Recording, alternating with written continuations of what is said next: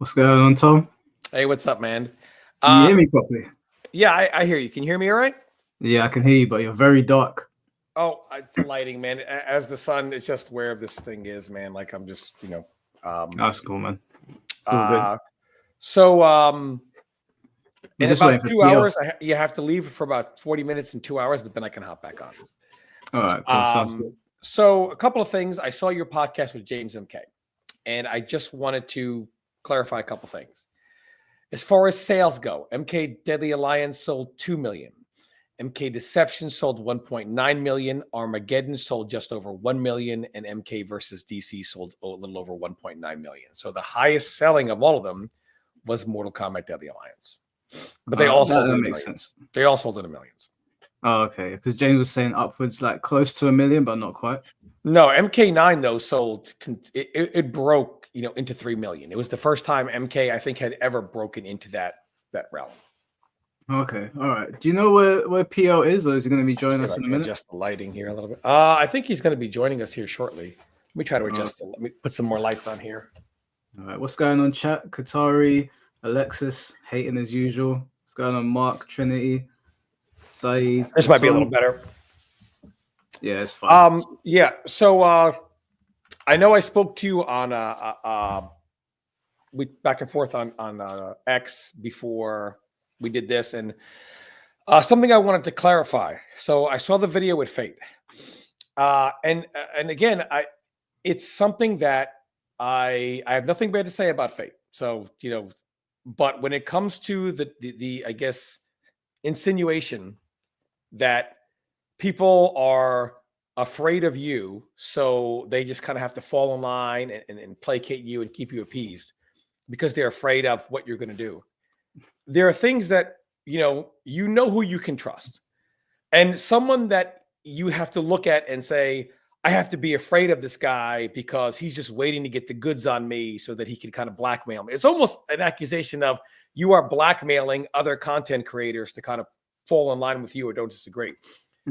But the thing is, whenever Fate or anyone else brings this up, and they always do, about, oh, well, you a little dodgy there, they're basically reminding me that, and I'm not saying Fate is doing this, but in some ways, bringing this up, it's like, don't forget, at any time, we can bring this up and just never let you live it down.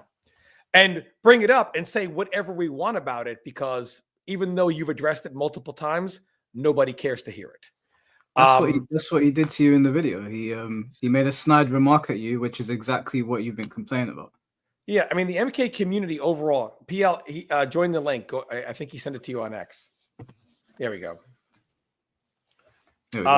Yeah, so overall, what they do is, what I am afraid of is, why do I have to wear? Look, I just got off of work. I have to cover up where I even work. I didn't have time to change because the MK community will do anything they can to hurt me, including, we find out where he is. Let's make sure he's broke and has no money and has no job so that we can teach him a lesson for talking about Mortal Kombat. Those are the people that I'm afraid of. All right, my bad. So, yeah, when someone like Fate says, people are afraid of you, whenever they bring up those comments like, oh, hey, don't forget you did this, that's exactly what the very people that he says he doesn't like do. Yeah. And it's really those people, that's why I can't really talk to them in confidence, but I can talk to you.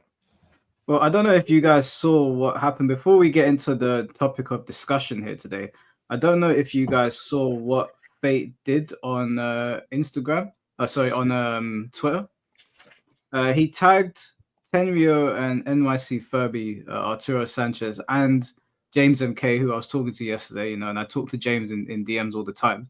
Sure. And he was basically trying to rally people to come after me. And I read it and I was like, what the hell is wrong with this guy? Like he's trying to like set the FGC on me or do something. And he posted up a comment of another individual from his community saying that I am causing chaos in the FGC, and essentially following off what he said in his other video, that not PL specifically, I think he was talking more about you, that you're afraid that I'm going to expose things about you. Well, the real truth is it's the community that, there's nothing to expose. I mean, everyone already knows it is what it is. You know what I mean? But really, it's the greater part of the community that you have oftentimes told me, why not just come out with it and expose these people for whatever? And I'm like, well, I can't, because they'll always bring this up, and you know what I mean? It is what it is. In fact, when I first talked to Mike Hollow, people on the internet don't know this, and we had scheduled our first ever podcast. It was Pig of the Hut that tagged Mike Hollow with the score video to dissuade him from talking to me. So the Mortal Kombat community has always tried to silence me as, hey, if you say something, we're gonna say, you know, whatever, and make sure that people think you are the devil and whatever. And it has been done, you know, and your response was, I know about that. I don't care. You know, why even bring this up? I told him to jog on. I don't like it when people do it. And that's what Fate did to you yesterday. For those of you that didn't see, he made a very snide remark about Tom, which is exactly what he complains or claims that I am doing to him. So I found that a little bit weird. Tom had nothing to do with it either. He just randomly attacked you. Yeah, I don't have any issue with Fate. Fate was not wrong about a lot of his issues with first of all, in general, as a consumer, there is no right or wrong in your opinion as someone who purchased a product.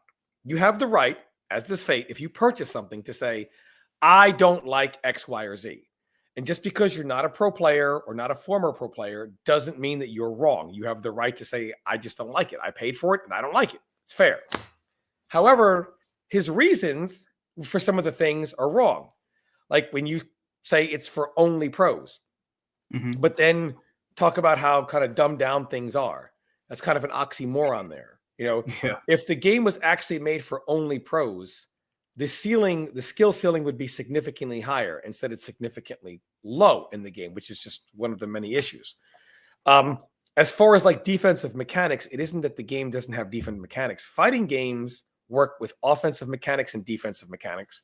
Then you have offensive characters who can heavily abuse some of the offensive mechanics, and defensive characters have tools that abuse the defensive mechanics.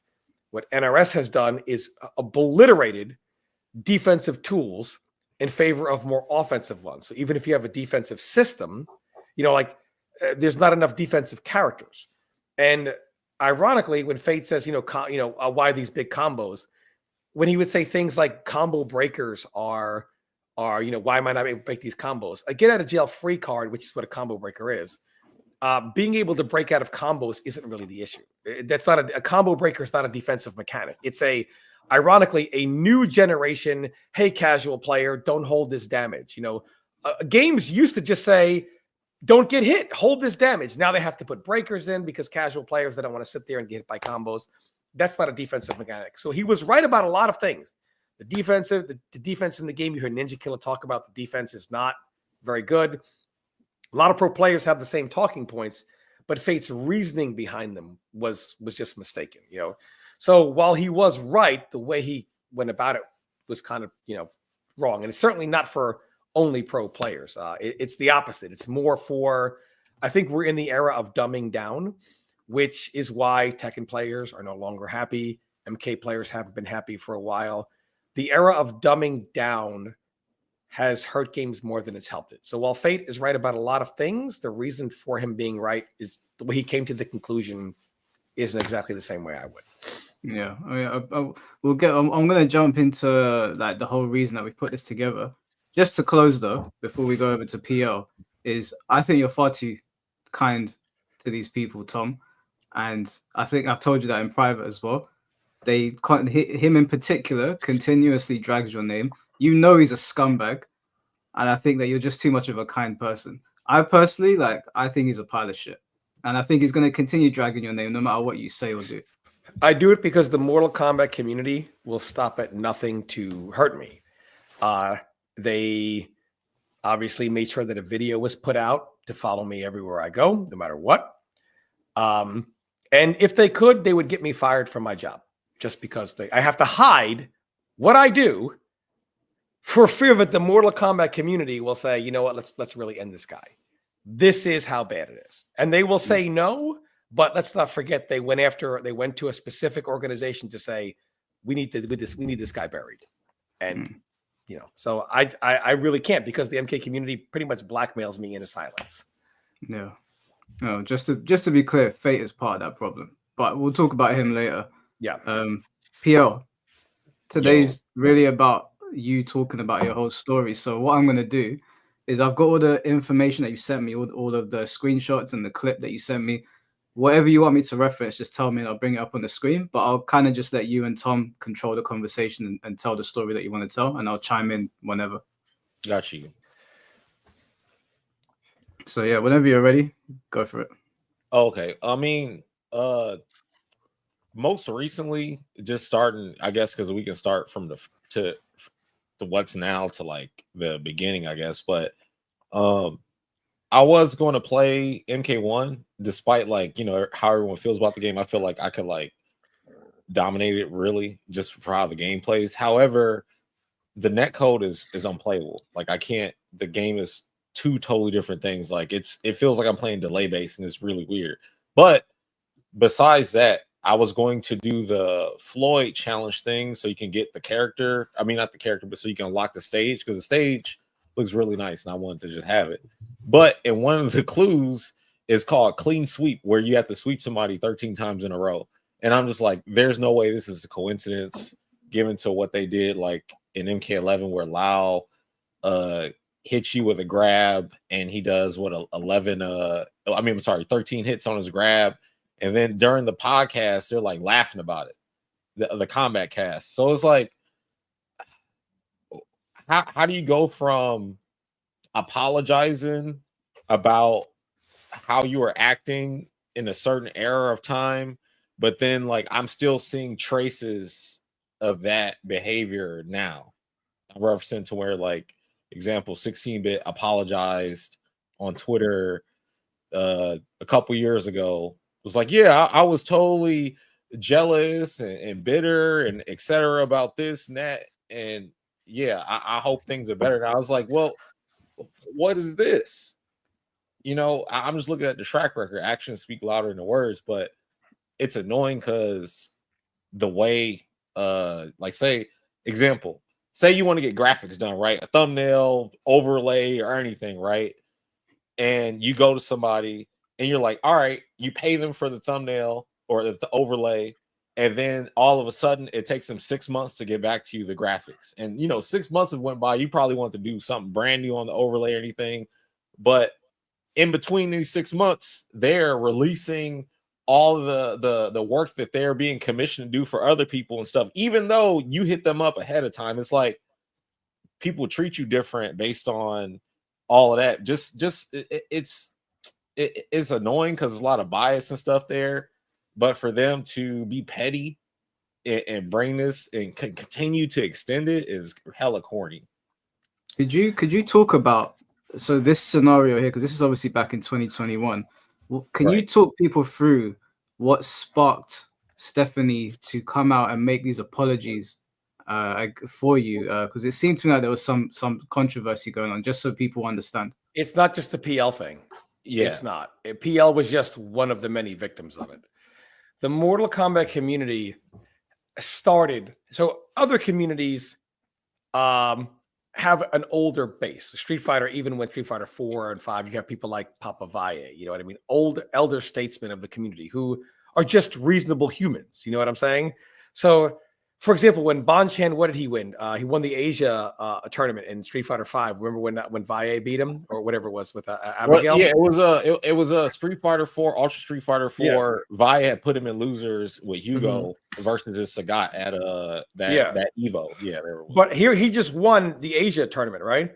Yeah. No one in the Capcom Cup says, oh, no Street Fighter player said Bonchan. No, he's a scrub. He's shit. He's washed up. You know, lost to a Valle. What scrub are you talking about, right? In Mortal Kombat, they created the narrative that if you miss top 8, you are now washed and a scrub.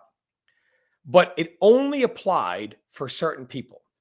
People like myself, if I was getting top 8, which I consistently did, they would list everyone on the top 8 except for me.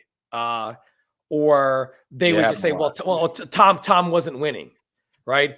They don't tell you where I lost was, fourth place, but or seventh. Or they would make jokes like LOL, another 200-man tournament with Tom in seventh, and okay, good job. I lost, still top 8. And there are many people where if they lost a single time, but then there are others where, well, yeah, we know they're good. And basically there were certain people who decided who these players were and did the narratives. These players were Pig of the Hut, 16-bit, Wound Cowboy, as he was in the Skype Illuminati, not an MK9, but in Injustice 1. And there were several other players that kind of were in this quote unquote Skype Illuminati. There was a player Peanut that was in there for a while. For those that don't know, Skype was basically what we do with Discord now. Skype was the original. Well, first it was like Ventrilo, then TeamSpeak, then Skype, and now it's Discord. But just before you guys go on with that, I just want to. Someone sent in a super chat for PO. First time. Thank you for the $10. He said this is the third time NRS has fucked with PO. He's the first big pro player that's named transcended NRS fighting games, but they have buried him every chance they get. Completely ridiculous. This is the third time. Yeah. Yep. 100%. But Pig was in and out of that. Like it was just for fun for him. Like it wasn't meant to be malicious. But the problem was you had the GGA guys mainly. Like Pig, he respects PL. He does. And the who's getting washed and who's washed up, that narrative was started by basically 16-bit. That was the stock up, stock down, the stock market. After every tournament, there'd be a thread on Test You Might about whose stock is up, whose stock is down. But there was, and even Wound was only reading Justice 1. Like he's older, he's a school teacher. He didn't have time for those childish games. It was just kind of in and out. But you had a handful of players, like even me. Like for example, I remember I beat I had a great Evo match with Dizzy in MKX, and I ended up eliminating him. I've always respected him. Shook hands. Pim Jim from Chicago sent me a picture of a trash can afterwards. Bitch, I beat your best player. Get fucked. What are you talking about? Like, but he sends me little underhanded shots like that, right? That we don't talk about because, like, I'm a grown ass man. What am I going to do? Cry to the internet about it? Whatever. But there were a lot of behind the scenes talk that PL is a fraud. There were several players. PL was one of them. I was one of them. M2 Dave. There were several players that were supposed to be quote unquote fraudulent players. Like, how are they winning? How are they getting results? They're ducking everybody, yada, yada, yada.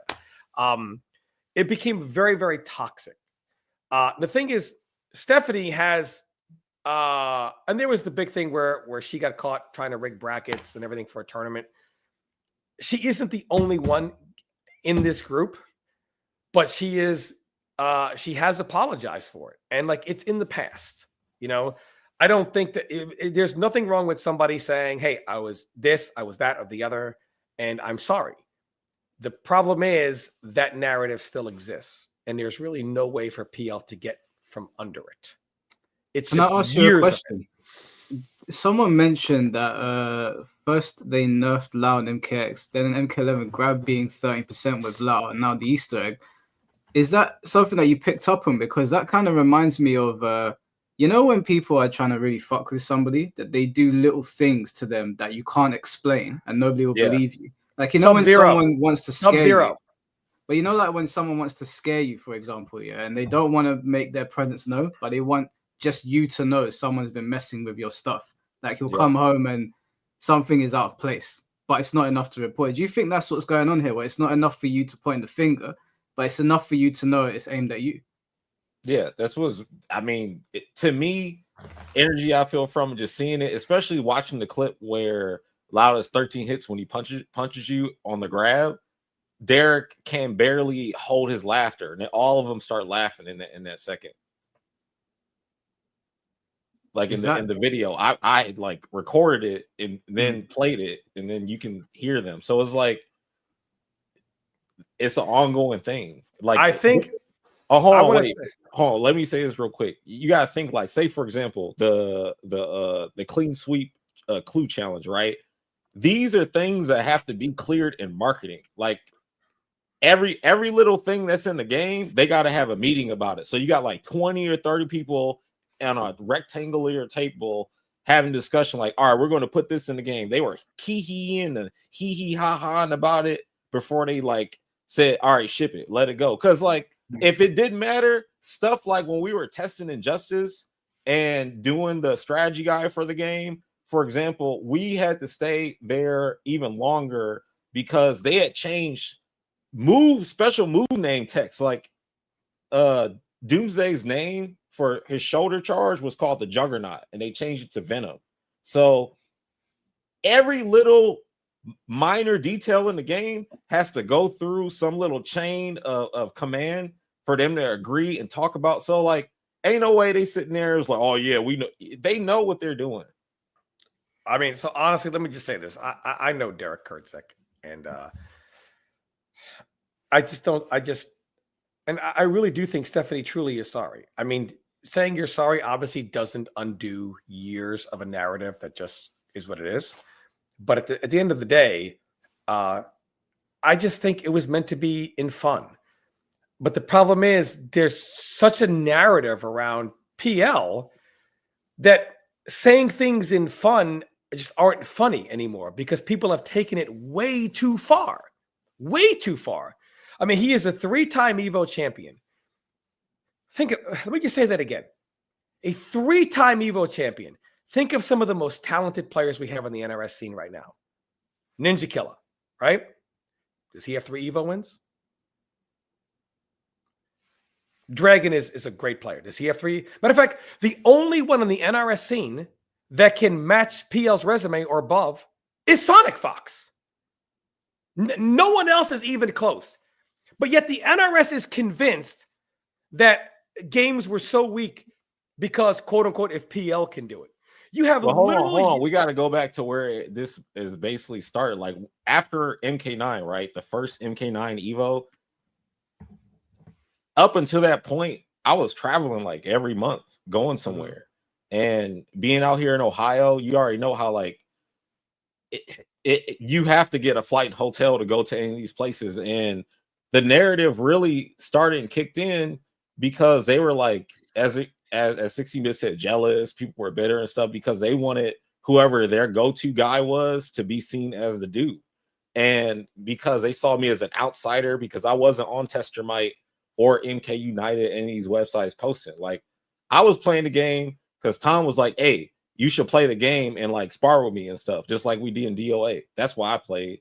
But they didn't like how I was winning, how I played. If you will listen and go back to a lot of the tournaments, they will be talking on commentary like the way I play is random or whatever. I'm getting lucky. But everybody else, the way they play is like hella skilled and all of that. So it's like, okay, the only thing they do is for each game coming out, they slow my character down. So then they can be like, oh, see, look, you can't play like blah, blah, blah anymore. But that's where everything started, where it was probably trying to just like suppress the impact or how people thought I was good or something, because they were trying to make it seem like they were good. There was even a point where after I beat Rio, they was like, oh, this doesn't count because CD Jr. and his brothers wasn't there to win. And then Rio didn't know the matchup. And even though Rio sat and played Melina versus Kung Lao for Infinity and had matchup experience in it, they were still like trying to paint out this narrative like I just got lucky. And then because I didn't want to go and participate in every tournament after Evo, that I was ducking, but I was practicing Street Fighter. I was tired of traveling. The next time I traveled was because Tom came into town and he wanted to go to Chicago. So he came here. We played, went to Chicago, was hanging out with like this dude named AU Wanna Die, who was also another PL naysayer up until that point. We hung out with him and he saw, I guess, I wasn't whatever way he thought I was. Because you can even look at the MK11. By the way, I want to say this real quick, Carl. Go ahead. When we went to, as much as people vilified PL, and even myself to some degree, but when we went to Chicago, we played in some event there. It was a casual event. And then there is a player there, Delrich, who actually got a job as the SRK job by the sit-down interview he did with myself and PL at GGA, and he got the article writing job there. So people have always kind of, taken shots, but still used like, oh, I got an interview. At that time in MK9, and we were, I know the community thinks like whatever, but MK9, we were fairly big names. I think PL's getting way ahead of himself here because most people don't know where PL comes from. To the MK community, he just showed up one day playing Kung Lao, DOA player, doing hats or whatever, right? How old were you? 15, 16? 16. So one day, out of nowhere. Just before we get on to PL's backstory, because I did a really poor job of this last podcast, I'm just trying to get to just before we move on to another topic. Just to say thank you for the $10. He said the funny thing about the 30 and OBS, it occurred right after Kitana received 3 pages of buffs, while allowed players were forced to play Buzzsaw because the other variations were unplayable at the time.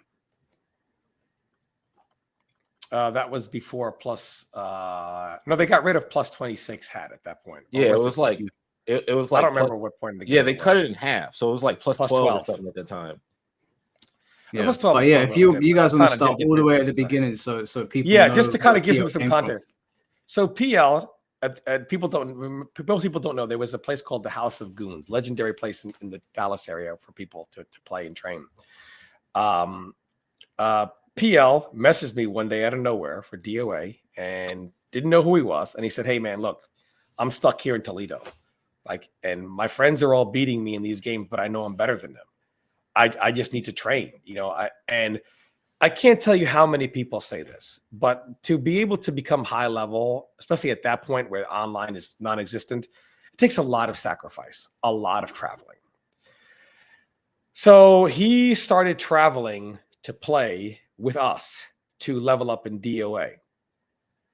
At 16 years old, he got on a 10, 12 hour Greyhound bus. All right. It was 24 hours, I think, there and back. So it was like 12 hours. And then we had to stop, and there was a bunch of random bums coming up to us like, hey, you want to buy? Because back then they would sell. I know this is super random, but I just got to let y'all know what happened because I was scared for my life. So somebody has to hear this. So the random bums would stop us, and they would come up and try to sell you cell phone time with cards that were old and stuff. So here, sell this. Every place we stopped in Tennessee, we stopped in Mississippi, we stopped in Kentucky or whatever. But everywhere we stopped, there was some bum there trying to give you something. Me, I'm 16, going on 17. Dude, what the hell? So, and then think about it. There's no social media. You don't have a cell phone. You could just sit there and be doing this shit all day. You got to sit there and listen to the same CD over and over. Read the same magazine over and over, look out the window. That's all you do. I'm down there to play some DOA for that. Yeah, he did a that long of a bus ride. And he was doing this to get to tournaments at 16 years old to level up, spending weeks on the road, to learn and level up. And he did this all throughout DOA 3. And then when DOA 4 came out, so DOA 3 just didn't, DOA just hadn't really, as much as I was traveling and trying to help the DOA scene grow, it was harder to circulate. You had to have a modded Xbox for DOA 3.2 or whatever it is, which was the more complete version of the game. So it was harder. There's DOA 2 online, but again, the online wasn't very good. The DOA community was basically had a rebirth. It was that's how I got started though. I was hosting DOA 2 Ultimate tournaments online, and then there was all these clan battles and stuff, but I wasn't that good. That's why I reached out to Tom, because Tom knew everything, and he was literally number 1 on the leaderboard in DOA 2 Ultimate for the whole duration of the game. He's probably still top 10 right now on this because he has so many points. You were the first SS. Was it SS Plus or something? But yeah, SS Plus, I think. Yeah, in the arcade era of DOA 2, I was the number 1 player. I traveled all the time, Canada, everywhere. At DOA 2, I love the game. DOA 2 arcade is vastly different from the modern DOA we have today. But in DOA 3, it just it was hard to circulate. It's at a 3.1. I mean, that is. So in DOA 4 it was on. Hold on, wait, because in DOA 3, the way we were playing it is we could soft mod the Xbox, remember? And then distributing. But it that wasn't to as different easily people. accessible. Yeah, People had it's to not. Yeah, software you the can't just Xbox. press a button and download the game and stuff. You have to do all this like magic. You No, have it to have wasn't. a certain device and all this other stuff. But you was like, you didn't want to And Microsoft build was a putting all their community off money of into DOA2 the Ultimate. new You want to system. do it on 3. Yeah, because 3 was a little closer to 4. But DOA 4 came out and it was on a next-gen console, and it was getting support in, major tournaments were putting DOA. It was getting put in pro leagues. So it was really DOA's first, like it was an Evo. It's real DOA's first kind of like shining moment. And this is really where PL was finally able to be in like the pro circuit. Keep in mind, he's just not even 21 yet. Yeah, I was 18. To win Evo, how old were you when you won that Evo? How old 18. were you at that first Evo? 18. Not very common to win Evo at that young of an age, wins his first Evo at a very young age. And that was kind of his start. But see, the problem with DOA is DOA 4, I did a video on this a long time ago, had a ton of corruption that I don't want to go into because it is what it is. A ton of corruption. And then DOA it was done. It was over. So I had a conversation with PL and I said, hey, listen, MK9 is coming out. Why don't you come down to Dallas? We'll train and, learn Mortal Kombat. And Mortal Kombat has 10 times the cachet Dead or Alive ever will. It's backed by Warner Brothers. It's the FGC is literally gifting it the number 2 spot under the Capcom umbrella. So so he came out and he trained and he trained and he trained and we did the Power Up tournament, which the first tournament for MK9, which was Power Up, I think had a little over 80 people. And the thing about that tournament is an 80 man tournament for MK1 is like, my God, people are loving the game. You know what I mean? You have Pro Series tournaments for $10,000 that have problems breaking 64 people. This was the first, and it was a smaller tournament in Ohio, I believe, right? No, Power was it was a major on the Evos because remember it was on the Evos, but it was a smaller major. No, it was it was like if you got like I got 4th in that tournament in Street Fighter, I got Evo points for it for seeding. Okay, like it was a major tournament because at that time, like up until that point, Ohio and the surrounding areas in the Midwest were building themselves up with like Street Fighter 4. So in between like DOA 4 and MK9, I was playing Street Fighter 4, Marvel 3, and Tekken 6. So like once we got to that point, because the year before that, at that same tournament, I actually got second to Wolfcrone. Wolfcrone actually won the next year too. But yeah, it had became a bigger tournament. That's why it got the notion from Evo to be a circuit for a circuit event for seeding. So we have Power Up, and again, the MK community is in its infancy. It's for having a so you don't have that many players because there aren't that many local scenes. The game just came out, and the online actually when MK9 came out was actually unplayable. As in, that's when PlayStation got hacked and you couldn't play any PlayStation games online. And you had several notable players. You had Flo, Justin Wong, Michelangelo was there. You got all you West Coast people. Yomi Michelangelo was there long before the Yomi days. You had several people there. Arturo was playing.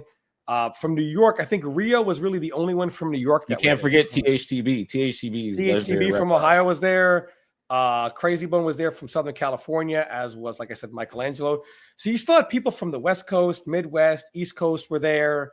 And this was just a sign of things to come as the scene would continue to grow. At that point, the scene was predominantly on the East Coast because for years, the East Coast was holding these 2D MK tournaments.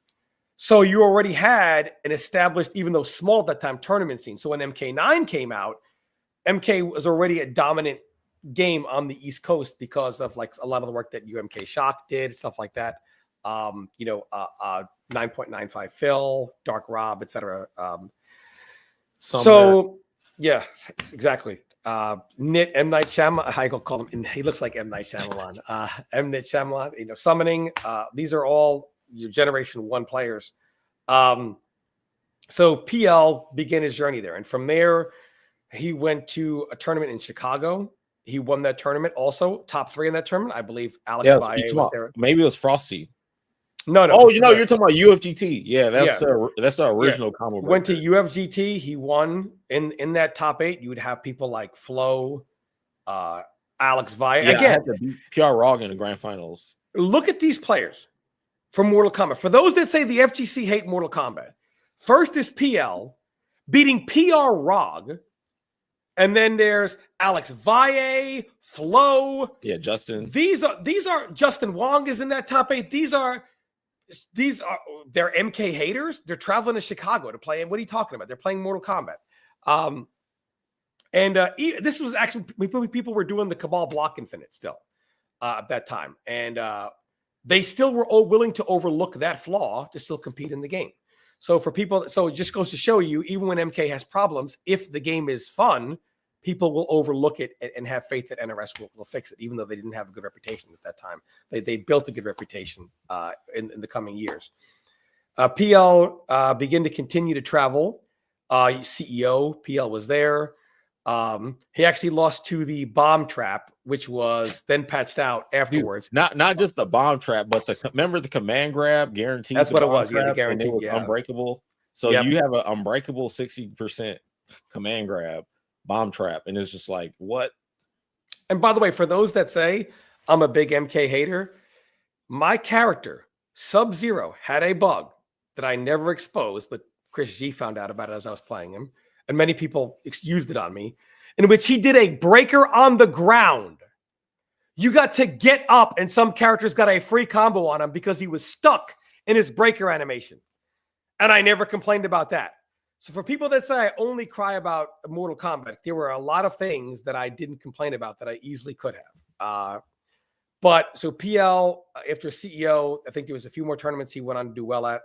And I went to one because before the next year, because we had the first MLG tournament in Columbus, and I went to that. But after Evo, because leading up to that Evo, it was just after that CEO, then I went to the MLG and then that Evo. Yeah, the MLG was it was a smaller tournament though.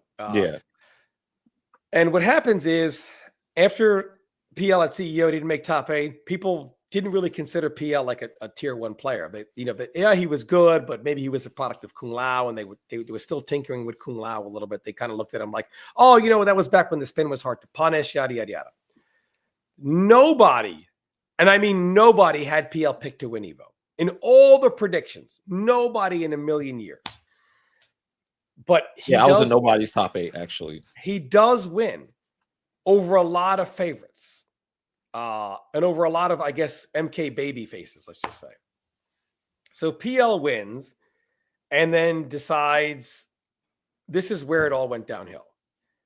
After he wins, we were all chilling, me, him, Jop, EP, and he says, I spent like $4,000, man, traveling since the game came out in April.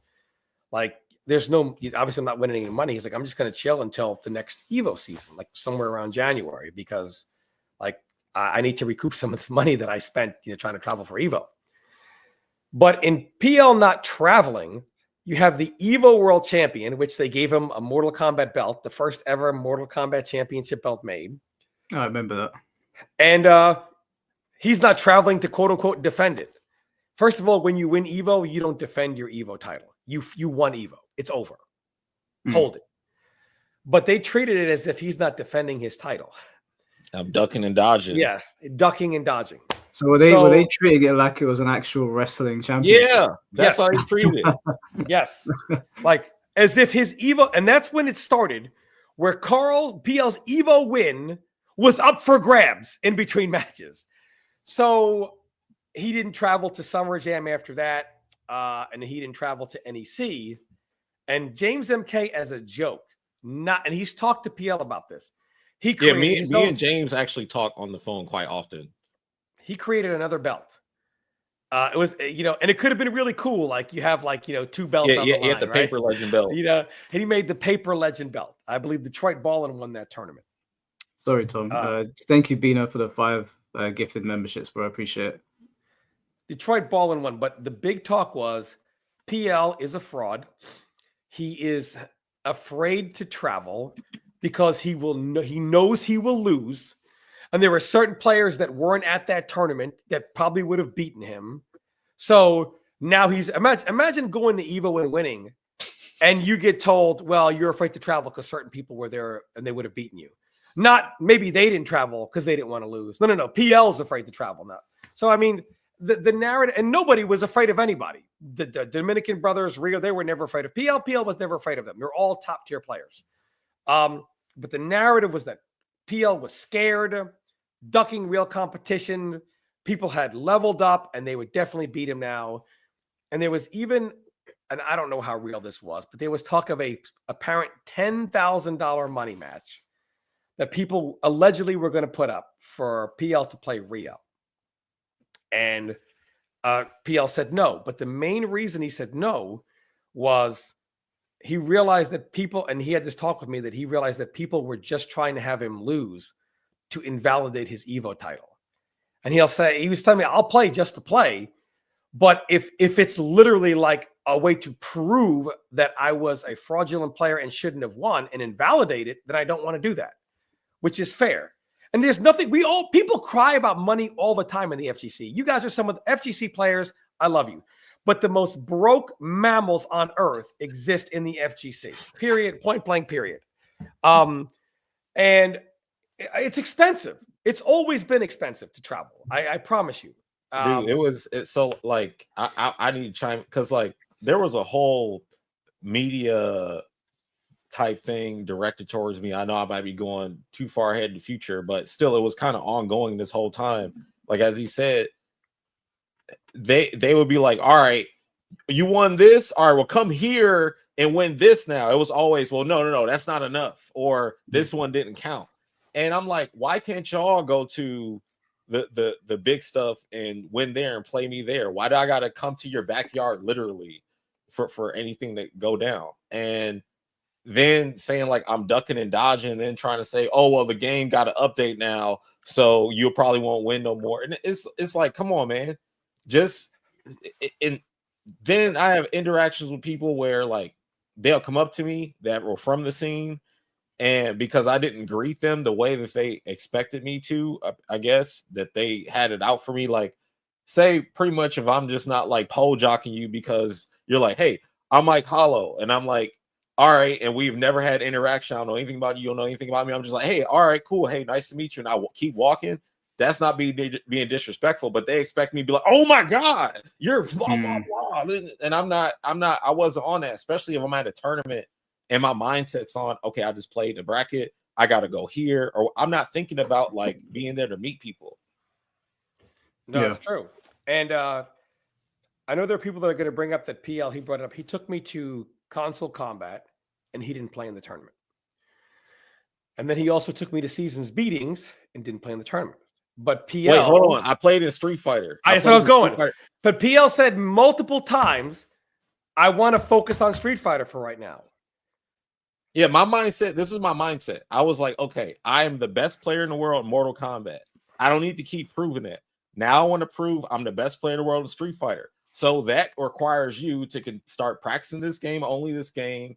And because me, I'm trying to show, hey, I'm godlike in this, I'm godlike in that, I'm godlike in this. Because as a DOA player coming to the scene, people were gaslighting like, oh, DOA players were scrubs, we're not good, our game is ass, and all this other stuff.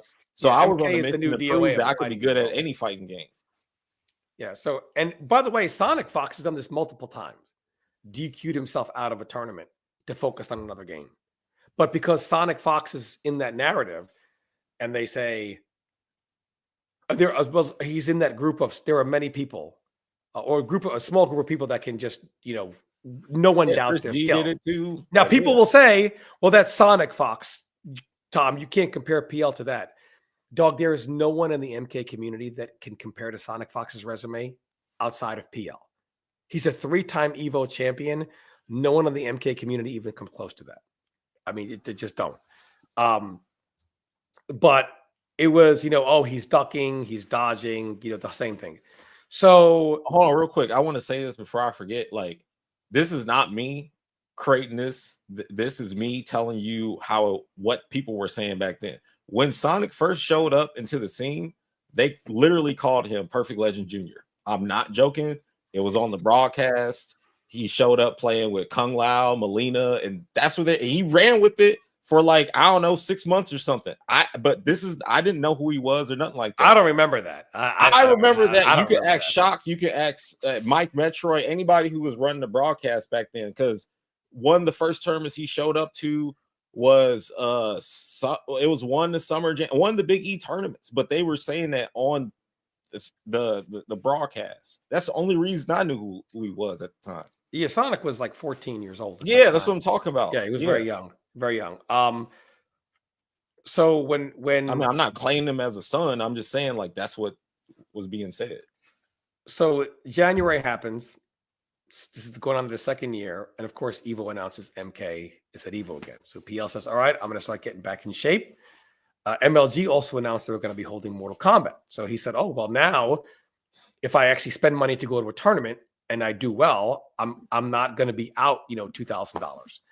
So goes to Frosty Fausting, MK9 still. MK9. So he goes to Frosty Faustings, beats it was Slips and 16-bit were there, and PL wins. MK community is like, oh well, they beat those players, but this guy wasn't there. This person wasn't there. This person 16-bit got top 8 at Evo, by the way, that year. Yeah, top 8 in many Evos for Mortal Kombat or an Injustice. An all-time great NRS player, 16-bit. But you have people still not sold on PL. So then he goes to MLG. Was it MLG Columbus, right? MLG Columbus was the first one that I played CD Junior at. And I lost to Kerbo too. Lost to Kerbo and CD Junior. So what does any champion do? Okay, I lost. So keep in mind, when he lost, he is getting obliterated. Fake, fraud, not good. Kerbo beat him with a baby at the end, and everyone's like, oh my God, PL, what a scrub, what a scrub. So he goes home and he trains. Goes to MLG Anaheim, beats CD Junior twice, and gets top 3. Detroit wins, DJT second, PL third. And then there was one more before Evo, right? I believe MLG. No. There's Anaheim, and then like after Evo, there was MLG Dallas. Yeah, after Evo. And then there was MLG North Carolina. Raleigh. Yeah, Raleigh. So here he is third now. Here comes Evo. And of course, the one human they would rather die than see win is PL. But he wins again, right? And by the way, hold on, really quick. Let me for people who don't know, and this is also still online, you can go watch it. There's 4 parts to it. So there's a Mortal Kombat Evo documentary for MK9. And at this point, just like the first year, I'm not on the chopping block to be, someone who's projected to win. So they don't interview me, they don't cover me or nothing. Instead, they're covering the Ketchup and Mustard and the CD brothers named Rio. Like they're the main people. They wouldn't cover me if I didn't win the event. It was the EU player's first time. Foxy, K&M, used for Glue. Right. First time. Who, by the way, I was rooming with. So they could have got footage of me, but I was clearly not in any footage until like they got to a certain part of it, which is literally the end. So then he wins again. And it just, again, still, instead of like people being hyped for it, they were like, fucking PL, man. Blah. It was very anticlimactic for the community because if there's one person they didn't want to see win, it would be him. And of course he wins anyway. And really, I think that was the last time you traveled for that game up until the third Evo when you got back into shape for it because it was going to be a main stage game. Because then right after that Evo, there was no MLG Raleigh. Did you go to that one? No, right? Yeah, it was. I went to Dallas and Raleigh. Raleigh got like 5th in or something like that. Mm-hmm. And but after the MLGs, you stopped traveling. Yeah, after MLGs, I wasn't, because after that, that's when they hit us up to do the strategy guide. Yeah, for Injustice. Yeah. So we got brought in January to Prima to do the Injustice 1 strategy guide. But that's really where all this, all the toxicity started in MK9. Who was a fraud? Who was washed up? Who was this? And a lot of that talk was around PL from the community. And he's not the only one the community has done this to. KDZ is another one. Yeah, they made fun of KDZ constantly. And then he wins Evo. Superman's broken. Yet there were 2 other SoCal players playing Superman who didn't win. He's gone on to win several tournaments since then, even after they pat Superman. But if they don't like you, they're just looking for a way to say who's a fraud, who's not. Even Justin Wong. You got Justin Wong playing Mortal Kombat 9, and he will go to tournaments. And at that time, the MK community would be shouting, "Go back to Street Fighter." Yep. Because you got Justin Wong playing your game. You want him to go back to Street Fighter? Are you stupid? That's exposure that you want. You know, Flo, Chris G, the MK community just did. Their point was to prove that these people were not good. And they did this to Chris G, Flo, Justin Wong, all these people. You had L.I. Joe playing this game. I mean, think of these names of people that are great when a game needs to be. Lord Eris. These names of people that you need playing your game. For top 8 at MK9. Yeah. Eris was a great player in MK9. Yeah, Smoke. Great player. He was the first Smoke hitting the smoke resets and stuff. Absolutely. Eris, great player.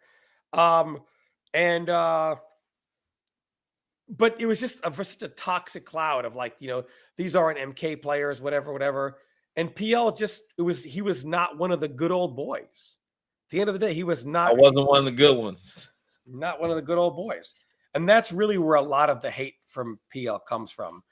And I don't, maybe they wasn't meant to be serious, or they were quote unquote trolling, the FGC talk being serious, but disguise it as trolling, right. But people really kind of bought into that. And to this day, to this day, a 3-time, I would say, PL's probably the only 3-time Evo champion that gets no respect.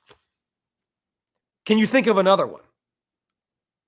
No, no. To be honest with you, 3 times in itself is insane. To disrespect an Evo champion, even if they were 1-time Evo champion, is crazy.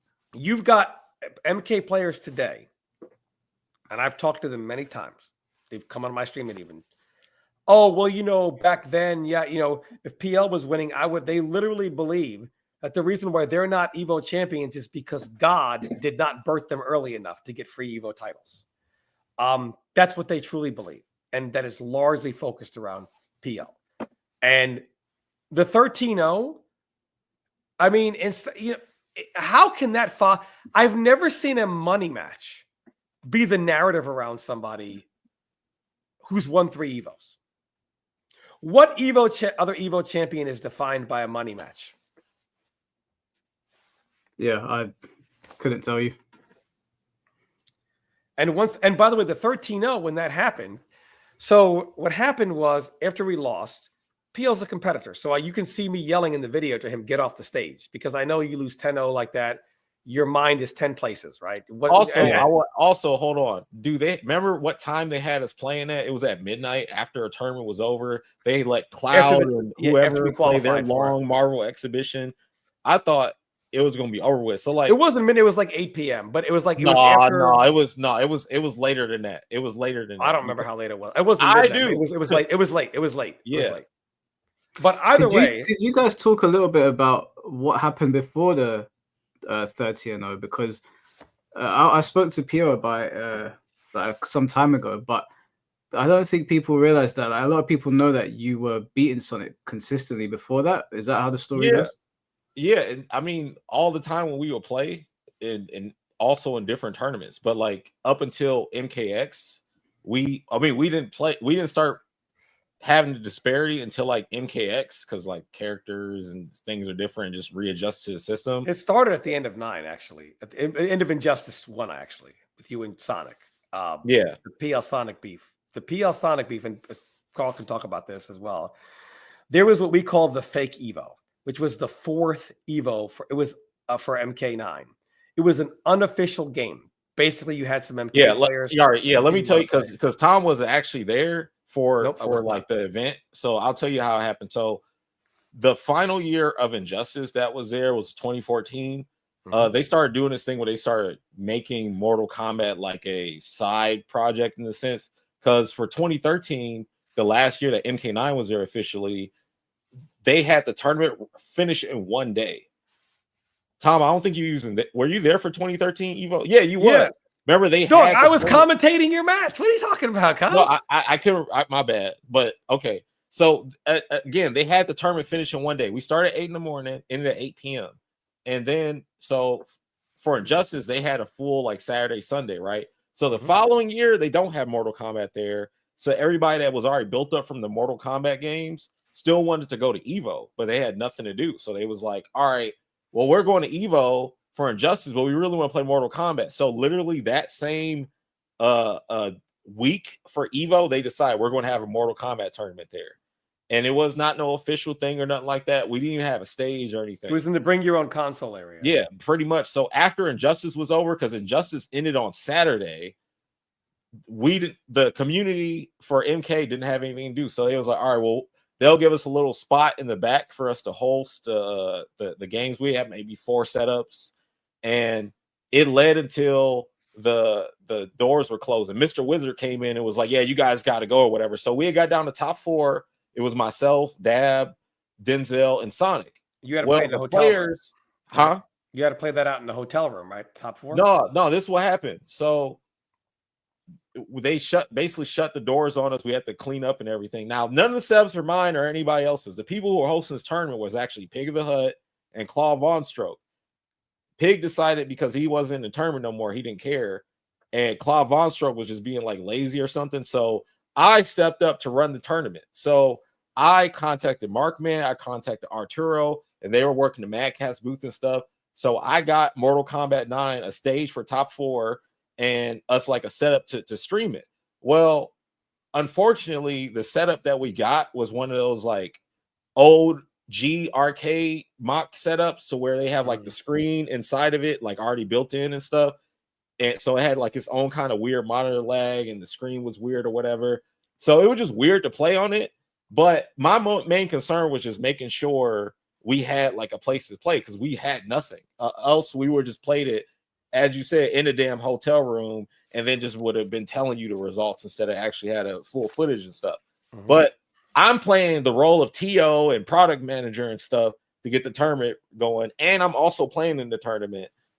That's why they're saying it's a fake Evo, because it's like, this is not the same type, or this is not Evo saying, hey, this is on the main. It wasn't the main stage. Yeah, yeah, it was exactly. A side tournament. It was a bring your own console room tournament. It wasn't even a like, you know how they have the Vortex Gallery and all these other side tournaments that be set up, and they have their own like proper place in the BYLC area. It wasn't like that either. This was some last minute, hey, let's do this.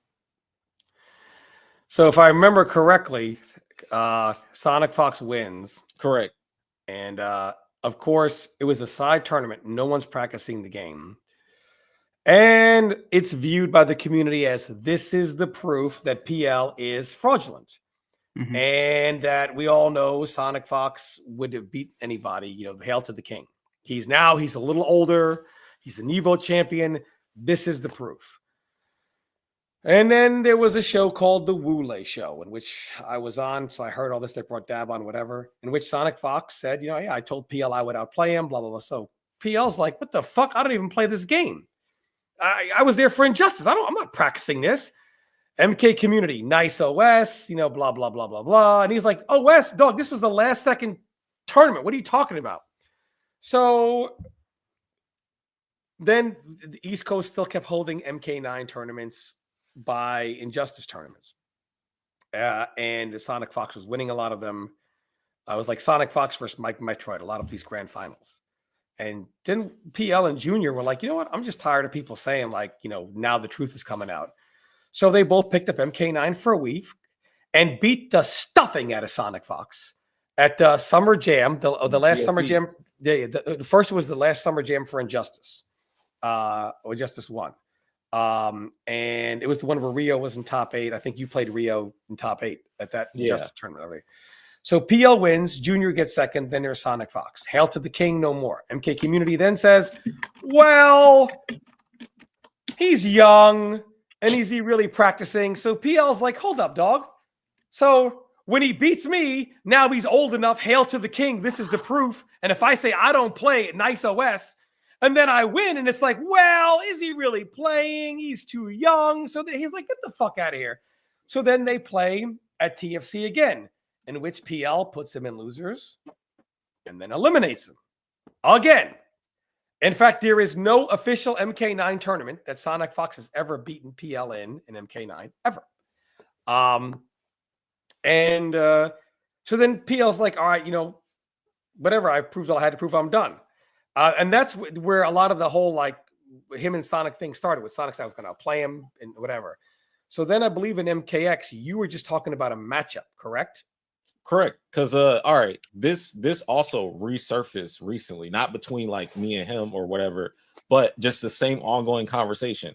Y'all know how there are scrubs that will just be like, yeah, you could win with any character in any game versus anybody. You just got to be better. And we all know that's not true. And now there's like more people who are like talking against the narrative, top players, and they are talking to all these scrubs who are telling them the opposite, right? And in my version of it, what happened in terms of like, not my version of the story, but my version as in the reality of actually what happened. The dude's talking to me.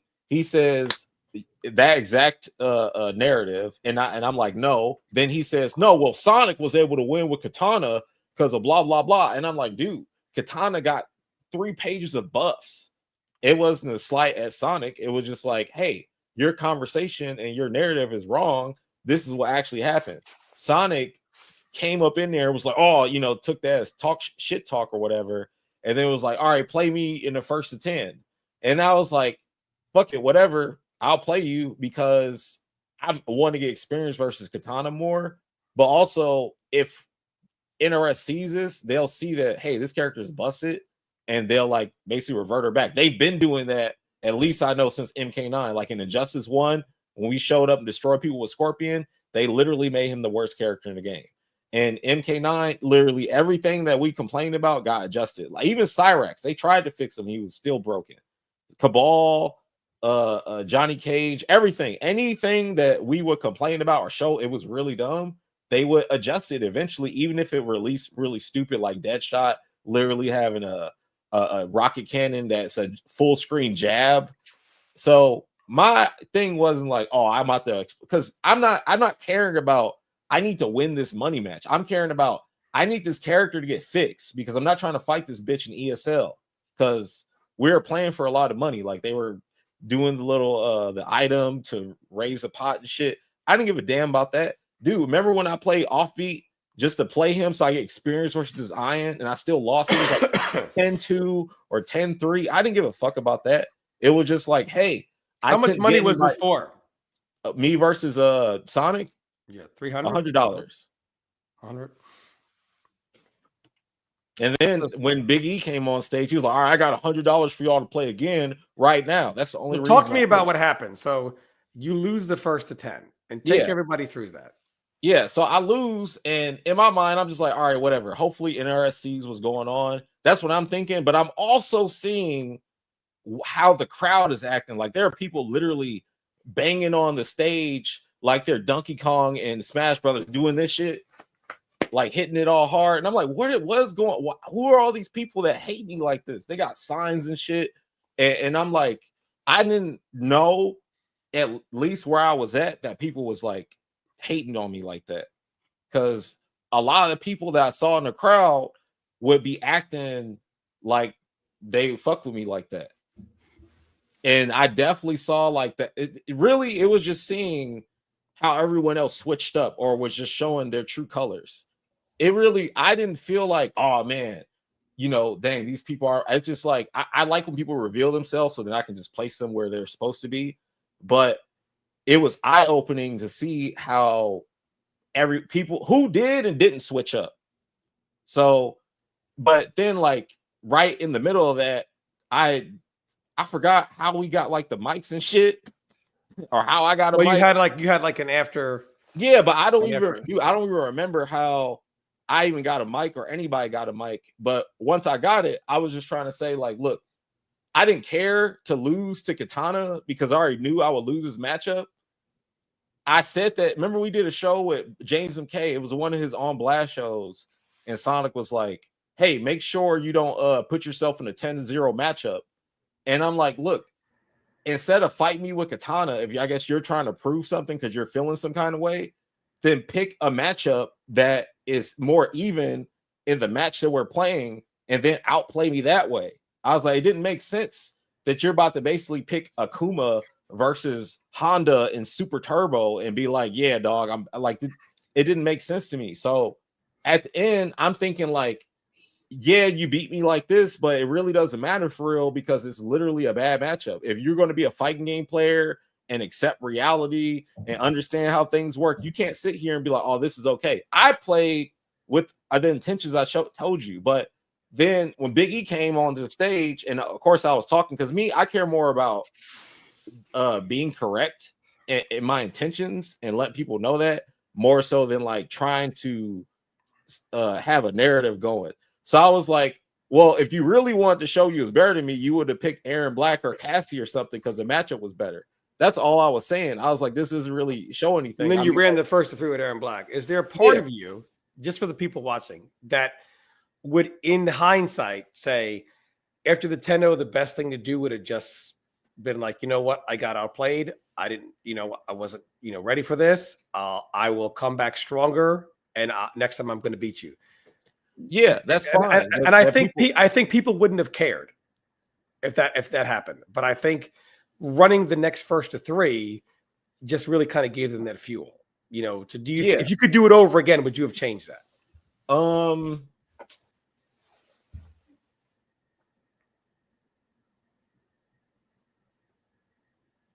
I personally think because I still would have been like, no, let's play because I just don't back down from challenges. I don't give a damn. I really don't care for like I'm the type that's going to get fucking destroyed and master ninja rank on Ninja Gaiden and hit the button again to play. Like that's just me. But I mean, in such a public setting, when you saw the people were out for blood, so to speak. Well, I mean, I didn't in the moment. You're like, I'm seeing how people are acting, but I'm also like just. I care more about just the right of things, and it's more so than looking good. You know what I'm saying? No, I understand, but I mean, again, like, when Big E was like, "Yeah, play again right now." Like, honestly, I'll say I probably shouldn't have played with how like where I was at mentally, and I'm not saying mentally like I don't know what I'm doing, but I'm talking about mentally as in like I said, I maintain that it was late. Like, why are we playing so late? By the way, look at this match on the screen. For anyone who says people hate on Mortal Kombat, you are watching one of the greatest fighting game players of all time, Ryan Hart. This does not look like the FGC is hating on Mortal Kombat. It looks like a lot of people love it. Pio, could you just answer this? The super chat just came in. I just want you to like answer this. So Goob sent in $9.99. Thank you. It said, so sad Pio would get the respect he craves if he would have taken the 30-0 to the chin instead of blaming the community, and to this day still making excuses he ruined himself. Could you talk a little bit about that and the effects of the 13-0 and how, I've observed you doing anything, you even playing Sparking Zero, and people are constantly bringing it up. So obviously you feel the need to defend yourself. From my perspective, looking at it, having seen the receipts, it seems like people attack you and then you respond. Right. That's usually, I mean, I don't go out looking for this stuff. I don't get how that dude's like, if I would just took on what is taking it on the chin, hearing about it every day. What I'm supposed to do, fucking rubbing on what myself, he's trying to say is he believes that after the 10-0, had you just like shaken hands and said, I got outplayed, you're the better player, I wasn't ready, but I'm going to go home, train, and I'm going to come back. Everyone loves the comeback story. Most people believe history is rewritten. Nobody gives a fuck about the 13-0. 10-0 happens, you move on, and then everybody cheers for you to come back and beat him. Here's most people's remembrance of the situation. I'm just telling you the way the story is told. Most people's remembrance is you lost 10-0, made excuses, then lost 3-0, and continue to make excuses afterwards. And that is the story that is told. And then you had, what was it, Broken Tier or whatever it was on the internet was saying, if you give a code of 13-0, you get 30% off. So it became a worldwide fighting game phenomenon overnight that people are, getting t-shirts, entering the 13-0 promo code. So it became a big thing. It was made to be a massive incident. Yeah, I wanted to mention that me and P are both Sparking Zero players, and even there was a situation where you were just talking to some people, and they kept on bringing it up. And I remember initially, you ignored it, and it was like 5 times over the space of like maybe an hour that people kept on referencing it.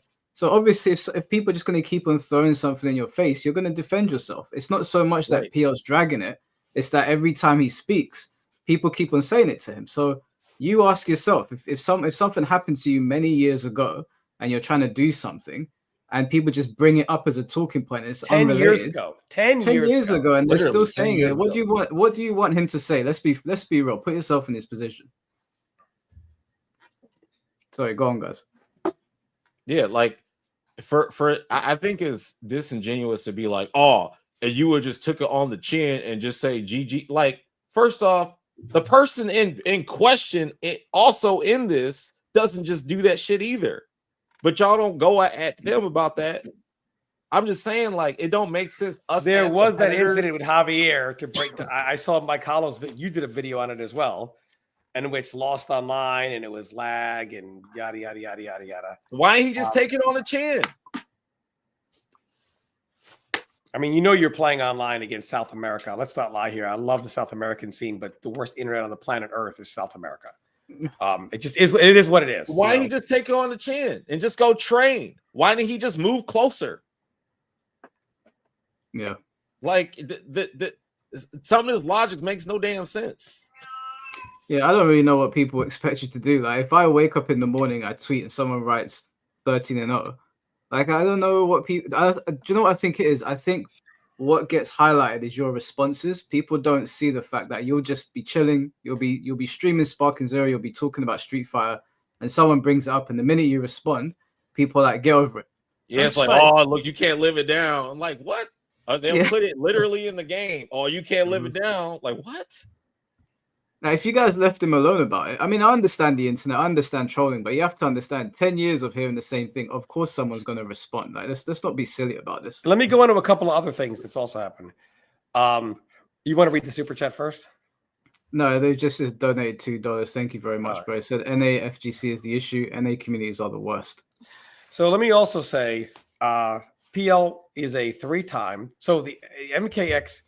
People don't consider PL a good player at MKX. Oh, he wasn't really like super good. So MKX didn't have an official pro comp. Instead, they had ESL, which was the Mortal Kombat Pro League. And they had 3 seasons of it. And PL was a 3-time finalist. Now, there was an incident in which the Netcode, he was saying something about, because I forget who he was playing, but he was saying their internet isn't very good. I think it was Honeybee, let's say, for example, in Canada. And he was just like, my connection with them is not very good. And he was saying something, and there was a big thread on a Mortal Kombat site by a player named King Hippo, just basically blowing PL up. And he was just getting trashed in this thread about poor Carl, what an idiot, doesn't realize he's bad, blames the online, blames the lag. And in fact, even against King, I forget where King was at the time, but he was staying at Yomi. I think he was in Florida when he played at that time. At Yomi, they were all the internet, the Yomi internet, yeah. And they would enter ESL, and their internet would be so whack. And then it's just like they would make fun at how bad their internet. Dude, it was annoying, dude. The way MK1's netcode feels today is how that shit felt then. I mean, it's a lot better now. No, no, I mean MKX. Oh, but, okay, yeah, X, yeah. So, but he was just like, but their connection was not very good. So it was this big deal about how PL is delusional. He thinks he's going to go to the combo breaker and win the last chance qualifier. What a joke. And basically it was, if you are qualified, it goes to the highest place that's unqualified. You know what I'm saying? If you're already qualified, because it counts as an LCQ. That's what they did it. And PL goes there. He beats Slayer, who was one of the top players in the world in that game. I beat Beats King. Honeybee, beats Forever King, and wins. After he was just called an excuse maker, blaming lag, etc. Then he goes to the final combat part of it, loses, and they say, see, PL's a scrub.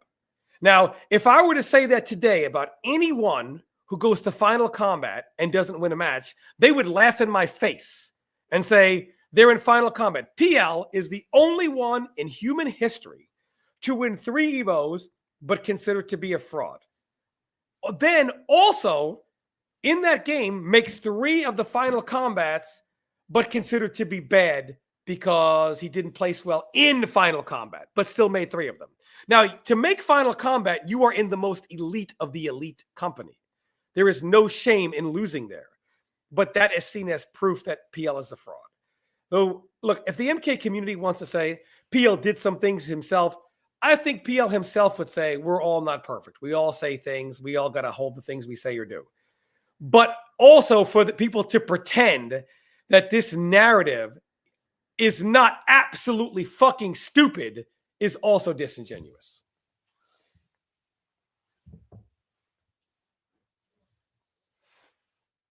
Yeah, super chat.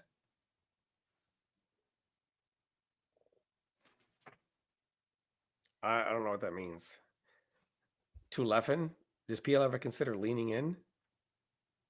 Mike, I can't hear you.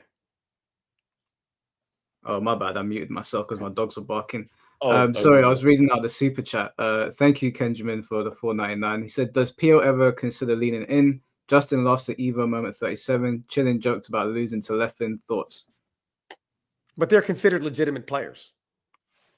That's the difference. What is leaning in? Saying like, yeah, man, come play me on stream for let's do a 1st to 13. Or do you want to buy a 13-0 shirt that I've made that you probably didn't buy? Let me guess. Did you watch the 13-0 games when I held the tournament? No. All right. So what is this leaning in shit? Yeah, I think what my issue with people's talking points is that obviously when something happens on the internet, people will never let it go. But my problem with the response from people is like when they say to you, stop dragging it. That's the part that doesn't make any sense because they keep on bringing it up to you and then you respond. It's not like you wake up in the morning and you're looking for fights over it, is it? Right. And I want to be clear, problem, PL is not, people are going to say, oh, here's Carl trying to make himself the victim here. Again, PL will never say that there are not some stupid things he said or done. We're fucking human. We all have our moments, you know. But for someone's credibility as a player to be invalidated, considering all that they've accomplished, to say that it is not specifically targeted because he is who he is dumb. And that's really the truth of the matter here. So it's not him saying, oh, I want to be absolved for everything dumb I've said or anything that I've done. It's just like, hey, I still accomplished what I accomplished. And there is clearly an ulterior motive here behind invalidating those accomplishments because there's probably no one else that's ever happened to. John Diaz donated $5. He said, I asked James MK yesterday, but does PL feel that NRS community is uniquely unforgiving in comparison to other communities? Thank you, John Diaz. What'd you say to that, PL?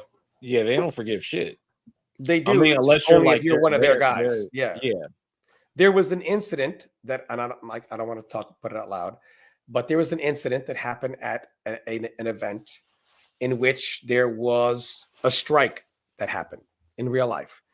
And that player, you know, was obviously reprimanded, et cetera, a physical strike. And it's been forgiven. You know, who cares? There is so much shit that the MK community knows behind this. James actually spoke about that yesterday, Tom. He just outright, you know, he gave the names. Yeah, he gave. Oh, did he? Yeah, he said it. He said it out loud, so everyone heard, and there was a couple hundred people watching. So it was okay. It was so James MK. SonicFox. So James MK spoke about that. I got no issue with Honeybee. I like Honeybee. Yeah, I consider him a friend. When a lot of people after the incident happened, you know, whatever, he's the first one to give me a commentary thing in his league, and then diddle behind after that. So he gave me that opportunity when, a lot of people were like, fuck Tom, so I support Honeybee. We all make mistakes. And Honeybee has apologized for it, and Honeybee has never covered it up or shied away from it is what it is. But my point is, people don't bring it up, right? If it was PL, they'd be like, oh, what are you mad? You going to punch me now, dog? People would, if it was P, they don't bring it up. They don't antagonize him over it. And I mean, if that were PL, they would say he should be put in prison. I mean, it just is what it is. Yeah, it just is what it is. So there are many, I don't know what else James talked about, which I don't want to go into detail on either. There are many cover-ups. James spoke about a lot. There are many things that are covered up. I got to finish watching the last like hour and a half of it. Yeah. There are many things that have been covered up. Just fucking vile things that people know about. They're cut up because they are beloved. If PL were to ever be in a circle and say something about somebody, the talking heads would definitely get back to that person. You hear what PL said? People can trash PL any day of the week and nobody would go back to him, and it would be like not a big deal because it's cool to do. The MK community is forgiving. They just have their low-hanging fruit. People like James MK, myself, PL, anybody. They treat Chris G poorly. They've always treated Chris G poorly. They just are the way they are. They treated Flo, rest his soul, they treated Flo very poorly. I mean, I'm sure Justin Wong and MK9 will speak about. He's been to tournaments where they told him to leave and go back to Street Fighter. And Twitter comments like that too. That's probably not been deleted, and you can probably find. Yeah, and also Justin Wong played MKX. Loved MKX. He was a Raiden player. And MK9 played Melina and X. Streamed MKX quite a bit. Was very instrumental in the Mortal Kombat scene growing. Yeah.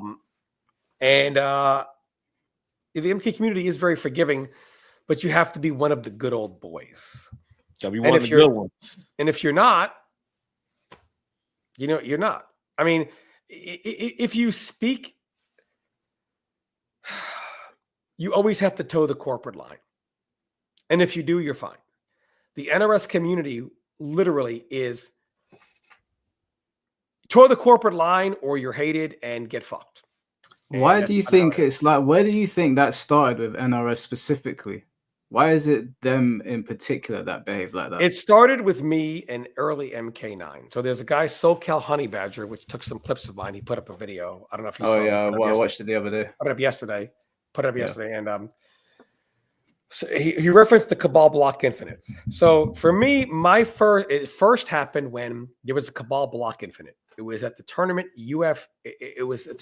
UFGT, in which PL wins.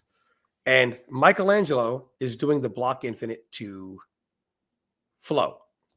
And Flo turns around at NRS and says, can you get this out of the game? And there was a producer, again, it's me, so I can't say anyone's names, producer there at the time, who was telling players, it's not that big of a deal. Keep a Block Infinite. Not that big of a deal. And a Cabal could do his forward 3-2, and the 2 would knock you down. So he was like, well, just take the hit and get knocked down. Now, of course, it was a risk. I remember hearing that. The Cabal player could guess you were going to take the 2 and then just rip the random Nomad Dash and combo you. But the fact that you had to take a hit to get out of something was stupid. It was a Block Infinite. And he made that comment. And I go on Wednesday night fights. I thought that they were bringing me on to talk about the game. As at that time I was seen as the main ambassador. And they brought me on and they were like, Tom, what about the words of the producer? Take the hit. So here I am going, what do? Do I toe the corporate line or do I take the side of the players? I will always take the side of the players. So if the video is literally labeled, maybe you can pull it up, Mike, just the title. Tom angry at NRS again. MK Tom Brady angry at NRS again. They brought me on Wednesday night fights on the call to talk on the stream. That's where it started. So keep in mind, I was defending the players who were saying, can you not have me spend $500 to get placed in a Block Infinite and then tell me to take the hit? I don't know if you found it. I haven't looked for it in a long time. There's a lot of videos that have come up with me and you, but I can't find that one in particular. I'm sure I can find it and link it to you. Yeah. It was seen as just I'm against NRS over a block infinite. And then I found certain things like the input bug, and I spoke out about that. And it was, Tom is blaming the game. He's making excuses. I never said I lost because of the input bug, but there were a whole lot of bugs that were in the game. Reptile had an invisible force ball glitch in which he could make the force ball.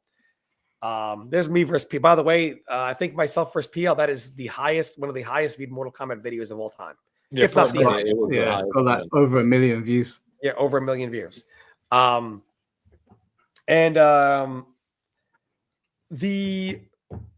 you have me, and I'm just talking about some of the issues in the game, because obviously we want the game to be the best game possible. But it's automatically NRS sees it as an attack, the input bug, things like that. As a matter of fact, lead designer Paulo Garcia would deny. Can you imagine, Mike, a AAA studio denying a bug like that? Instead of just saying it's in the game, we're trying to fix it. We haven't located it yet. Just being honest. No, instead they shit on the player who talked about it. And I said, hey, and I didn't make excuses. I would notice it would happen to players. And I would say, hey, that's what happened to you right there is the input bug. I don't know what causes it, but there is a bug in which your input will just not come out. It's literally called the input bug. Tom Brady's blaming the game. And lead designer at that time said, oh, and I'm sure Tom makes 100% of his free throws, basically saying that there is no input bug and people are using it to kind of, I'm just using it to blame my lack of execution.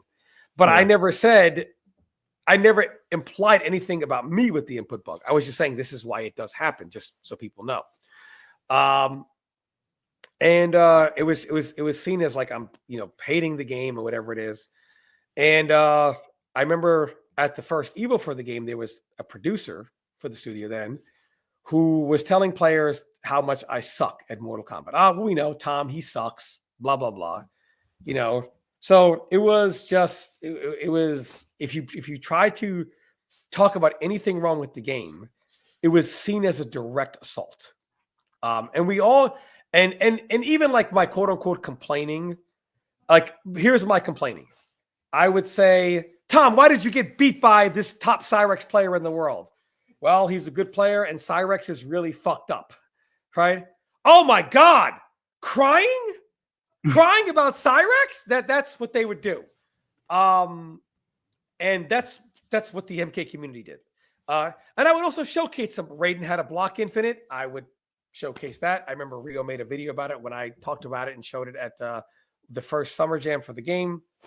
But anything you say is crying. Anything you say is excuses. Even today, Mike Sikander will tell you, even today with Sub-Zero, if you say Sub-Zero loses a matchup, they will say you are crying and that Sub-Zero wins that match 10-0. Yeah. If you say no, while the player is good, it is a difficult matchup, not crying that it's difficult, not denying that you put yourself in that situation. Just, hey, mate, you might want to know this is a tough matchup against a really good player. Excuses. Crying. That's the NRS community in a nutshell. They've always been that way for their players. I mean, SonicFox, long before he was the SonicFox, has cried about anything that stops you from moving forward on God's green earth, including the Ice Clone, in which he said he was going to sit Ed Boon down personally and say that move can't be what it is. Including there was people don't remember this, but when young Fox was still he was still the top player in my opinion, even from day one MKX. SonicFox was always that guy, but he lost in the ESL to a Sub-Zero player known as Killstreak. And on stream, threw his pad against the wall and said, "I hate that character." And then SonicFox went on Twitter and did a soliloquy of nerfs that should happen for the character. And lo and behold, at the first combo breaker, they did an emergency patch. The game had 3 block infinites, including one that a former tester used to win the tournament. Did any one of the block infinites get nerfed? No. The only nerf was to the Ice Clone. So then, Tom, can I ask you, a little while ago, like Ninja Killer made that accusation against Sonic, and obviously I made the video saying Sonic has enough power to complain and have things changed. So are you saying now that that was the case back then? I'm saying they don't go to Sonic doesn't go to NRS and say, hey, change this for me. And I don't even think they change it for Sonic. You know, I just think that when you are that good of a player and you have that kind of a voice, he's not the only one. Before MKX was even out, this is not all on Sonic. Before MKX was even out, people were saying the clone should be nerfed because they had the day one version of the game pre-patch. The first nerf that should be asked for. So, I mean, but people have cried about things. Sonic has complained about things. Everyone has had their moment where they complain about something. You know, it's only magnified for other things. You know, so it will become a reputation of sorts for some people. There's nothing for in SonicFox. I wouldn't say he complains now, only because they took out everything that he has ever complained about. So, but it's not just the Sonic thing. Many people don't want that in the game anymore. Many people, because again, it doesn't favor that play style. And it's just not even against Sonic, because Sonic is one of the most gifted players to ever live in history. But come on, man, people find shit annoying. Just some people have the power to complain about it and get it removed. Me, it's never been if I say what have I complained about specifically to be nerfed.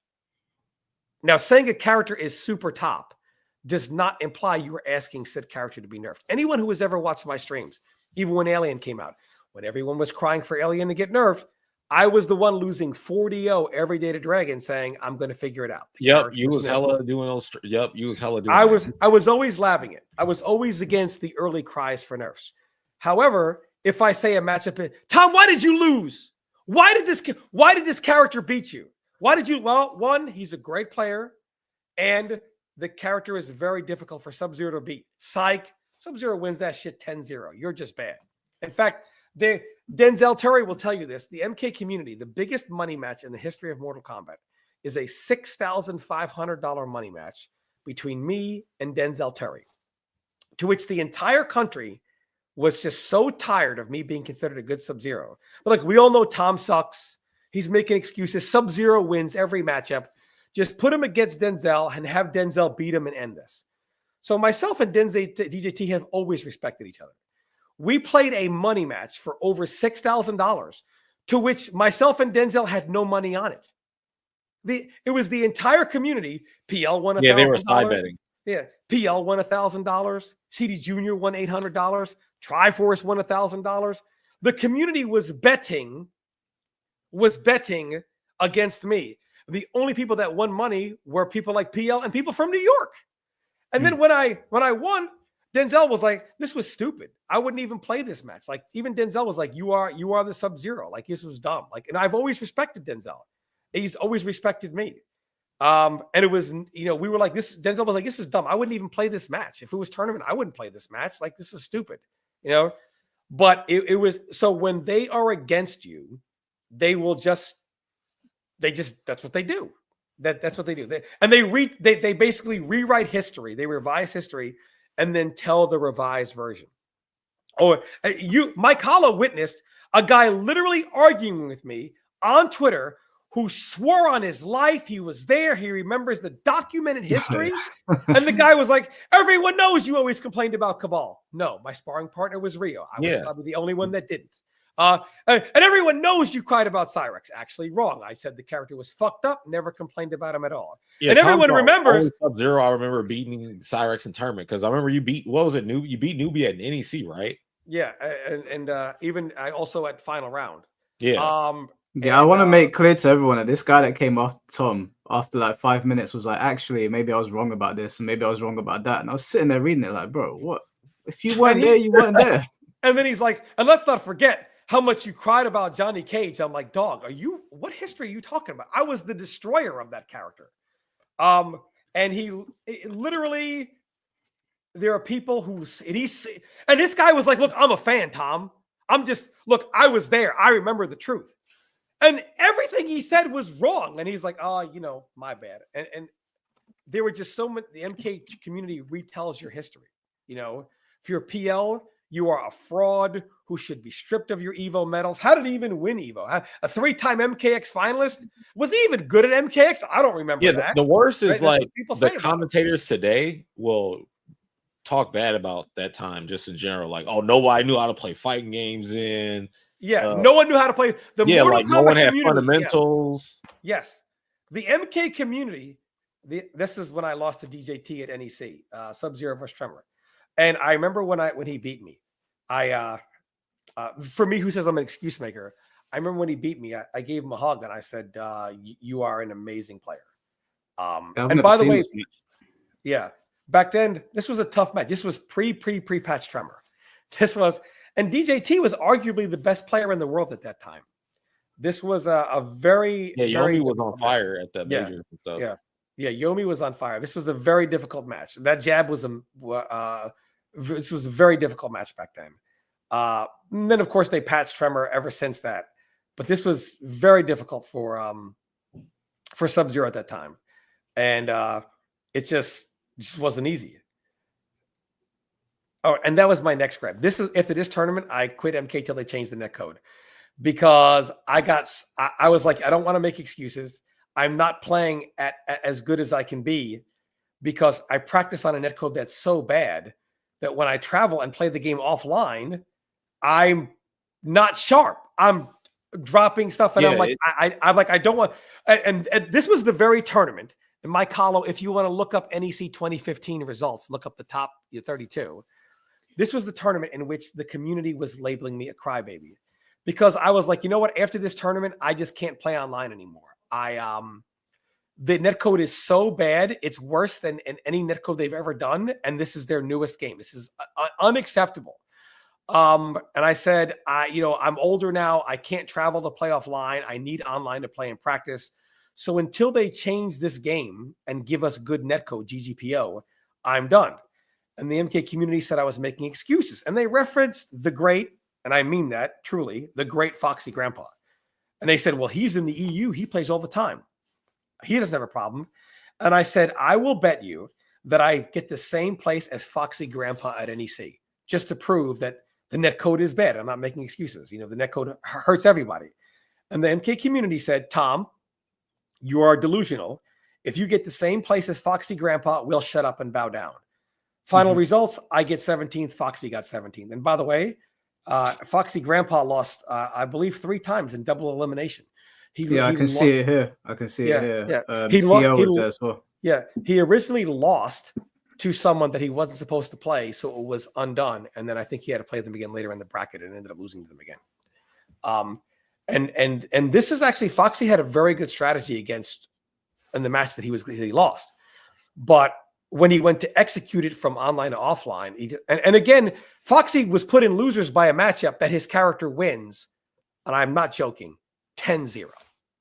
That Kung Lao beat that Jason. It was one of the most handicapped matches in the game. But, you didn't play it much online. And when you're playing in that type of a netcode, it's just hard to practice.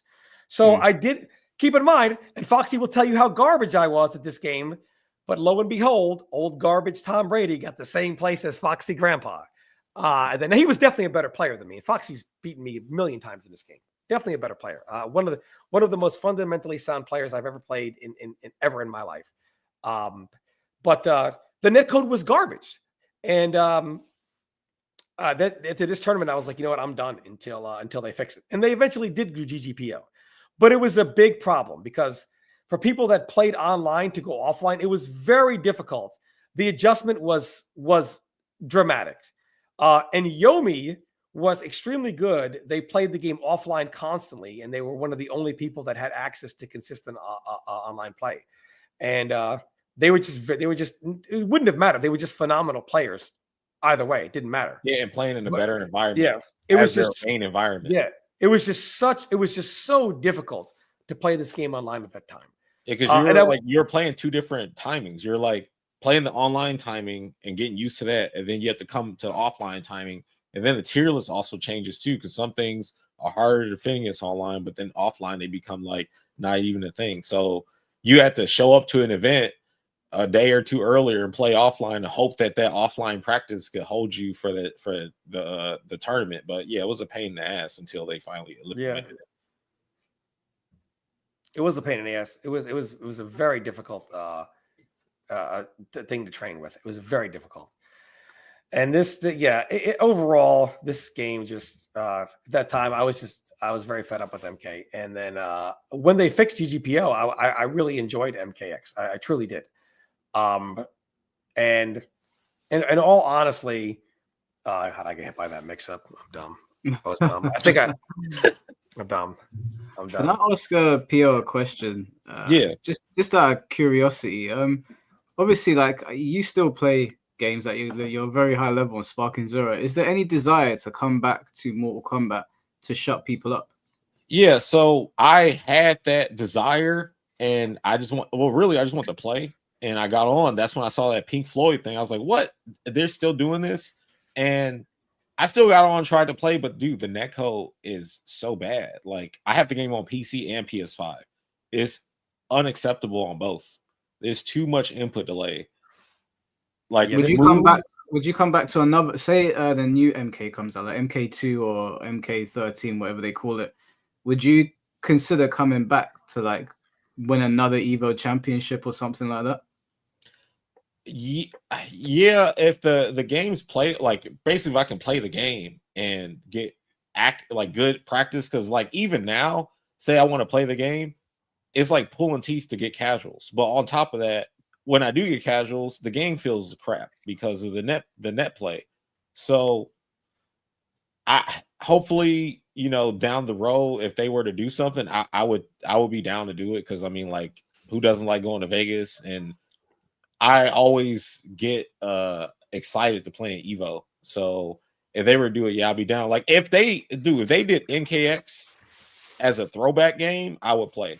That's what I thought they was going to do this year, but they're not. I know Power Breaker are doing it, but it's different when it's at Evo, because it's at Evo, it's on the main circuit, and then like they're actually like put money up for it and stuff. So and then that will get people to actually want to play it.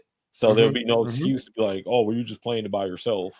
And by the way, there was a combo breaker in which they held all the Mortal Kombats.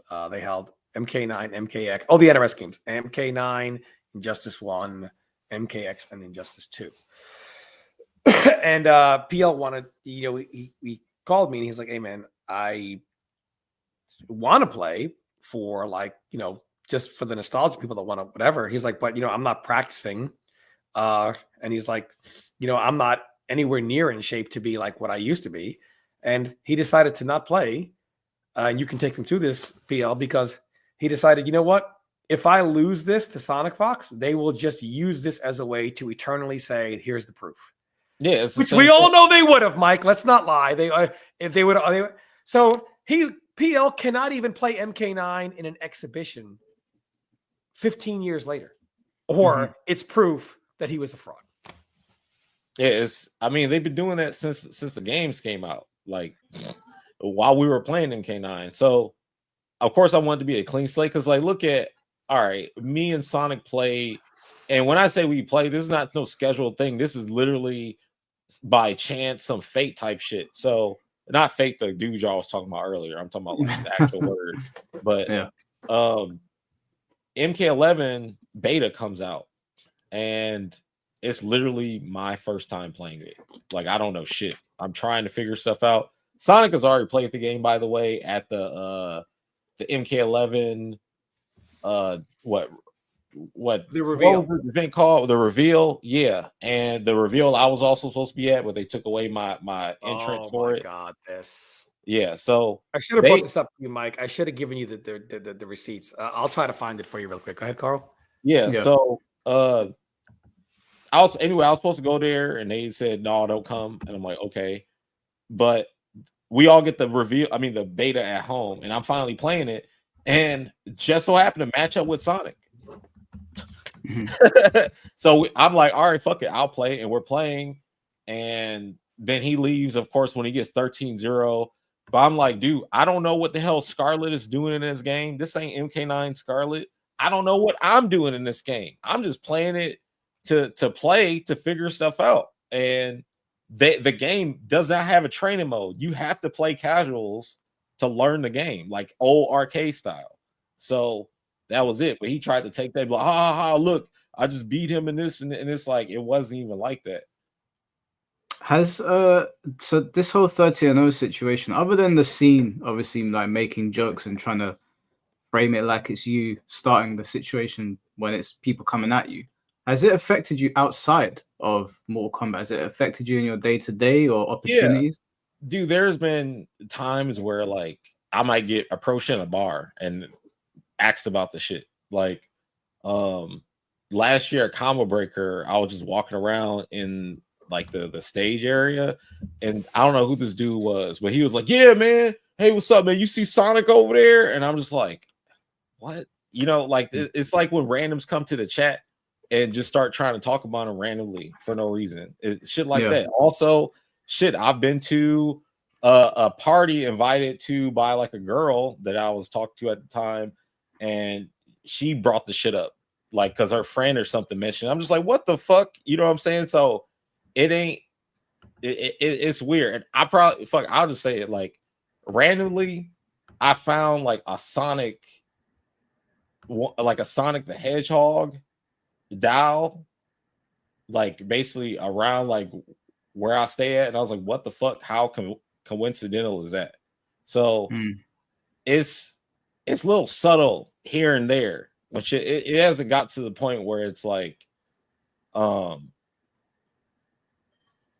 don't know, like dangerous or nothing like that. But yeah, it's still just like constant poking and trying to fuck with you.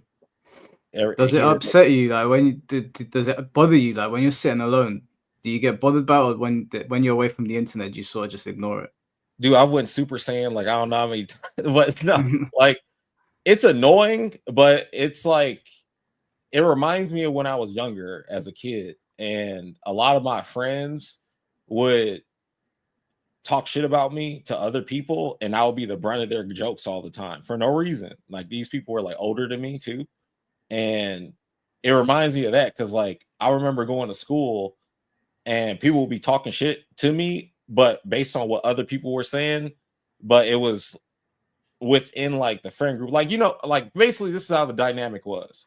I'm the younger kid hanging out with some older kids, and they had me to be the brunt of their jokes because I don't know, however they are, because we're just grown up in the 90s or some shit like that. But then they would like extend these jokes to outside parties that don't really have nothing to do with anything. So it feels like that on a global scale to me. So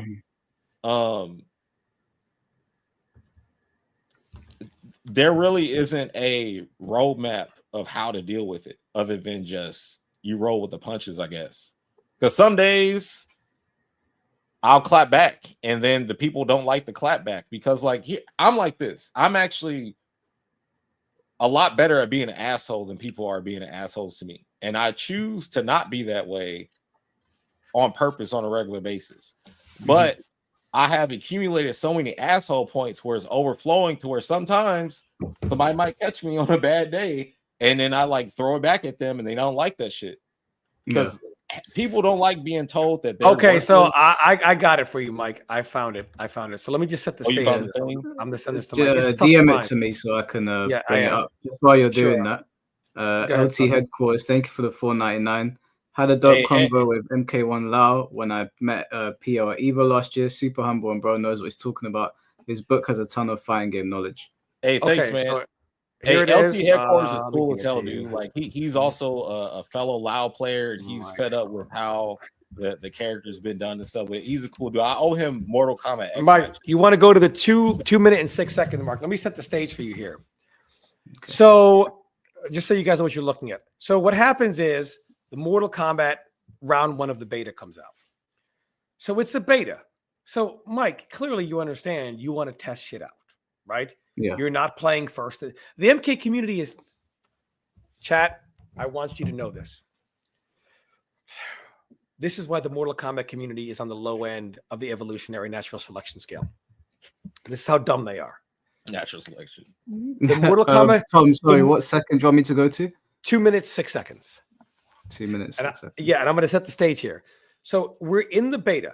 The Mortal Kombat community is the only community that will play a beta. And on the day one, do they want to run 100 games? No, they want to run a first to 10 to see who's better. It's the beta. Nobody knows what the fuck they're doing. And yet the MK community wants to run first to 10s. Are you stupid? Yeah, they are. This is how dumb the MK community is. Honest to God. Honest to God. I'm a big Kombat supporter. I love Kombat. One of my favorite players to watch. Do you want sound or shall I leave it muted? Sound. Hold on. I played Kombat in the MK1 beta. We did 5 games. I read about Western Group. He beat me 5-1. I wanted to keep playing. I'm like, hey, you know what? I might want to get back into MK. And he told me good games. He was just doing first to 5s that day. Mm-hmm.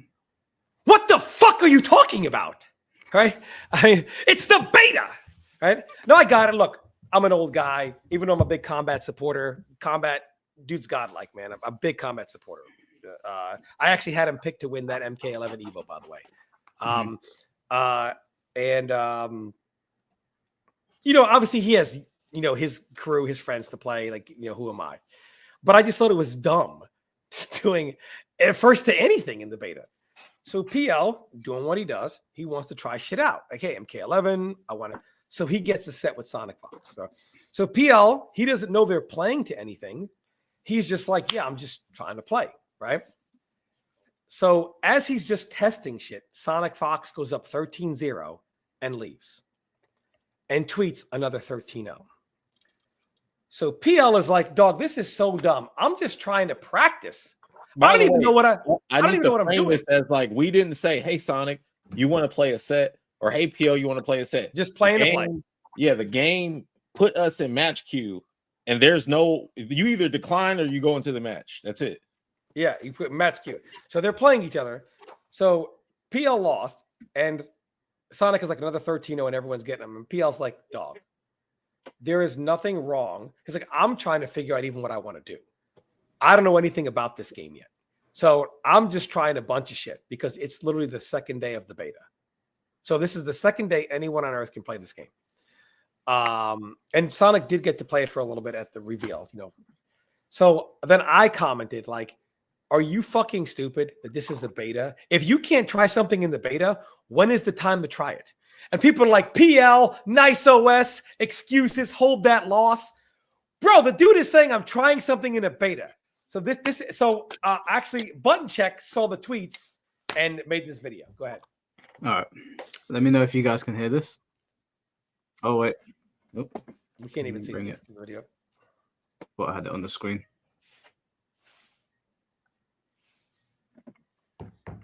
On that Sunday, he posted another 13-0. It ain't looking good for you in this game either, Perfect Legend. Now, here is the twist. Y'all ready for the twist? Let's do the twist. Come on, baby! Let's do the twist. So usually you would think when something like this happens, and when I say usually, I'm going off the last time. When this happened last time and Sonic was able to do the 13-0, people went crazy. They lost their damn minds. They were pretty much high-fiving Sonic and be like, yo, you destroyed him. This time, though, it was different, and this is why we're talking about it. People weren't automatically just jumping on the Sonic train like, oh, hell yeah, that's what's up. They were actually like, no, that's not what's up. Now, granted, of course, you did have people like that. Of course, you have the Sonic fans. Of course, you have people that see it from different perspectives. That's what's up. That's why we're here talking today. But I was actually impressed. I was actually impressed because, in a way, it looks like the FGC was maturing in a way that I hadn't seen in a while. And the reason why I saw that is because I haven't seen this in a long time. People were real quick to call bullshit. They were like, no, it's not the real game. It's the beta. Hell, it's a stress test. Why are you talking shit? It's unnecessary and really, I mean, it's not validated. So it starts right here with Cookie that responds saying, Perfect Legend, I have total faith in you that you will do just fine when this game comes out. Continue to stay positive, be patient, and meditate for clairvoyance. And people continue to respond back like, kind of lost the last bit of respect for Sonic. How does this joke not get old? But other people actually adding more than that, saying that's part of the reason why I dislike SonicFox. He also tends to brag about being homosexual and has no respect towards other people. With others disagreeing with that, saying, I think he's an amazing player, but he's now becoming an immature shit starter, hiding behind his status to throw his weight around. The gay part was cool at first, but now it's like he wants to use it for attention. And of course, you do, of course, have other people that agree with Sonic and say, well, what's wrong with a little bragging? But others saying, well, I don't have a problem with people bragging, but the problem is when you do a pointless brag and brag about the same thing over and over again, which is what SonicFox does. And even Tom Brady points it out, saying SonicFox trying to shame PL for losing in an online beta on day 2.5, not even 3 full days. What the fuck is going on with this community? Shaming someone for losing while they learn? Really? And then, of course, Perfect Legend gets wind of this and responds as well, saying, when you're so desperate for validation, you got to brag about a stress test, not a beta, not a full game release wins. Anyway, congrats, I guess, LOA. Good showing at final round, by the way. Those are some Tachikawa shots. Now, before we close, I just thought about it. That's it. Quick side comment. As far as the gay. So basically, what started the defense of PL was me making that tweet. Because at first, everybody was like, yeah, get fucked, PL, 13-0, 13-0. And everyone's like, and I'm reading this, and no one is saying nothing. Though, for years up until that point, like, they were dragging me on different broadcasts, like in Melee tournaments. I remember, damn, what's that dude's name? I don't know. He's bald and he's got like a mustache, or he got like a goatee that connect like this. But it's like, how am I supposed to describe? That's what he looks like. What I can't say. It's a man that looks like that. Like, that's the only. He played, I think, Pikachu or something. He was the one talking shit on the broadcast, and then like on a lot of E-League broadcasts in Street Fighter, they was talking shit. Yeah, Esam. Yeah, that dude. But like, it was like going on and on and on. And then at the Dragon Ball Fighters, it was a Tekken World Tour, but they had a Dragon Ball Fighters exhibition, and Z was going crazy on commentary while me and Sonic was playing in the exhibition. And it was like, dude, what the hell? So yeah, it was like, that's different. Between you, like, when you said that, it was after you said that, I think Sajam said something too, and then like, yeah, so people were slaughtering PL, nice, and PL is just like, hey man, it's the beta. I was just practicing some stuff. I don't even know what I can do in the game. It's a stress test. It's not even and people are like, man, more excuses. Yeah. So I got so tired of hearing this. I was like, hey dog, you dumb bitches realize this is the beta, the beta, not even a full 3 days of it. So for one, if you can't try something in a beta, when is it okay to try it? And shaming someone while they try to learn and losing, that's so stupid in a beta. And then people were like, oh yeah, yada, yada, yada. But it's kind of, that was before I was hated even more than I am now. But, I promise you, Button Check is, I'm like the devil. He'll never reference me again because, the comments would kill him. But he was fair to me, though. He was very fair. I'll say this. He's the only one that said, you know what? I don't really know what the whole story is. I got to wait for some more stuff to come out. And he didn't kill me. He's the only one that didn't. That dude is the only one out there that actually researches anything. So don't think don't think I didn't recognize that. I mean, that's how dumb it is. And then they played at Evo. They played at Evo in MK11. PL loses, shakes his hand. Good games, right? AGGs, man. And then PL goes on the mic and goes, that's 15-0. Come on, dog. I mean, Sonic, end it. Sonic went on end the it. Yeah. Sonic goes, that's 15-0. Like, it's enough. Oh, also, let me add to this real quick, because you probably didn't know about this. I don't know where you were when this happened, but it was before that ECT, the first year of MK 11, and Sonic wrote a tweet and sent it through. And I know it sounds weird saying that, but he admitted to me later at ECT. That's how I know. What the hell is this player's name? He used to travel with Foxy. Dizzy TT. Dizzy TT, yeah. Oh, I know Dizzy. Yeah. I have a screenshot. I'll have to find it. I have a screenshot of what he said, but basically called me an Oompa Loompa and said all this other crazy shit and then deleted it. But he later came and admitted to me, he was like, hey man, I'm sorry, I don't want to represent myself like that. because you know, that wasn't really me. I actually wrote that tweet as a dare that I lost in a truth or dare thing. So like, I think Dizzy TT might have been, I know he was like 17 or 18 at the time, so just younger or whatever. He's a good yeah, guy. He's cool, but like, yeah, he's a nice guy.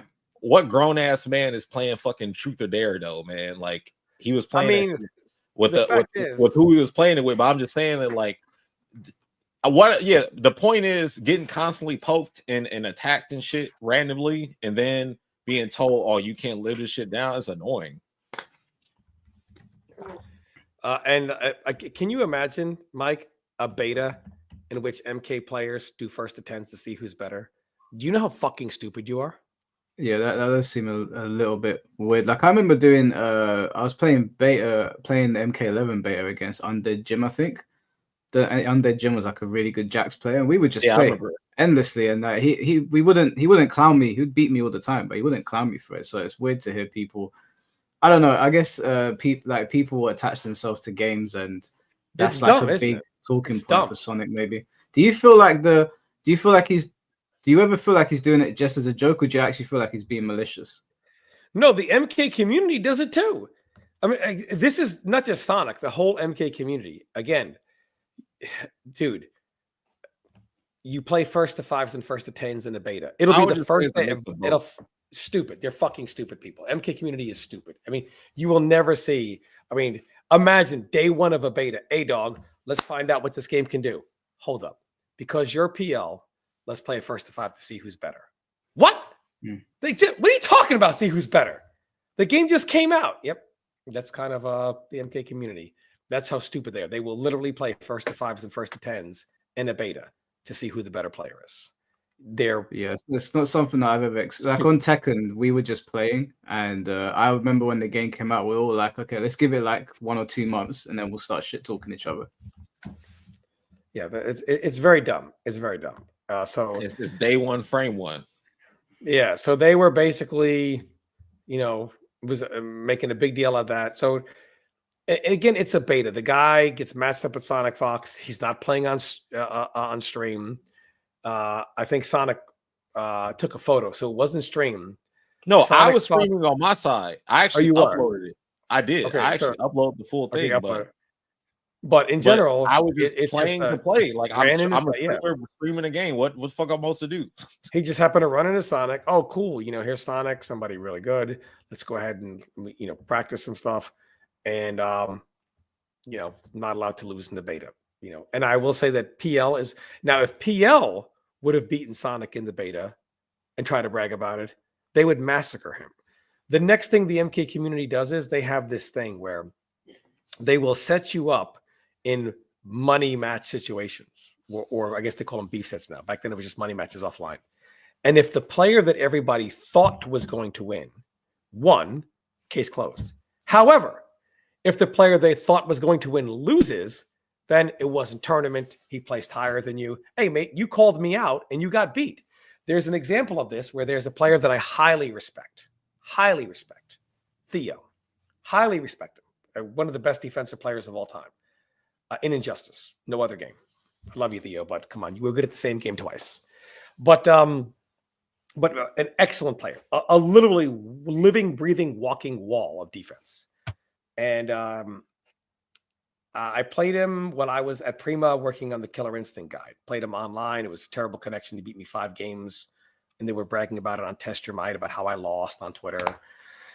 So, of course, it was the week after I got back from Prima. I had been playing nothing but KI. I hadn't played Injustice in about 4 months and missed 2 patches. And I lost in tournament. I wasn't expecting to be good. Didn't call him out. I was, didn't say I was better. Nothing. But they were trying to do this money match with Theo, which I was trying to avoid because I'm like, I'm going to lose. The guy's in top 8. He's been playing. He's better than me.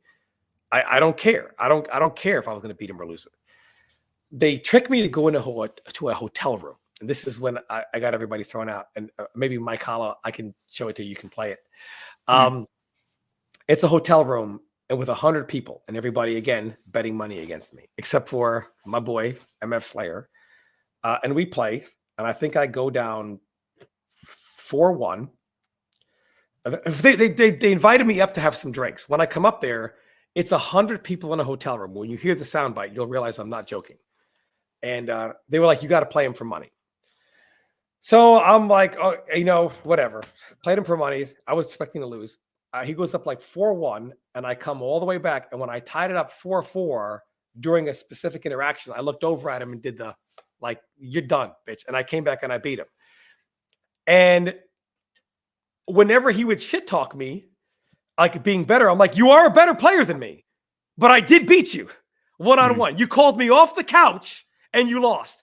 Oh, Tom bragging about wins. Bitch, I got called out. I got suckered into a hotel room, won. And if I'm bringing it up, I'm bragging.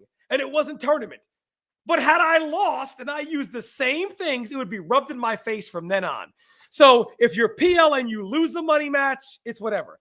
But if you're Tom Brady and PL and you win, you can't talk about it. You can't bring it up. You're the devil. I mean, and it was a hype moment for the community, but I can never reference it. So many of my greatest moments, I can never talk about. Why? Because I will be considered throwing shade at people, hating on people. For people that I beat for money in tournament, I am banned from talking about it.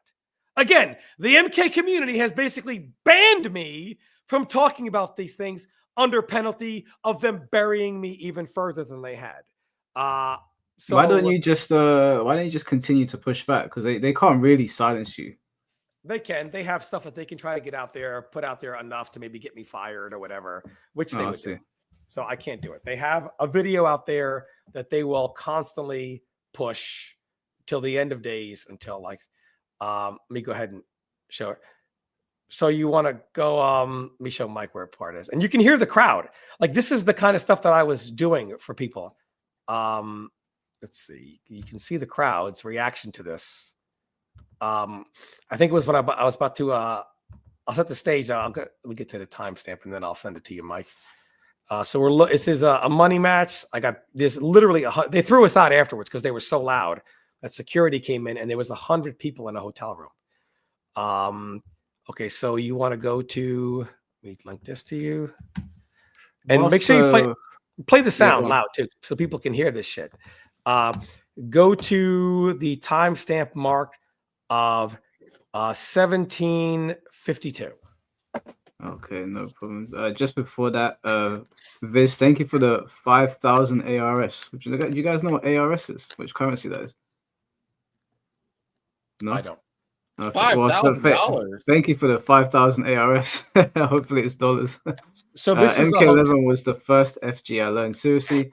Got into a Twitter shit show where Tweedy and the usual idiots dogpiled on me over a dumb joke.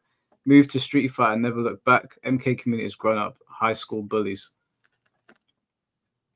Yeah, I'm sorry about that, bro. Do you know what? I mean, I guess everyone's different.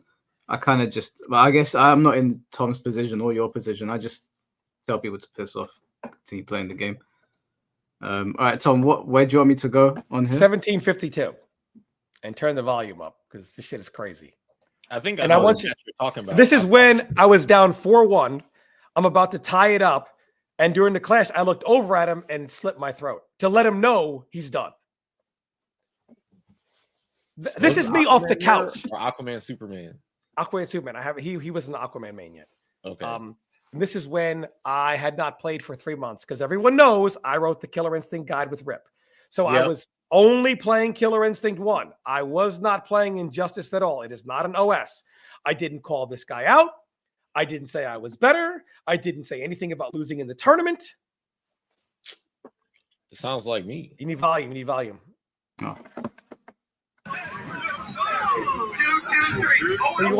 So you want to watch my face when he clashes.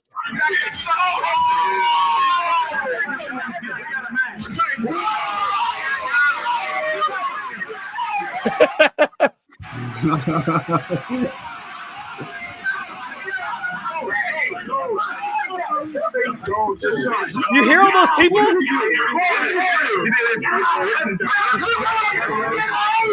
You hear all those people? It was over. It was over. I knew he was done. It was over. Wait, I want to see this.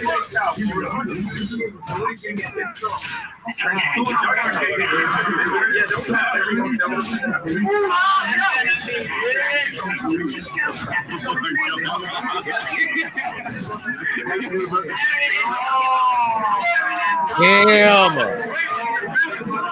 Doing pretty good for someone that's not good. That was down 4-1. He was ready. Definitely was. When you lose, you get adapted.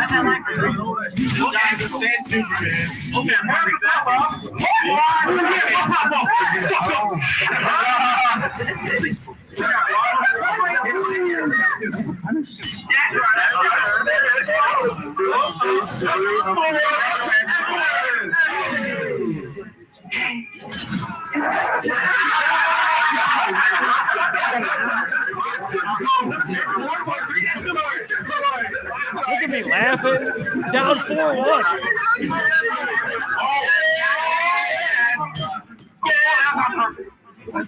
You wasn't using fighting right. You wasn't using fighting right.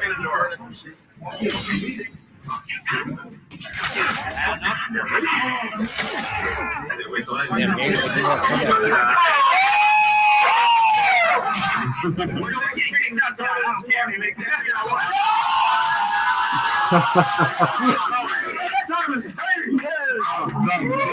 That's all there is. I didn't pop off. That's all there is. It's You funny shoulda- that you you shoulda say popped that, off. that, No, you know, no, you I was just, doing the I guide just and want to shit. say, I lost in tournament. I definitely wasn't tournament ready.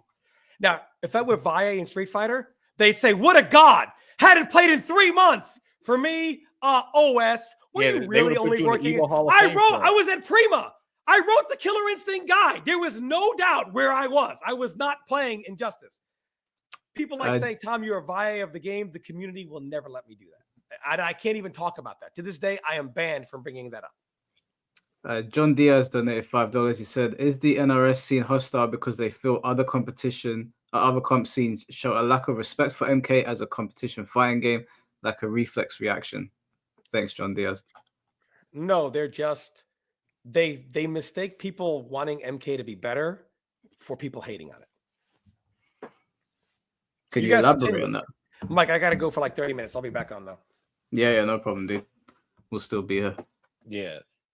The part where he said like he was doing the Prima guide and stuff. Like before I played Sonic, I sent you that picture from the Legends of Gaming thing.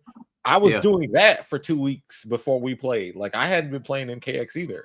But that's when okay, so it was basically a game show where we're coaching creators. So they brought in like super top players like myself, Fatality, Hafu, and Hotshot. And they had us coach the creators and stuff. That was also around the time I was on Playboy. Yeah, I wanted to ask. So you were in Playboy magazine? No, the website. So like I think at this time the magazine's kind of like lost its umph, but the website is the next best thing. I was cool with that. I'm like, hey, I could say that I was on the front page for like a day. And that's when Mortal Kombat X came out. wait, so are these Playboy models that you're sitting with? Yeah, they had a whole a Gamer Next Door show. Well, not Gamer Next. Yeah, it's my bad. Yeah, it's Gamer Next Door. Damn, they were cool as hell too. Yeah, I'm sure that was an experience. Have you got any stories from that? Well, I didn't go to the mansion. I went to like the corporate building, and the corporate building was tight. Like they had like OG Playboy models still at the corporate building, like just doing stuff there too. So it was cool. Like just being in LA. I actually spent a lot of time in LA around that time just for Mortal Kombat, and I got to do like a bunch of different things like that. Damn, that's pretty cool. And the Legends of Gaming thing that you were talking about, I think I've got it here. Yeah. I'll just bring it up so everyone can see. Yeah, they had us playing different games like Titanfall. There's it was like I can't remember the name of this game, but it was like something or Darb or something. It's on Steam. That was a really fun game. But they had us doing a bunch of activities that were merged like real life stuff and the gaming stuff, like a game show. So I had my own team, Victory or Derp, and then there were all these other teams. So I just coached my team to beat everyone else's team. So it was like a whole like 2-week thing, and so I had like my own condo for 2 weeks in LA. But hey, I didn't have internet or nothing. I wasn't able to play anything. The only time I got out to play was I went to the arcade and met up with Kenny and Steve, and we would like play Marvel 2, and they would have like an MKX tournament there every now and then. And Nubcakes came to my room and we played like casuals for like 30 minutes. But other than that, yeah, I was just kind of just living the LA life, getting ramen, going to concerts, and then just eat at the end of the day, have to get ready to go to rehearsal for that. Yeah. So I wanted to ask you about, because obviously like you feel like they're taking shots at you at NRS. Constantly. Have you ever considered like calling them out on it or getting in contact with one of them to ask them what their problem is? I haven't done that. I haven't talked to them.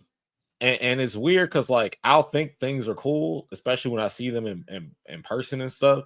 But then I start seeing, you know, the actions that they put out here through the game or whatever else. So it's like, am I reading people wrong? I don't get it, because maybe they're just joking and they see it as a joke, but it's like, why single me out?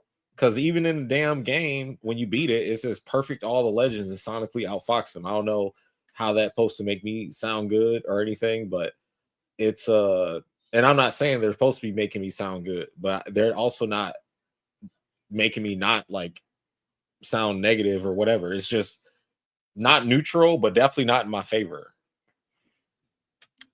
Would you like, because obviously I asked you before, like if you would come back to Mortal Kombat and compete just to like get another Evo championship to sort of stick it to them. Would you, if you came back and you were successful at Mortal Kombat 2 or 13 or whatever they call it, and you felt really, really strong, would you challenge SonicFox for a run back on that, or do you put that behind you? I mean, like I have before, and he was like, "Oh, I'm only playing for a 401k plan or some shit," he said. So it was like always weird. Whenever it comes down to we could play, he tries to put someone else in that spot so we don't have to play. So as in like ducking you? Yeah, that's what it seems like. We've played in tournaments and other games, which is weird. Like Guilty Gear, we ran into each other once when Strive had first released, but outside of that, it's like we don't really see each other or anything. And we haven't played, like the last time we like played, I can give you like, I can count on my hand. We played MK11 one time in like a King of the Hills, like me, Rewind, Scar, him, and Kevil Demand.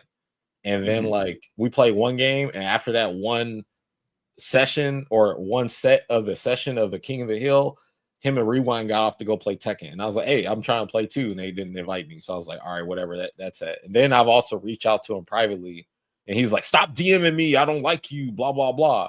But then later on, something else will happen. And then he'll be like, hey, so what about this? I'm like, you just said you didn't like. So even if like, because before all this shit happened, we were like, cool. We would just play games. We would talk shit to each other and then just play and go about our business. So it didn't really matter. So another part of that was like, all right, well, fuck it. I'll just play you because we always play anyway. But I didn't, you can ask me back then if I think things would be how they are today. Because have you asked him about like the constant 13-0 jokes or whatever? Have you asked him if it's always serious or if it's like just if he's just messing around? I've never been able to have that conversation with him. The closest we've had a conversation about that was during like ESL Chasing the Cup. So when we were filming a part, there was a certain segment where we were going to the top of the Rio Hotel, and at the top of the Rio Hotel they have a zip line. I didn't want to do zip line. I don't like heights. And then they was really making this a part of the show, so I kind of had to do it. But I was like, I'm not going to do it. But then Sonic was like, all right, I'll admit on Twitter that the Kung Lao Katana match is really bad for Kung Lao, instead of lying and saying it's even. And we could shake on it, and I'll do it. I was like, all right, cool. So we shook on it, and I went on a zip line with his brother and came back. And I was like, all right, where's the tweet? He was like, well, I had my fingers crossed, so ha ha ha. And I'm like, what? Oh. So it's been shit like that where it's just like, okay, this is hella unnecessary. Like I've mentioned it. I remember when we were walking around one time in Vegas. It was like during the Chasing the Cup. That's where most of my interactions were, because it didn't get really stupid until like time after that. I'm still thinking that like it's, you know, it's just whatever. It's not that big of a deal. I'm thinking the community and shit is blowing shit up, because the way he would act when we were around each other, it wasn't like it grew into whatever the hell it is now. But yeah, I was like, dude, what the hell? All these people are saying this and acting like that. He was like, well, you shouldn't become a great player and blah blah blah. And I'm just like, what are you talking about? Like, so no, I've never, outside of that interaction, I've never talked to him about the shit or anything. And I know he will not play me and no like sanction anything. If we were to set up like an actual, hey, all right, this is exhibition, let's get a run back, he would never do that shit. Because like me, I don't want to just do it in MKX. We can do it in a bunch of fighting games so I can prove what's going on. But I mean, because I'm down doing Tekken, Street Fighter, everything. You know what I'm saying? But the closest I could get was, all right, after ESL Season 2, because ESL Season 2 is when Katana was still busted. After that, the Alien came out and all those other characters, and they flipped the game, Rollback came out. So we ended up playing again, but online, and the netcode is good. So we're all like saying, hey, this shit matters now since it is very close to offline. He picked Melina, he picked Sector, he picked all his characters, and I went through all of them with Kung Lao. I did save the archive on Twitch, but then like there was a certain time in Twitch where they deleted all the VODs and said after a certain time they don't stay, because before the VODs would just stay there. So the most I got from that set is a clip of me just fucking up his Cyrax in the corner. But you can see like the numbers of how many games we played at the top, and I'm like up a lot.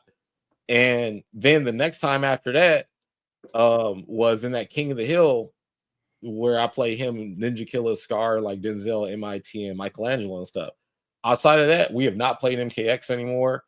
And the only time we played MK11 was that one time in tournament, and then that one time in that King of the Hill before. And I only can, you know, because you play MK11. Remember when Kano's fucking 4-1 string could be ducked in the middle of the string, and then they close the gap to where you can't duck anymore? I was doing that, ducking him and doing the Great Kung Lao variation stuff and just blowing them up for that. But after that, they put that update out where he didn't have the gap anymore.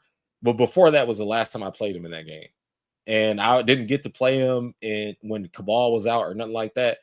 I was supposed to play him in Evo 2020 online. He was in my pool as well with Denzel, but he dropped out to play Guilty Gear. And he was like, I don't feel like fighting Cabal and stuff. And that was a time where the Chileans started going out and winning everything. But we haven't been anywhere close, like near tournament or nothing, because we don't even play the same games anymore. Do you still go to events at all? Yeah, I went to Combo Breaker last year, and I went to Evo, and then I also went to DreamCon. I was at DreamCon just commentating though, but I went to Evo to compete, and I went to Combo Breaker to compete. It was I entered Mortal Kombat, but I didn't play. Like I instead just played Tekken and Street Fighter, and I didn't do. I mean, I made it to like I made it out of pools in Street Fighter, but I was playing with Akuma, who just released like that weekend, so I probably should have just played with Sim or Ken. And with Tekken, I was playing Devil Jin, and we know where Devil Jin's been at. But I don't think that's a reason why I lost. I lost because like I was still trying to. I don't care. Lars is hard as fuck for me, and it's difficult. Like Qdon's even told me it's hard for him. So I got eliminated by Lars, and Mateo beat me in with Fang. But this is like. And now I don't know how it would go. Like, but I'm not super focused on Tekken right now. I'm just gonna play Street Fighter and a lot of Sparking Zero. And of course I'm enjoying VF, but I'm waiting to hear some kind of announcements that they're due for like the World Championship with that. But obviously we already got like a roadmap for Street Fighter, and Sparking Zero to me is just like I'm playing that game because I just love the game and I love Dragon Ball. And I'm gonna I don't want to say what I'm gonna do until I do it. So I'll just like you'll see announcements and stuff when we do it. Are people cool with you when you go to tournaments? Like, do you feel like you're still welcome in the community, or is it a thing where like Do you ever feel like people are pointing and laughing, or is it just a bit of banter? If they are smiling in my face and being fake, then that's what it is. But at least my interactions I've been having at Combo Breaker and at Evo was like just being welcome back as far as the people that I know. Like, oh, hey, what's up? So I can't really say that anybody's being like any kind of way towards me while I'm there, because like most of my interactions are pretty fine. It's more so like from people that I don't know. Like I said, I was at Combo Breaker and some dude was like, yeah, is a Sonic over there or whatever? And I was just like, what? I don't even know this dude. And he's just like being a troll. But that's like one interaction out of like the hundreds of good ones that I get when I go to an event. Mm-hmm. Cause like I haven't had any bad interactions, like something that's like notable that I can think of right now outside of what I just mentioned. You know the Pink Floyd situation where it's clearly referencing you because it references you twice in the same thing. Who do you think it is at NRS that is poking fun at you? Do you have an idea of who might be the one pushing it forward? It could either be one person or it could be a collective of people. And you either say is everyone that I competed against that now works there, or it could be somebody that just was on the outside and decided, hey, we don't like this, or we're just going to do this to poke fun. I don't know. I can't like pinpoint, because even with the interactions I have with people, I'll see somebody that works there now, and the interaction, at least to me, I think is good. So, or they could be doing it and thinking it don't matter. So I don't know. I have no idea, but I just know who doesn't do it. Capcom don't do it. Damn, Bandai Namco don't do it. Sega don't do it. Arxis don't do it. And yeah, you could say the same history is not the same, but like still, like, why shouldn't you try to maintain a neutral standpoint in this and it just be between them? That's like it don't make any sense to me. Because me, that's just how I will operate. Like if two people are beefing, I'm staying out of it if I'm cool with both of them. And so just to be clear for the chat, what are the two references that Pink Floyd makes at you? It's a clean sweep thing where you have to hit 13 sweeps. And what was the other one? You said there was a phrase. You say it was like perfect all the legends. Oh yeah. At the end of when you beat the game and the rapper Zed Tabani is rapping and he says perfect all the legends and sonically outfox them. Like, does that sound like a positive reference towards me, or does that sound like erasure? Yeah. I mean, I'm mentioned, so you can't say you're being erased because it would be blank, right? But that's just, I mean, what would y'all do? Would you continue to play the game or support or whatever? You keep seeing this nonsense. I already made a decision I'm not going to play because the netcode is like unplayable. But yeah, I can spend my time somewhere else, no problem. Do you have direct contact with them? Kinda. I mean, them follow me on Twitter.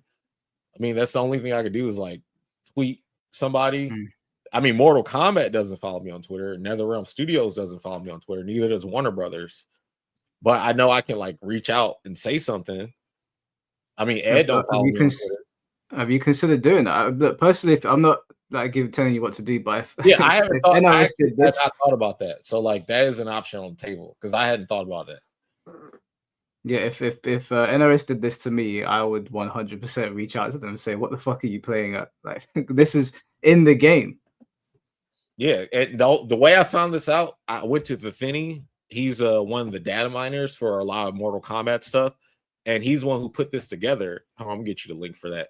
He put the clue finder together. So what you can do is you can go in there and put in your WBID, and it will track and tell you how many clues if you've unraveled.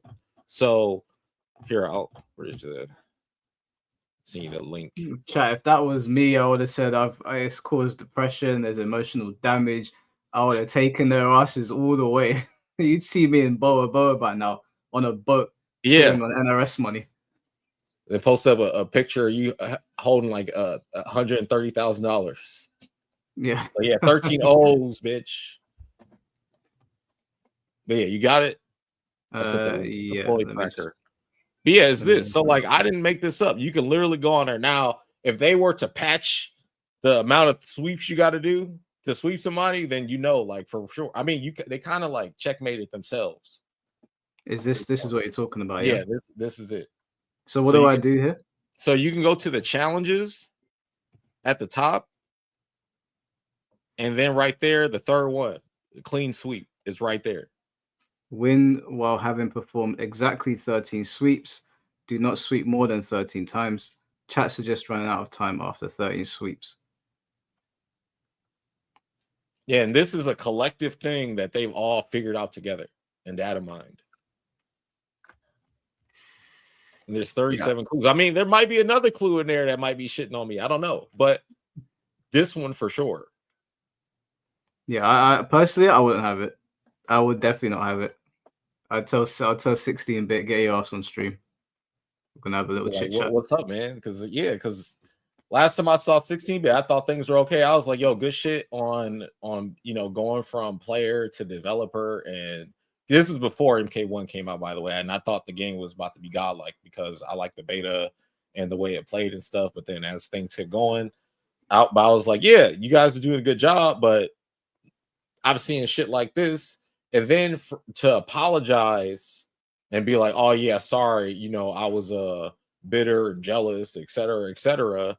It's like, okay, literally everything that I'm saying is backed up by their actions. Yeah, dude, personally, I would ask them, because with me, the best way to get to something is to just be direct, right? So if I feel like someone's throwing shade at me, I would just say to them, tweet Ed Boon, Ed, tag him, Mortal Kombat. Hey y'all. I don't think Ed has anything to do with it. I think it's probably people. All right. Look, if he does or doesn't, think about this. All of these have to be approved in marketing. Because you can't accidentally write some shit in here that will get them fired or whatever. So they got to make sure every clue is going to align with whatever they're doing. So they're like, all right, so they probably, okay, total disrespect, jumping at you nowhere. Oh, that's all clean sweeps. Oh, you know what? Let's make it to where you got to do 13 sweeps. And I'm pretty sure they were all in the round table, hee-hee-heeing and up. But all of these have to be approved, just like the achievements in the game, the DLC in the game, every line of text. That's why I made the reference to with how they had to change Doomsday's shoulder charge from Juggernaut to Venom to take away not be having to deal with, I guess, copyright concerns or something or whatever with X-Men and Marvel, even though Venom is also the same thing. That's a character that they got. But they also have what's the character? A Bane who uses Venom to power up and stuff. So I don't know what their logic is behind that, but clearly they had to change something for a reason, and whatever that reason was probably got something to do with marketing. Now, if it had nothing to do with that, Del Walker actually works in the game industry. That's why I've highlighted this comment. Shout outs to Del. People would be surprised how little gets approved once the game goes live. Well, hey, that's another thing I was getting to. Like, if they didn't approve and they just slipped it in there, that's still their bad. I can imagine someone doing something like that and Ed not even realizing what it is, and they get their little jokes in. That could probably be it too. I think but that's how else would they know? Like, hey Ed, have you seen this, or did you approve this personally? Like, I don't know. Yeah, that seems extremely petty on their behalf, but it doesn't make sense because, like, I have a pretty good relationship with like John Tobias and his son. I hung out. Every Evo I hang out with John Tobias' son. I hang out with Johnny Tobias, and I have an autographed copy of MK11 from Ed Boon and John Tobias. So it's like a lot of stuff don't make sense. I can see things being in good fun at some point, but then you also can see where it's like, all right, come on, y'all. Do you ever speak to John Tobias and ask him because people always like say he could be the savior of the series. Do you ever speak to him about coming back to MK, or is he interested? Yeah, have not, because I feel like I don't want to. I feel like he might get that question a lot, so I don't want to badger him with something like that. So I didn't ask him at all. I was just like more so thankful and thanking him for everything and all that stuff. I just when I see the devs, I try not to talk to them about any of that stuff because I don't want them to feel like every time they see me that I'm going to be like putting them on the chopping block. Yeah, no, of course. So usually around this point in the show is when we take questions from people or let people jump on. But obviously, I always ask the guests first if you're comfortable with talking to people. Yeah, I'm down to talk to people. I know someone's going to say something crazy. Well, I mean, I can control the mute button and the remove button. So someone came on here last time naked and put a pillow over himself. Hell no, dude. I had to quickly shut it down. and don't be saying some nonsense. Yeah, so please, people, if you're gonna come on the stream, please make sure you got clothes on. I'd really appreciate that. So you guys know how to get in contact with me if you want to jump on. I think I've already had a couple people reach out asking to jump on. So let me just see if they're okay. There's someone on here that I think wants to give some pushback. So let me just get the link. But yeah, you guys know how to get in contact if you want to jump on.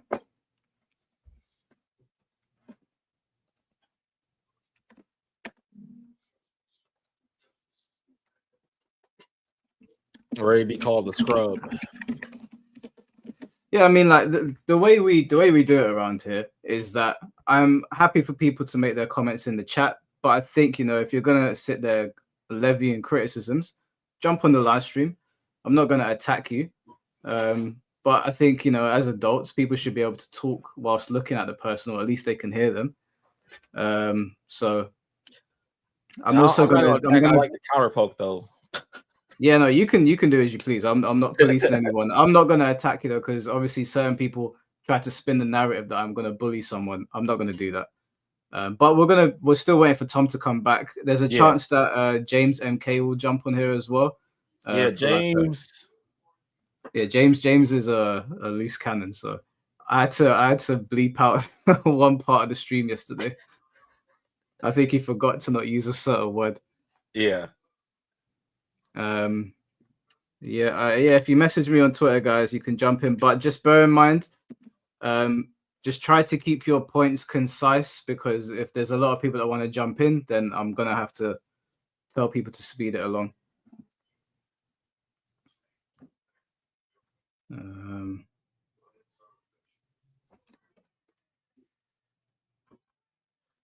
Okay. Yeah, I've sent out a couple of invites to people that asked, so we'll see who comes in. You know, sometimes people ask to jump in, and then when it comes down to it, they're like, oh, hell no, actually. Yeah, fuck all that.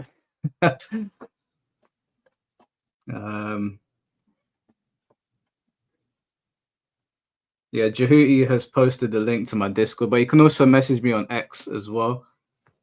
So you know you're playing Sparking Zero right now. Are you still looking to like compete in that game or go to any tournaments they do? Well, I think they're rescheduling the Dramatic Showdown. I was thinking about going to it, but I think I'm more motivated to kind of curate an online tournament scene for the game that will eventually go to like where's I guess offlines and stuff.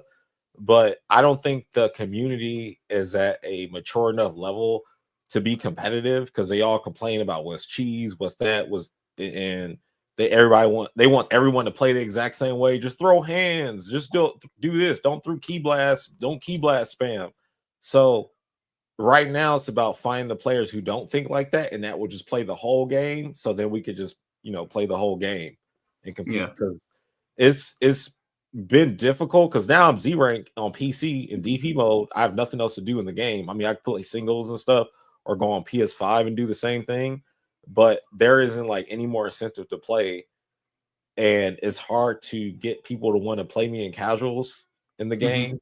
As much as to me, that's my number one game I want to play, but I now have to deal with how everyone else feels about the game, and the game has gotten so much bad press because of the previous stuff that they fixed. A lot of people don't even know that stuff has been fixed. They stopped playing after like a week or something because they were thrown off by it. and people are returning, but like they don't know what's all different. So it's hard to show them too because they're not looking. So it's the game's in a weird limbo right now, but I love the game. That's my favorite game to play. All right. Well, we've got Invincible. I don't know if I'm saying that right. Can you hear us? Hello. Oh, If he's using that one thing we're using, the StreamYard, he probably has to reset where his sound is coming from because that's what was going on with me. Because they'll just pick like the wrong sound to go through, like for the speaker and for the headphones. Yeah. For the mic. All right, he's muted himself. That's fine. We'll wait There he until. goes. I think he's on now. Can you hear us? We can't hear him. Not. All right, I'll bring him. I'll put him in backstage. I'll bring the other caller on, and then he can join afterwards. Izzy, can you hear us? Yeah. Can you hear me? Yeah, we can hear you, bro. What's up? Yo, what are you saying, Perfect Legend? What's up? What's up, man? What are you saying, Mike? Yeah, not too bad, bro. So typically, Izzy, I give people like 5-6 minutes just so we can keep a steady flow going. Yeah, so that's cool. Put the timer on. Yeah, whatever you want to ask, PL, go for it. I guess first thing I want to say is quickly. I've been watching you since MK9. I've seen you Kung Lao. Like it's top tier, man. Like thank you. Evo Grand Finals at 2011. I still remember seeing that. That was top tier gameplay, man. Thank you. Like even my middle brother, he doesn't play MK or fighting games like that anymore. But he's a diehard Kung Lao. He's a diehard Kung Lao fan, right? And even he knows who you are. So that's a big thing. Dang. Like he loves Kung Lao, man.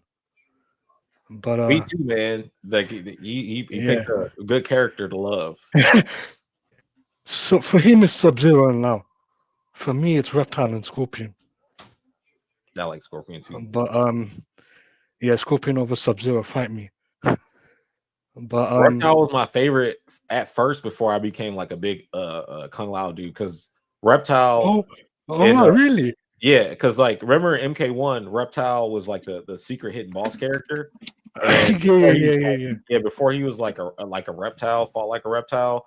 He just had the ice and he had Scorpion and Sub-Zero's power. So like back then, I was always about like the boss characters. So he was my favorite up until like I got Kung Lao became my favorite with Shaolin monks, and then like Tom suggested I should play Kung Lao in 9. I wanted to play Scorpion, but yeah.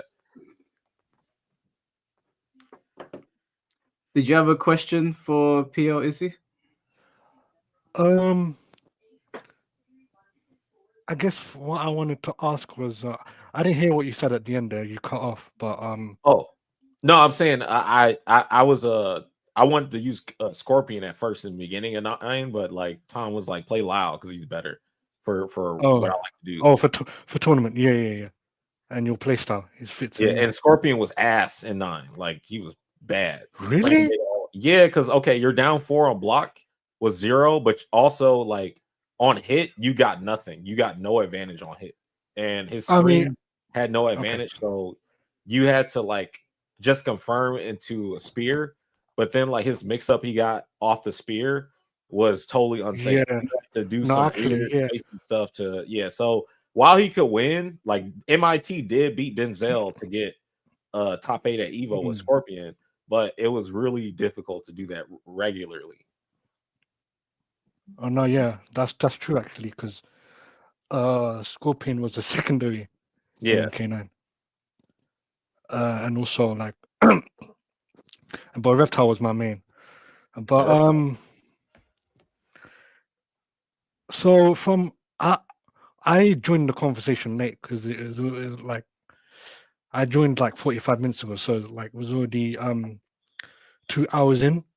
But from what I've heard, you kind of had a little quote unquote beef with SonicFox, and sounds like you've been blackballed quote unquote by NRS as well. I just wanted to get a bit more backstory on that. We went through a lot of that throughout the call, but it's like, Yeah, I missed that. yeah, no, you're sorry. good. It's basically like people that you play against don't want you to be seen in a certain light, so No, they yeah, for sure. a different narrative. Yeah. So that's pretty much what it is. And then like someone's used as a not what would the opposite of a scapegoat be? Like basically you're clinging on to somebody to be your hero in the situation to take care of like whatever is going on. So what I mean is they decided a Sonic is our messiah to deal with PL, and we're going to like get behind this. So it was kind of like a situation like that. I mean, kind of like not that extreme, but that's the quickest way to summarize the last 2 hours to you. no, yeah. So basically, I don't know if you lot are into like current hip hop, but Wait, what? I don't know if you guys are into like current hip hop. Oh, you talking about like Drake and Kendrick? Yeah. You're Drake and he's Kendrick. He's trying to take you down. I mean, in a sense, I mean, like that's how I see it. Yeah, it's But, technically kind of like that, but yeah, the details a little bit different. Obviously, it's not completely the same, but that's right. That's how I can understand it best. That's how I use other things to help me understand like certain situations best. I don't know if you want to label someone Drake, bro. That's what I'm saying. Yeah. I was saying like if the details are much different. No. It's not. I'm not calling you a PDF file. Don't worry. Yeah. That's what I'm saying. The details are much different. Oh my god! Don't. You're leaving comments under Millie Bobby Brown's pictures. Right. Oh my god! Yeah, I don't even watch Stranger Things.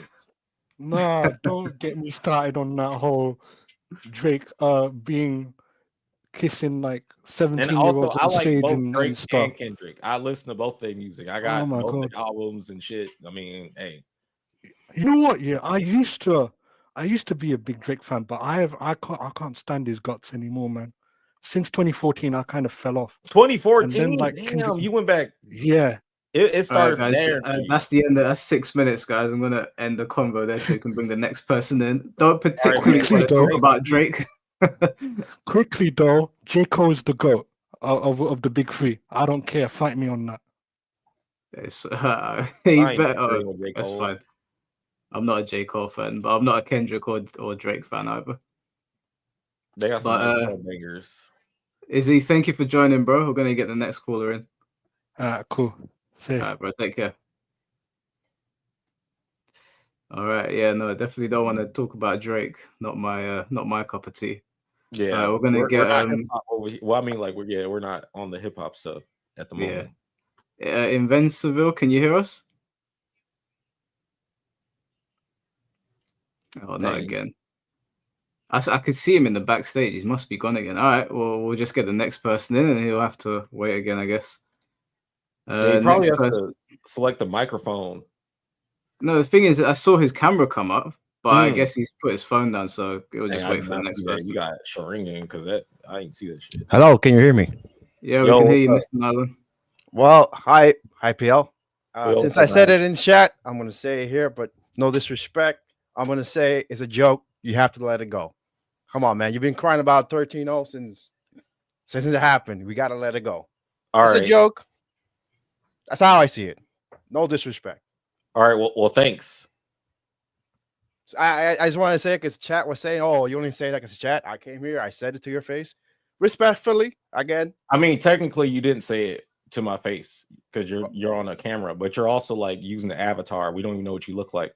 We're gonna go that route. Come on, just an avatar. If you're going to say you did something in my face, but you're literally on the internet behind a camera with no camera on and using the AI avatar, looking like an anime character. Are you taking it that hard? I'm taking it hard because I'm calling out what you're doing.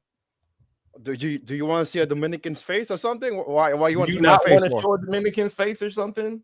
No, I don't have to. All right, you came on here with this energy. I'm returning it. So I'm fine.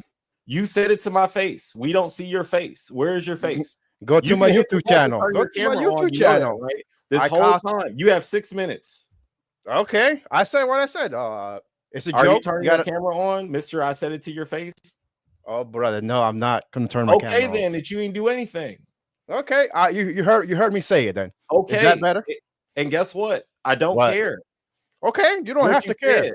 I said it because chat You're said not me. No one's talking about. Let me ask a question. Nylon. Let me ask a question to Mr. Nylon then. Let's say that you lost in like an exhibition, the same fashion that PL did. And no matter what you did, whether it was you upload a video about you going to some country or you're just playing a random game, people just constantly said it at you. Wouldn't you retaliate eventually after 10 years? I mean, I wouldn't feel great about it. I'm not gonna lie, saying, the camera on. Can I speak? Okay, thank you. Can you turn camera on and speak? Bro, he asked a question. Can I answer? Dang, man, why are you getting so upset? Because I said turn the camera on. I thought it was a joke. Look, Xavier, you can't read my mind. I just want to answer Mike's question. Can you read minds? Use that power for better. Continue. Okay. As Mike would say, I mean, yeah, it will hurt. People call me fat all the time. I do turn. Oh, you're fat? That's why you won't turn on the camera. So you're fat. Yes, I'm fat. You're fat, and you're telling me, why don't you lose weight? I just went to the gym on Monday. Oh, because you're fat. God. Oh, I can't live it down? Why can't you live it down? Because you're living down the fucking food you eat. Because I like food. Okay, man. Turn the camera on. You got someone say it to my face. You couldn't. You heard it. You heard it across the street. But you heard it though.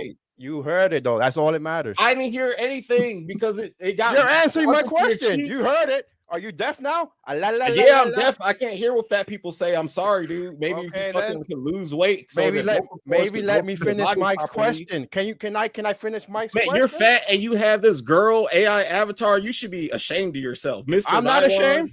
I'm not ashamed. I don't care what you have to say. You still have not pressed the button to turn the camera on. You haven't let me answer Mike's question. You haven't. Your fingers too fat to press the button. Nah, it's fine. I got a nice keyboard. With RBG lights. I can hit buttons. You can't even press the button. You're too fat. Are you sitting there like crying and shit? Why are you crying though? I'm not crying. I said, are you sitting there like crying? Can you hear? Are you sure you're not crying? Can you hear what I'm saying? Can you hear what I'm saying? Let me answer Mike's question. Y'all can't dish this shit back. You about to have your high blood pressure.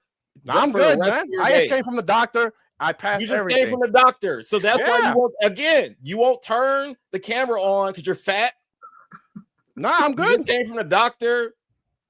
Can I answer Mike's question though? You drink God damn.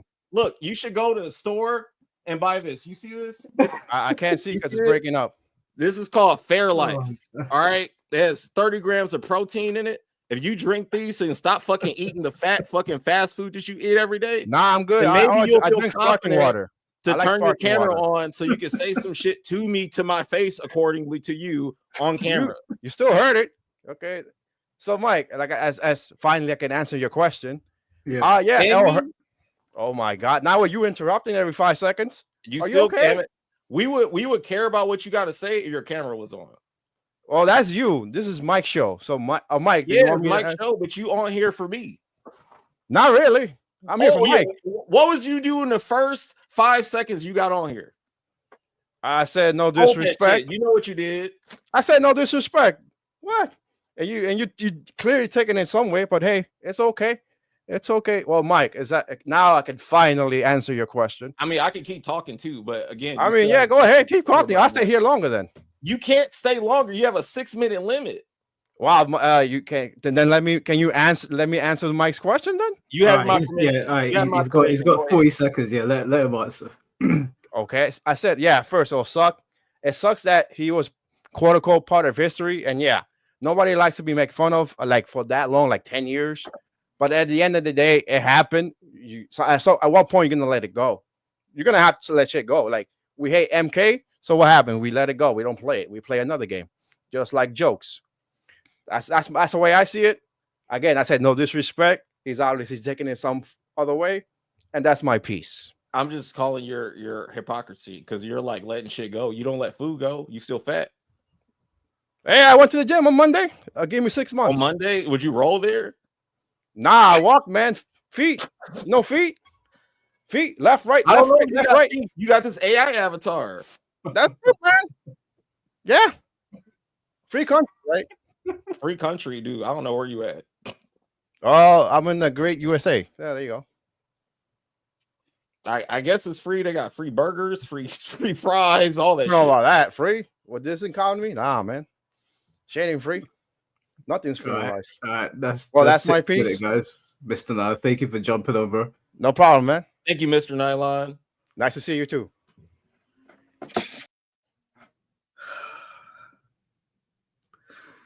Oh my I can do god! this all day. Captain America. All right, we got Invincible next. Invincible, can you hear us? I can hear you. Can you hear me? Yo, what's up, Yeah, man? yeah, we can hear you, man. Got it working. Oh boy. Okay, finally. Where do I start? Okay. I got a question. Well, maybe 4 questions, but the one I want to hear from you is, what's the issue here? The community or Sonic on this 13 thing here? What's the issue? What who? How are you seeing this? Is that Sonic's a bad guy? Or the community is just being an asshole. Like, who's the bad guy here to you on this situation? Are you asking me or him? Yeah, you. You're asking me who I think the bad guy is? Yeah, all this thing played out. You guys had a Twitter feud. I think as remember back in the day, I was watching Transpire on Twitter. You guys going back and forth, and then finally got to the game, and that thing played out the way it played out, and Funny made fun of you to this day. And I heard you and Tom talking. All you think this guy's saying, I almost like disagreed with all of it. Don't get me wrong, I sound like I'm on Sonic's side, but the man deserves his flowers. He's the best. And he did what he did, and you took the big hit out of all his greatness. You kind of took the hardest hit from all of that, I would say. And now this thing's been going on to this long, and seems to me that you or Tom and your friend group, but I'm not sure. Like, looking, someone's here doing you evil. Someone's doing you something that you don't think you deserve. So that's what I'm pretty confused about before I even go to the what I'm thinking here. So you're asking me who I think is the bad guy here? Yeah. Hey, as far as I'm concerned, every fucking body that's involved. So I mean, if you on some bullshit, you a part of the bullshit. If you in the meeting when they was approving the shit, you on the list. Like if you was in back and you probably saying don't do the shit, but you still there in the room, you a part of the list. Like if you egging the shit on, you a part of it. Like, I mean, it's not like that's just what it is. You put the clean on the guy, yeah. Like, it's a spade is a spade to me. Like that's just how it is. Like, I can't. Now I can't be like, oh, I know these exact people are thinking, but I can tell, like, you know. So to you, everyone's the bad guy on the situation towards you. Everybody's not the bad guy. I'm talking about everybody like involved. That's involved. Yeah, that's involved. Yeah, correct. That's taking part on the fun, or making fun and the poking, all that. Like, they're all bad guys on your perspective. Yeah, to me, because like, Yeah. I'm not doing that shit. People I know ain't doing that shit, or people I'm cool with, I mean, ain't doing that shit. Because obviously, you know, bad people. I don't assume they would. You know, they're your friend. They should. But you don't see anywhere where you made the mistake where you was a mistake. Being competitive. Like, I feel like this is what I think. Because, and I'm not saying you, but the narrative or where you might be going, I could be wrong. You might be like about to say something different. So I apologize if my assumption is wrong. But it's fine. Go because like I think Tom kind of broke this up earlier because he was like, do you think that you could have did this situation different or whatever? I think people are too fixated on me being Jesus Christ, meaning be perfect in every situation. Yeah, my name is Perfect Legend and stuff, but don't hold me to a standard you can't hold yourself to, and the people that you might be cheering for also can't hold themselves to and are not able to hold themselves to. And this whole thing, like, all right, why are we a community of people that glorifies sports, whether it's fighting or like, you know, basketball type shit? We glorify like anime fighting, real fights, everything, right? Being competitive, believing in yourself. But then when someone does it, you're like, no, don't believe in yourself that much. No, you got to be Like this whole obsession that people have with humbling somebody. Why the fuck do you care about how somebody else feels about themselves? If anything, you should just come back at them and be like, no, I'll beat you again or whatever. If I beat somebody 1,000 trillion to 0 and they say I'm still godlike, okay, let's play again. I'm not about to fucking demonize them and blacklist them and all this other fucking crazy ass shit. That shit is weird as fuck. Think about that. Okay. So so pretty much you're saying there's 2 points there. You said one. You said it's a sport. It's like a sport. And 2, you said once you beat somebody, you don't just quit and avoid them. Yeah. And to the first point, it says a sport, but sport, as we know, also has fans on both sides that likes to prop the team up. And if you lose to one side, they're gonna, of course, make fun of you, make memes, and keep going forever, as long as it takes. That's fair, no? In a sport.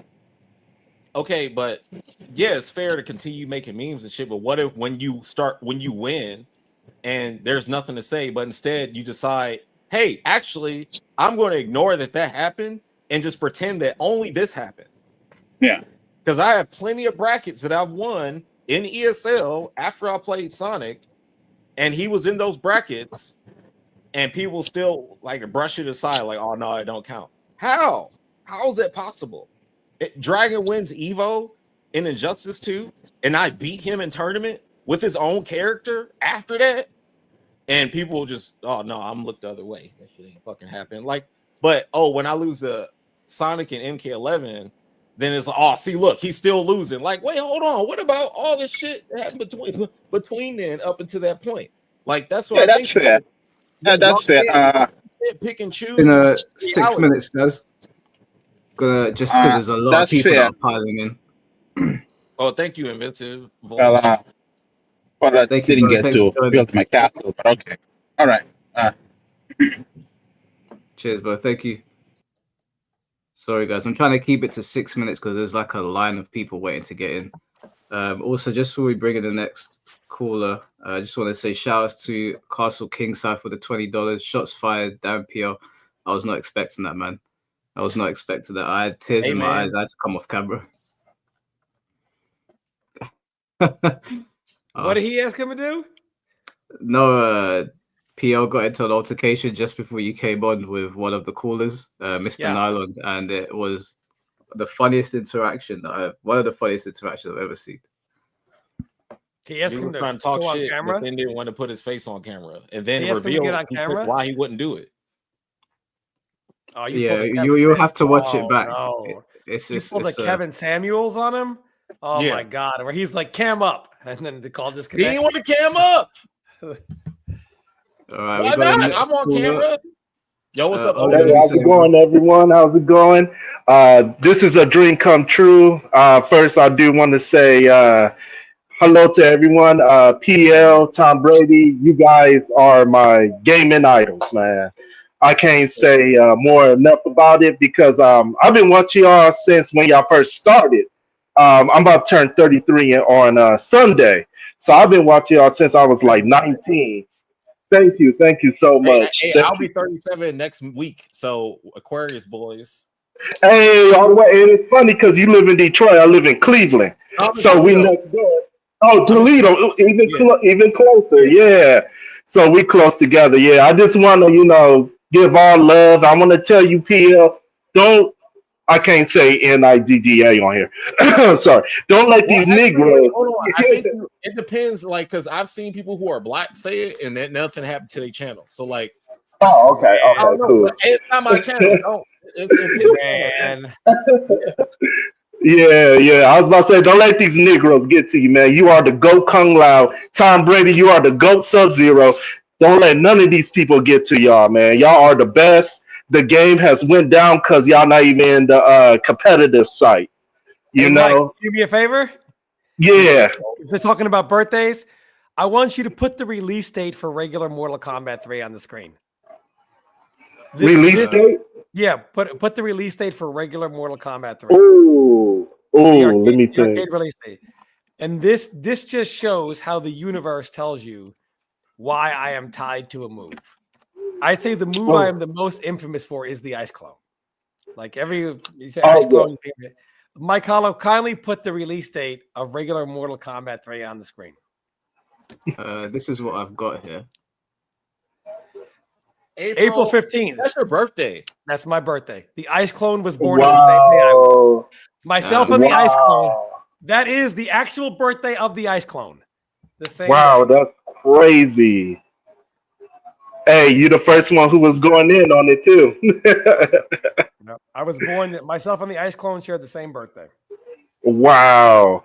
Oh yeah, I got a shout out to my friend because he modeled after you, Tom Brady. He's a big time Sub-Zero player. When he plays Sub-Zero, he learned from you and everything. Like I learned from PL with Kung Lao. I'm a big Kung Lao player.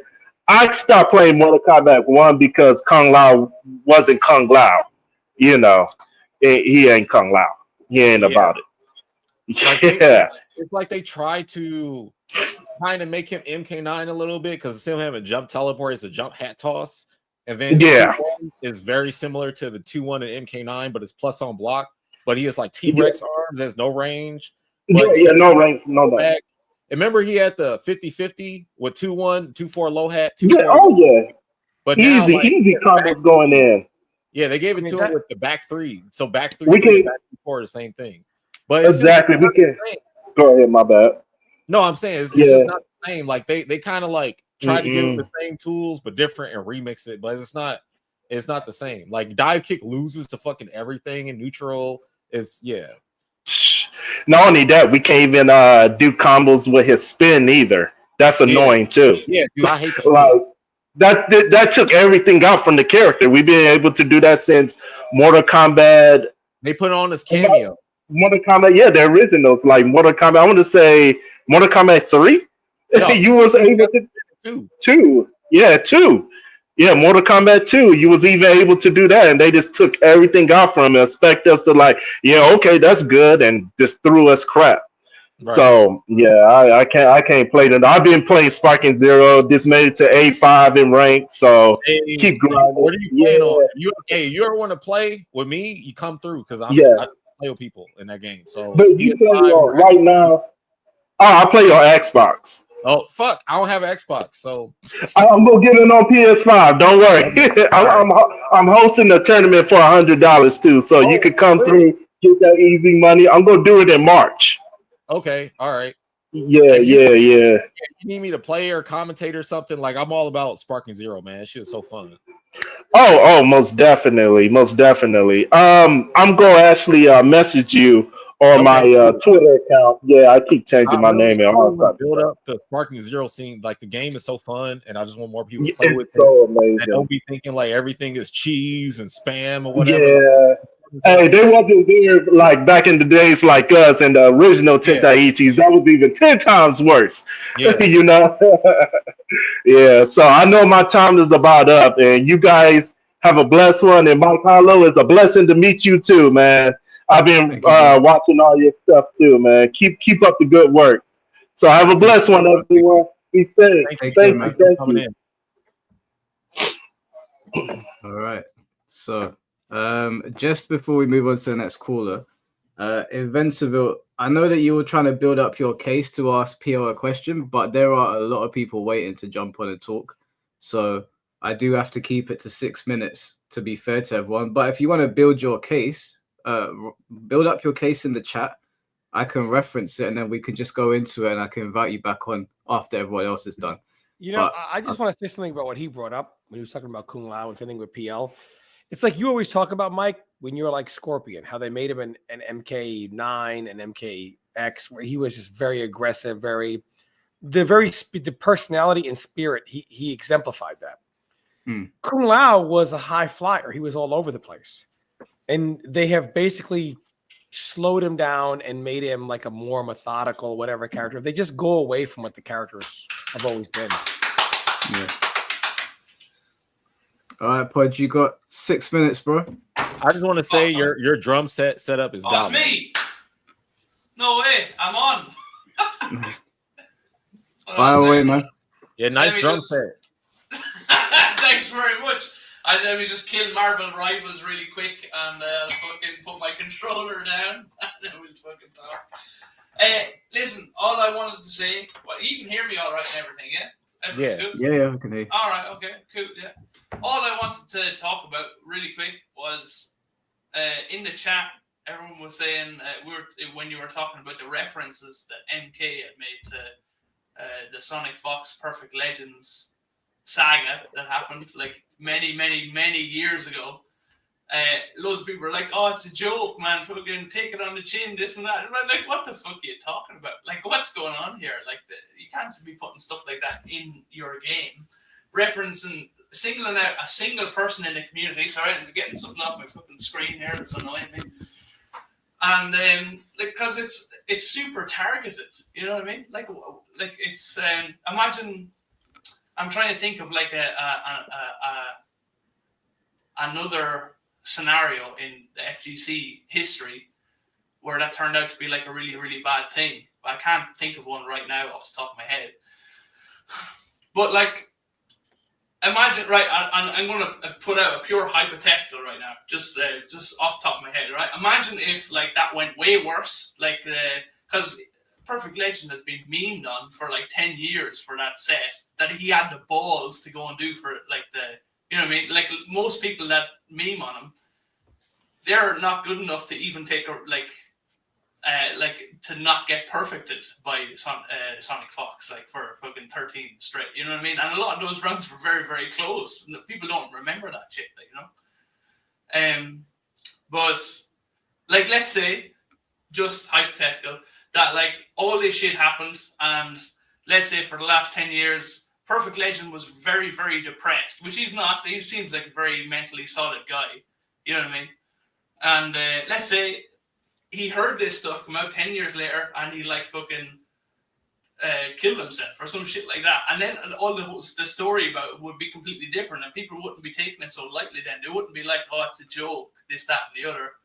It would be a big thing. You know what I mean? And Mortal Kombat would probably be in a lot of trouble over it. You know what I'm saying?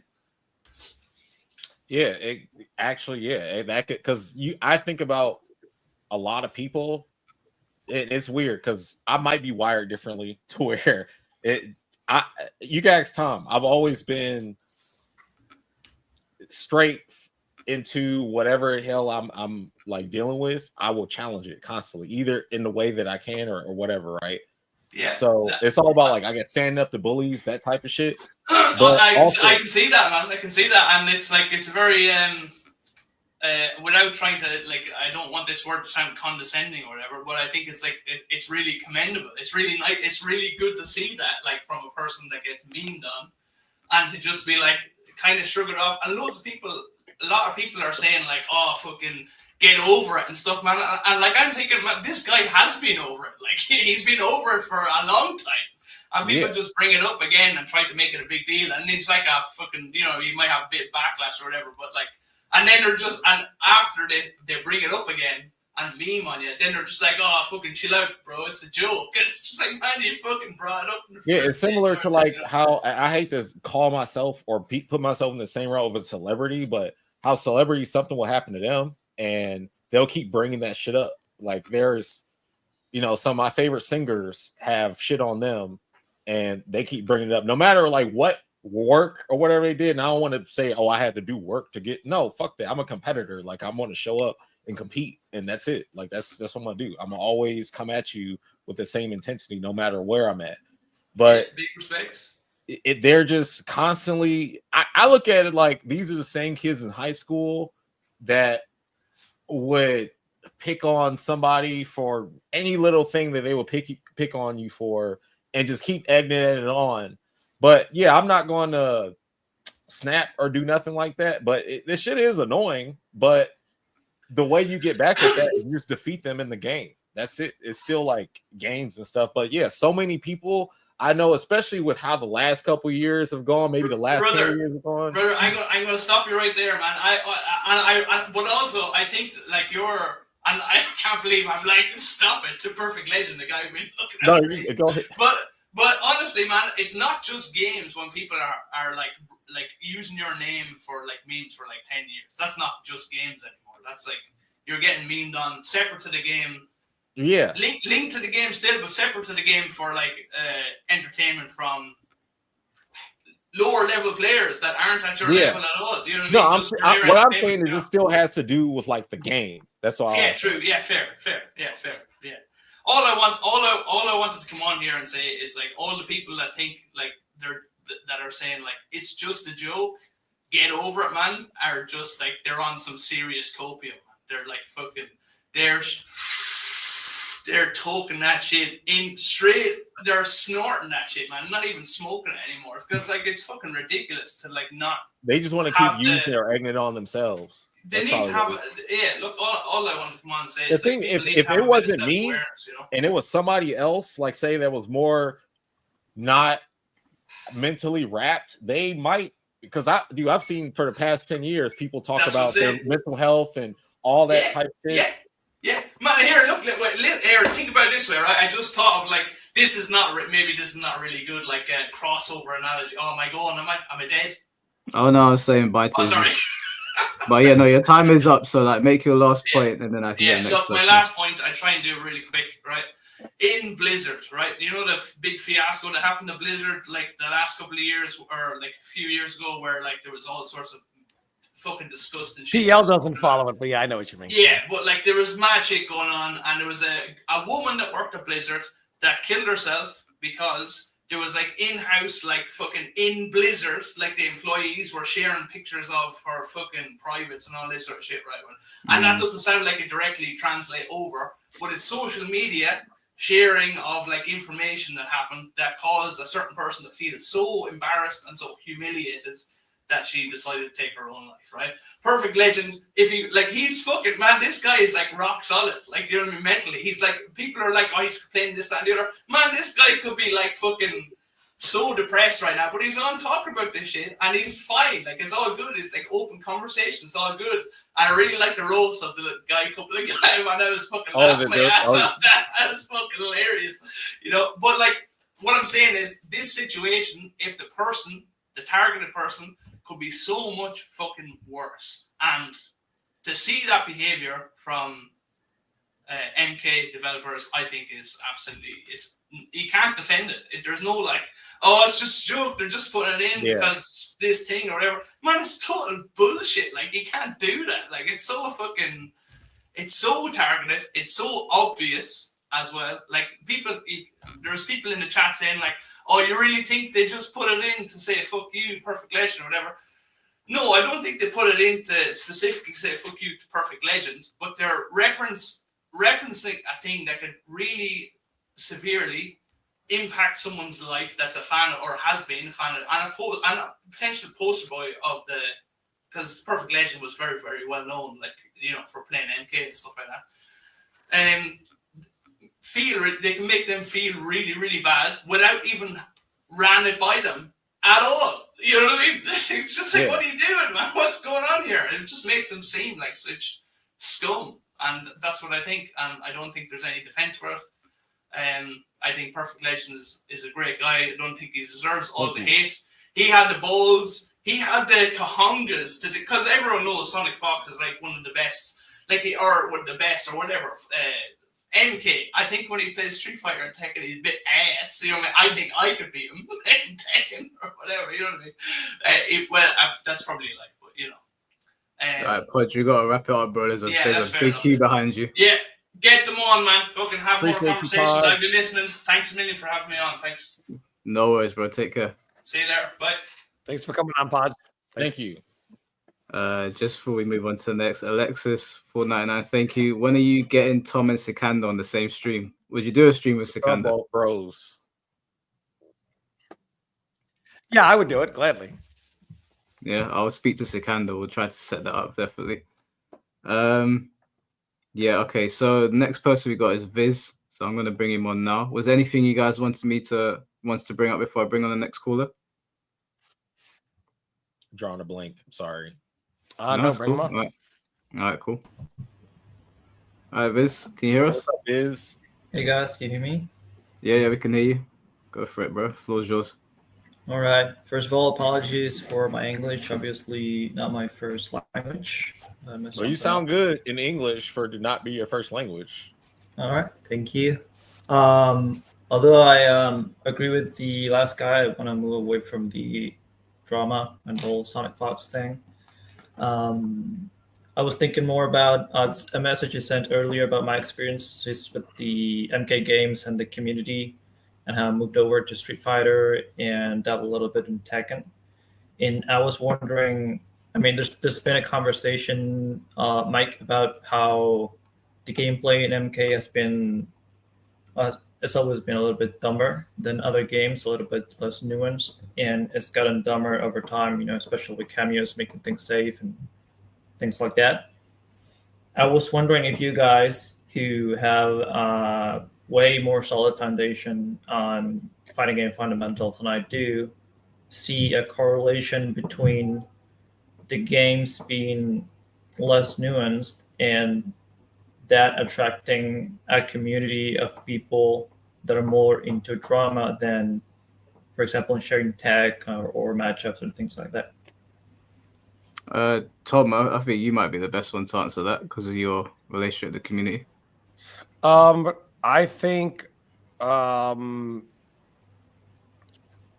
games, I think the developers, unfortunately, have made the mistake that a more simpler game is going to equal more sales. And what they have done is say, okay, well, if we make that the casual player can feel like a professional player, even though they're not going to be the pro player, or an average player can feel good, a good player can be great, things of that nature, that the game will sell more. Unfortunately, what has happened is casual players don't stay with the game. They never do, and then they leave. Normally, it's the competitive players that love the game, the hardcore players that keep the game's word of mouth good, so the casuals always come back, check it out, buy new shit, leave, come back, leave. The problem is when you make a game dumbed down, the casuals come, play, they don't like it, they leave. The players that are stuck with the game, they don't like the game, they don't enjoy it. And then it just turns into a drama fest where it's not that the community is about tech, it's that the game doesn't have any tech left to discover. What tech is there left to discover in MK1? Next patch. So all you're left is the bickering, the drama, the toxicity, because the game itself is not enough. So you agree that there's a correlation? Yeah, I think so. I think your point is that it's intentional. It's intentional to sell more games. The problem is the interest of the developer and the interest of the players are not the same. The developer's goal is to sell as many games possible, and they don't care how they do it. The players want the game to be as solid as humanly possible and as hard to master as humanly possible. But the developer believes hard to master, hard to get into, not hard to get into, but hard to master means players aren't going to play it. Developers have lost what casuals like. Cool characters, sick ass stages, sick music, some single player content. They don't care about the tier list or can I do the sickest combos in the game, but they believe if they can simplify it to make the average player have a chance competitively, not saying they're going to beat the top players, but a low and simple to get into skill ceiling.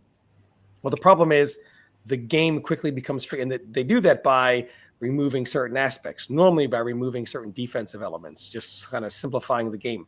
No longer is the game about multiple tools to make a picture. It's, well, if you have to use 13 tools to make your character good, well, that's just too much for a casual player to master. Here's option A and option B, and you just whore that out and win. Well, how much time does it take to understand how to win with option A or option B? It took the MK community 2 days to realize when the game came out, move into Cyrex, move into Cyrex. How much can you discuss a game like that? And that's the first 2 months of the game. It's just been the same thing. They just shift the problem elsewhere. Yeah, I get you. I don't know if you any interactions with the Street Fighter community and things like the Ed Dream combo. Oh, I do. I've been around in every community, man.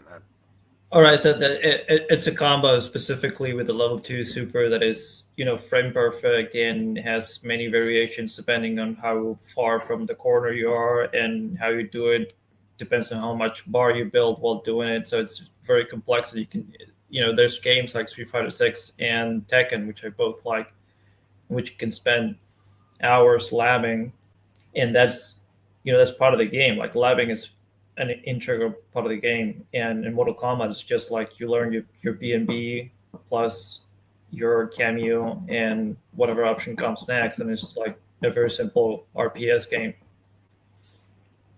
Yeah, it's a 2-route game, option A and option B. That's pretty much what it's turned into. So I do agree on NRS's side that this is by design, because especially since they don't give support to their games, even though this is the second time they said that they would, that if this thing is not going to last more than 2 to 3 years, why would we make it complex? I think that's another reason. But the problem is the community mistakes. NRS's model has gone away. So the community always has like, oh, look at all the content we get. No fighting game gets characters like we do. That's because NRS's model is make the game extremely shallow and constantly give you a new character. And then 3 months later or 2 months later, a new character, and then a new character. Their window is, their design is, instead of giving you depth, they just make the game very option A, option B-ish, very dumbed down, and then constantly keep feeding you new content. Well, the problem is when there's a drought of content or they're done, then you're only left with the same game. That obviously, and that's been their problem. Yeah, quantity over quality, I guess. 100%. Which is funny because, I don't know, Capcom has been doing Ryu for like 30 years and Ryu is still fun for people. They find ways to reinvent. But it makes me wonder, because if you look at Street Fighter, Tekken, Strive, I can't think of anything that big right now, but if you compare it to those games, you see them constantly innovating and iterating on their own systems. Like Strive added a lot of features since release, and they're putting out new ones and new characters, and Strive Special, in which each character kind of breaks the rules of the game.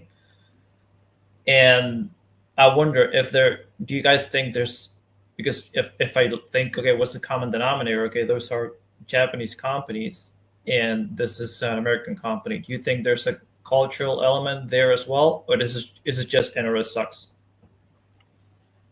This will be the last answer. Whichever one of you guys want to answer it. Do you want to take this one? BL? I mean, it's a little bit of both. Because they deliberately make decisions in their design as what was the guy, a Bloody Count that was on? Blood Count, yeah. He was confirming a lot of stuff. So there's that. And also just like, yeah, they're not the same company either. Like they have different philosophies. Like we don't even know what their design decisions are as far as like, we're making this game for this reason. Like Street Fighter is probably like, we're making this game for this reason. We don't know what that reason is. I think NetherRealm Studios wants to keep out with the old and with the new, including with its player base. They want to get rid of the old players and always bring in new ones. They want their money, but they kind of want to keep a new community, a fresh thing going on. So they just, everything is always out with the old and with the new. And they have mistaken the fact that they just don't understand what sells anymore. They didn't realize why their game was really selling. And they thought, oh, our game is selling because you get a new game every time and we'll just reinvent the wheel every time with new ideas. They didn't even realize why their game was so popular and why they were selling. They just thought, oh, it's because they get a new gimmicky system and it's a new game every time. And in reality, what they thought was the selling point of Mortal Kombat was actually the point that people didn't like about the game. And they just never saw it. I think other creators know what their game is. And they may add to it and put some nuances and tweak it, but they know at the core what their game is. Mortal Kombat is or is not anything. It changes from game to game to a point where the game is no longer recognizable. And NRS thinks that's the right business model. And this is the first time it has ever really come to bite them. Cool, guys. All right, we're going to get the next caller in. Viz, thank you so much for joining, bro. Thank you, Thanks, Viz. Viz. And while you're bringing in the next caller, let me just say, because I know people are going to say, oh, the game is selling so well, 5 million. Let me just explain something to you. The first 3 million copies came within the first 3 months of the game, which means many people were believing surely they won't make the same mistake twice. However, then it only sold another 1 point something million in the next 9 months, and then only sold a few 100,000 from September till now. So it's like if I go to a restaurant, myself and Mike go to a restaurant. So me and Mike are at a restaurant, and we pay for our meal. And we say, you know what? This food was terrible. We're never going back. We didn't like it. And someone goes, well, you must have liked it because you paid for it. What's happened in Mortal Kombat is people have paid for the product and now said, we're done. When you look at the end sales of MK1, it's going to settle somewhere probably around maybe 7-8 million, which are still pretty good. But a laughing stock when you look at the fact that 11 sold 15 million, X sold 11 million. So if your sales regress by a decade, it tells you that things are not on the way up. So people look at the sales numbers now, but when you look at the sales number in the end, it'll see that it was a product people bought and ceased to buy. Yeah. All right, Viz, thank you for joining, bro. Thank you, guys. Yeah, I don't think he'll hit 8 million. I think he'll hit. I think 7 million might be it for it personally. John Boy, thank you for the 5 gifted memberships. And with that, guys, we've hit 100 members. So thank you so much. Yo, that's crazy. Congrats, 100 boy. members is crazy. I'll talk about the members there a little bit later. But we've got LT headquarters next. Yo, what's up, LT headquarters? Mom, dog, can you guys hear me? Yeah. Yeah, what's going on, man? What's up, man? Good Good to see you, dude. It was good to see you in the stream the other day, too, man. Yeah, bro, for sure, right? I was gonna say, all right, look, bro, I'm gonna just call this shit a part 2, bro, because I seen you were, I popped in your stream the other day, and you were playing MK1, bro, and I saw you using Lao in there. So I know you haven't really been on the game in a while, bro, but I wanted to ask, one, has your opinion changed on this bitch-ass character? And in terms of how the meta has kind of shaped, right? Because since the last time we talked, right, I think it was Evo and Takeda was coming out. Right. And so, sorry, Mike, Tom, nice to meet you guys.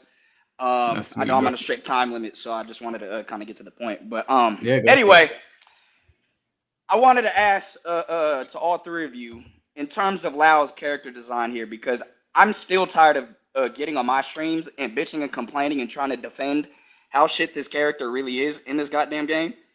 And it really pisses me off because I'm so frustrated with this idea. Like, right, okay, we had Cyrax come out. And for some reason, Cameo Cyrax still has bomb in net. And then main roster Cyrax still has bomb in net, which is fine. So everybody's like, oh, Cyrax has always played like this. And I'm like, okay, I agree. But don't change the philosophy of other characters like Kung Lao that don't do the shit they've done in previous fucking games. Like main roster Cyrax still has a goddamn net, but instead of a net, it's just a ball of chlamydia she shoots at you, and it sticks to you. You know what I mean? So it's like, you know what I mean? So you haven't been on the game in a minute, but I've been seeing you recently hop on the game. How do you think the meta has switched? And I think, you know, on top of that, the quote unquote buff they gave Lao, that shit ass air hat. What do you think, bro? For all 3 of you guys.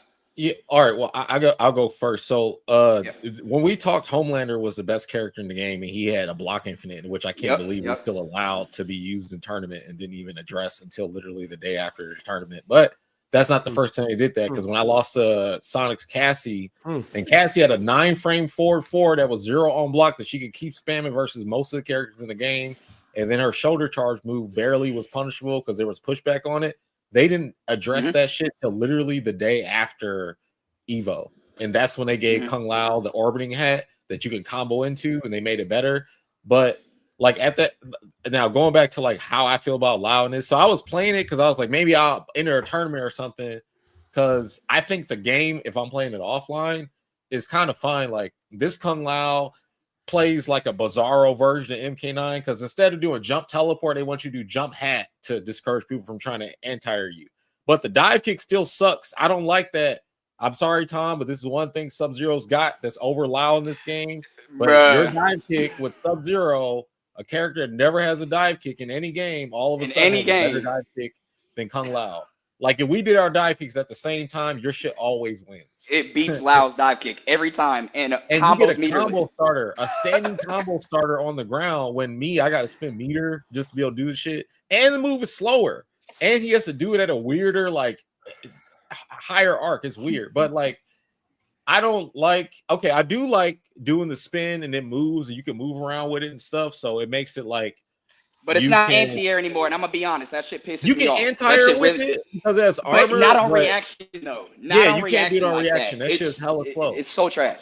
I'll use the cameo spin sometimes to anti-air, but even that's not as reliable to do. It works, but like personally, I'd rather Kung Lao play like other versions of him instead. But it's like you have to accept what he is if you want to play. I think I get frustrated because Liu Kang has a better anti-air. With the fucking under the ground dragon move like, shit. Wow. Yeah, he has a better anti-air than Lao, and I don't understand because he also I feel like Liu Kang in this game is just Kung Lao but 10 times better. You know what they would say? He literally has the same exact tools. You know what the devs would say to you? There's like that's because he's the fire god, and they would laugh at you for. Here's what I want everybody to watch it because I'm tired of watching these tier lists. And I see dickheads put Kung Lao in S tier, and this shit is pissing me off, bro. It's because they're playing Sector with him. So what they'll do is use the missile to cover his offense. That's why I'm a Lao Sector main. Let me tell you right now, dude. I've been using Lao Sector since day fucking one. You could go look at all my TikToks on that. Yeah, I know you. All of us. Yeah. There's one motherfucker. All of a sudden, winning a tournament, online KO, winning Lao Sector. All of a sudden, people are saying Lao Sector's meta. And I'm like, that shit is not like the shit you actually have to do to get setups with that team is actually pretty difficult. But aside from that, I'm tired of seeing these tier lists where people are putting Lao S tier. And I'm just not understanding that because I'm like, Liu Kang literally has everything that Lao has ever had. If you try to do Lao's new air hat, try to call that shit out as low as you can to the ground. That shit is still considered a high. You ever tried that shit? Yeah, you can still duck it, yeah. Yeah, you can still duck it, but let Liu Kang do the fucking fire barrages in the air, and one of them you still gonna have to block because it's a miss. It's weird because like the character, I will say this, he does work for how the game is designed. Like what you need to do the spin, call the missiles, come in, do forward two or sweep, and then do all your stuff. So he can win. See, this was fucked up because they'll make the character good enough to where you can win with them. But even though you're complaining about like legitimate things, like, hey, why is this like this when y'all can make Johnny Cage literally be MK9 copy paste Johnny Cage in this game, give him all the normals and everything. The only difference, he don't have a force ball, and he has a parry now and a command dash to go through projectiles. They can do that, but for Kung Lao, the most they give you is the 2-1 string and back 3 stuff, and then you got a fucking rise and dive kick that you have to spin meter to launch somebody with, and you got the EX spin and then the EX dive kick that you got to use. Is like everything requires meter and stuff. It's not like as you said with Cyrax, you can just do your chlamydia net. Yeah, they're goddamn chlamydia net, and that shit you can't even just do spin. Like if Kung Lao doesn't have meter, the only way for him to damage you is to do back 2-4 and then combo off of that. No, like the shit pisses me off, and it really fucked me up with Cyrax because I was like, bro. She has infinite bombs, which is fine. She's always played like that. But why did you change the logic with other characters? Like, if you do Lao's 2-1-2 into Cameo Lao spin, that shit don't combo. Yeah, it don't combo. You have to do regular 2-1 spin. And yeah, you have to do 2-1 into that's spin. Not a confirm. Yes, exactly. And that's what pisses me off. So I'm like, Cyrax over here with no lineup and infinite bombs. And it pisses me off, bro. I'm just like... how you feel, man. is usually look, I'm not like a professional player or nothing, but I think I understand this game on a pretty high level, and I'm usually not good at calling out shit that is like kind of dumb. But this game, it's like out there. You can just blatantly see the bullshit, and it pisses me off. Yeah, I want to say anyway, this. Yeah, I want to say this because I know people will be like the pro thing. dude, you know how to play the game. You know how to play the game. There's no fucking separation of pro and that shit. It's like, do you play the game correctly or do you play it wrong? That's it. That's all it is. There's no fucking pro novice type shit. How the way you throw a fireball or Ryu is the same way you throw that shit if you're a master level or if you're a beginner. There's no like, oh, I'm a pro throwing the pro version of the fireball, unless it's a just frame at the end. Yeah, but you can learn that too. But yeah, man, your opinion is just as worth as mine. Yeah, I just want to say one last thing. I know my time's up real quick, but I saw a tier list. I think SonicFox did a tier list, and he put Kung Lao in S tier, and he goes, Kung Lao with meter is S tier, but without meter, he's the worst character in the game. I was like, then how the fuck is he S tier when there's no other character that has a condition like that? How does that even make fucking sense? There's no other character in the game. Was it? Okay, then he got me. I was raging at the screen. He got me.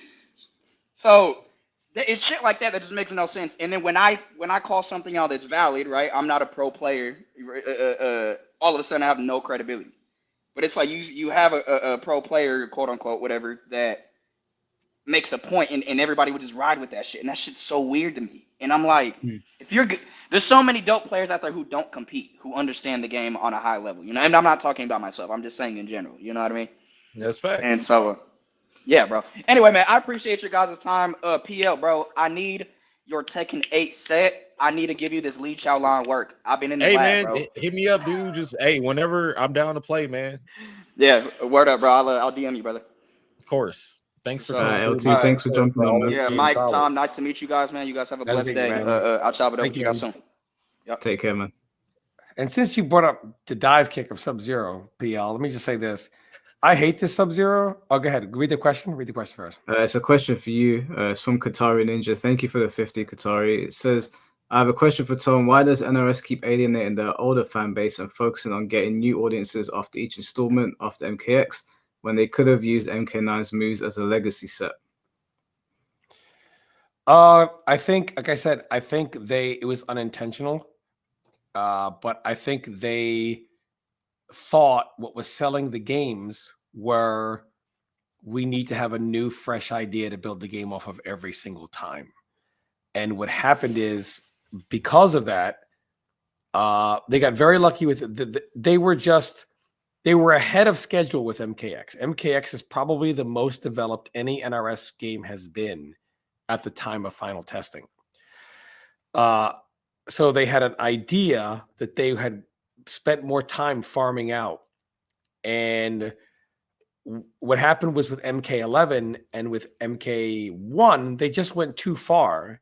Now we're going to do a custom variation system and all this other stuff. And it was just too much with their time period. And same with, so they thought, we'll just constantly bring in something fresh, but because they just can't, it's impossible to do it. Can you imagine Tekken if they made a Tekken game and said, we're going to take every move and rebuild it from scratch? It'd be impossible. They'd never do it. Mortal Kombat, they just, when you do that, you just alienate the older audience because it's no longer the Mortal Kombat game they get into. And then you're always going to lose more than you keep, because when the next game comes out, you're going to have a lot of people from the old game lose streets to someone. He's like, man, I love that MK11. This ain't MK11. This is MK1. And then the next MK, you're going to have MK1 people saying, man, this ain't MK1. This is MK2 or MK13. They just keep doing it. Yeah. All right. Kid Thunder, can you hear us? He's muted. Yeah, I can hear you. Can you hear me? Yeah. Hey, what's up, man? Hey, how you guys doing? Wait, do I have to turn on my camera?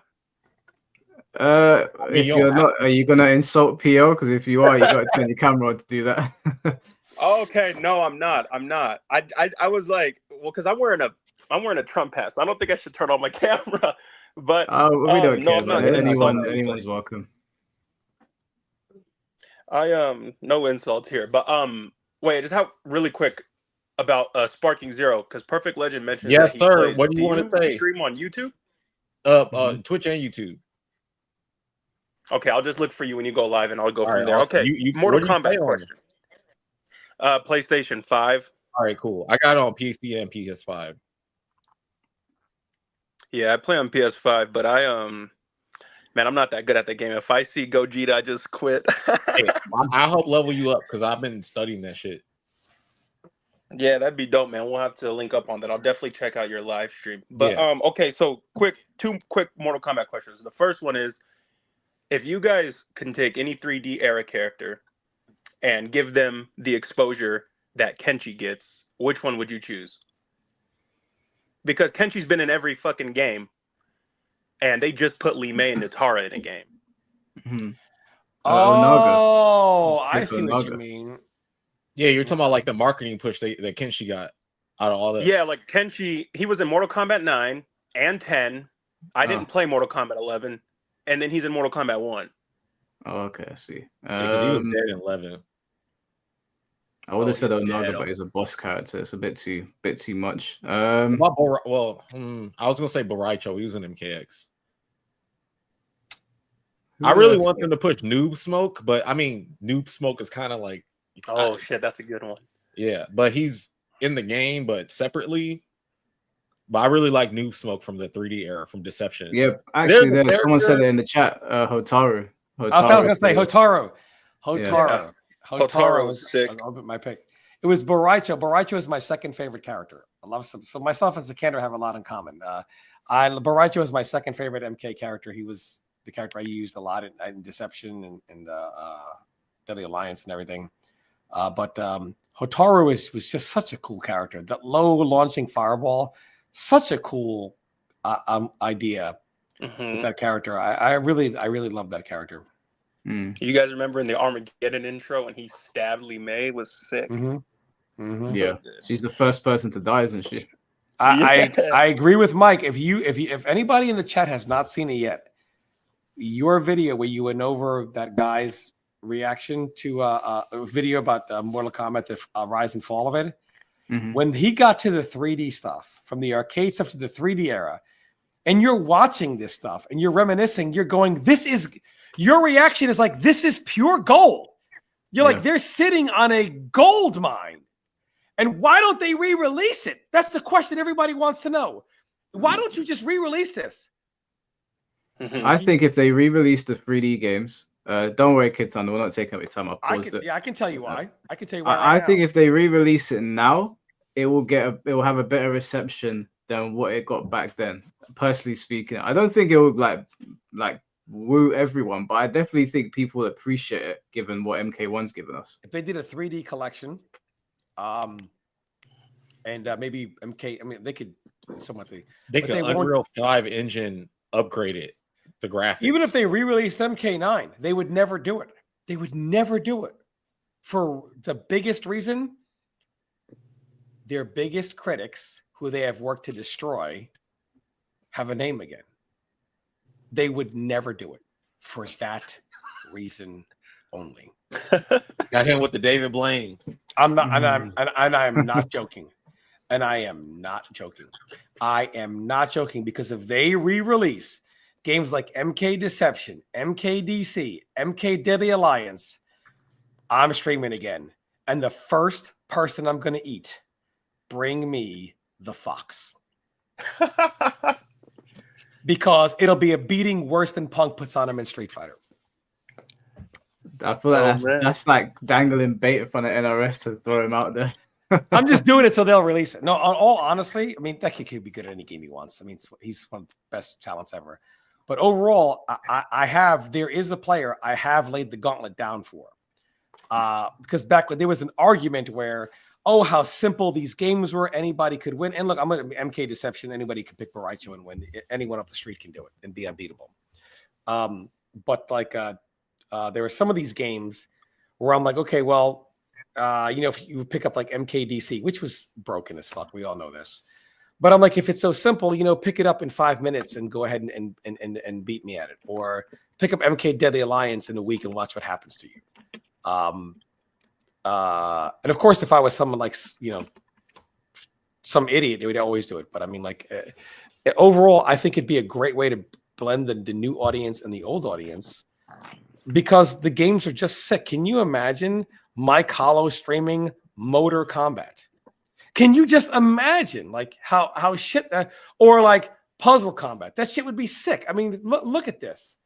It still looks good, like visually still holds up. Yeah, this is me versus Rio, isn't it? Yeah, this This is you game, versus Rio. this right here is one Look of at the these best Mortal footsies. Kombats of all time. This is one of the best. All they have to do, fix the Baraicho Infinite, the Frost Infinite, and the Draman Infinite. It's not hard to fix. It's the elbows. Yeah, rest in peace. Sorry, Oh, well, Deadly Kid Alliance. Thunder is like supposed to be asking questions. I'm so sorry, Go ahead, bro. Kid Thunder. Go ahead. You want to Man. Go ahead, continue man. asking Keep questions? No, that up it's all there. good. Keep that game up there, man. Yeah, keep it up there. You know, that actually reminds me just really fast. Do you guys remember in Deception when they would have those character cards and they would show like the digitized actors and like give you a little snippet? And they had one for Jax and it had like John Parrish doing an interview. It was so badass. I don't remember that. Do you guys remember it? What video now? The 3D picture cards? In the 3D era when Yes. they had like Yes. Yeah. Yes. I know exactly what you mean. Yes. Man, those yes, are the yes. things like, I don't know. It's just Mortal Kombat just used to have so much. Like you would get like Street Fighter and Tekken, they would make fun of the game, but I don't know. But anyways, I just want to ask one more question. I don't have to sit around for it, but it kind of ties into what Tom was saying with like, you know, someone they're trying to silence. And like, there's a lot of like, it's like a civil war going on between people who like Mortal Kombat. And kind of tying into Perfect Legend and his situation, you know, Combo Breaker was 10 years ago. People still bitching at him about it. Do you guys ever get the idea with like, you know, these live streams and like more people supporting you guys that maybe it is what it is, just Mortal Kombat community is cut in half. One side that just doesn't want to do the drama, wants the games to be good. And then these guys who think Mortal Kombat 1 is good, they can just think that. And we don't always have to just go at each other. Like there's enough room for everybody. Can I answer that just to start with? I mean, Sure. Like Alexis is my mod and she's a big MK1 fan. So there's definitely MK1 fans that are level-headed and they understand that there's a difference of opinion and that we can all get along. But I think really, if you go on Twitter, it makes it feel like the people that like MK1 are rabid dogs. But I think most people that I've come across, they end up being pretty chill and they're like, I like MK1. I don't agree with you, Mike, but I think you're cool. And that's usually how it goes for me. But if you go on Twitter, it makes it feel like you're in another universe. That's true. Twitter is wild. What about Tom and PL? Do you guys have any opinion about that? Man, look, let me tell you right now, if they re-released these games, do you understand the madness between the eras that would happen? Because like Mike Hollow said, you got fans of MK1 and fans of the players that play them. But the problem is each game has its top players and has their fans. And when people become a fan of somebody and you've changed the game so much, that player is gone. And those fans are like, I kind of like watching this guy play or whatever. Can you imagine like a Rio versus SonicFox in one of these games? The planet would explode. Ninja Killer versus, somebody else from like an older era.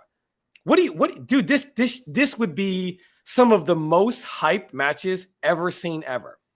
They are sitting on a literal gold mine of not just money, but just of like sheer hype. It would breathe so much like if you're truly working on the next Mortal Kombat game, what you would want to do is bring all these out as a stopgap. Then you would have the whole community together again, and then you release like the mother of all fighting games. MK would be enormous. If they go and just release the next game, oh ho hum, I don't really know how well it will do. But they are sitting on a gold mine. I think they just need to preserve their legacy by either releasing all the games and just letting us have at it, as Tom's saying, because that would be dope. Like looking at this right now, I want to play this. I wish we had this on with the Unreal Engine 5 remake glow up. Like this shit will be fun as hell. You see what they did to Ninja Gaiden 2? Like that on this game, on Deadly Alliance, all those games. Before Mike Hollow would be like, man, they need to do another 3D game. And I was like, man, I don't want that shit. But seeing this shit, I want it. Yeah. Bear in mind, Reptile, in my opinion, is one of the worst characters to watch in this game.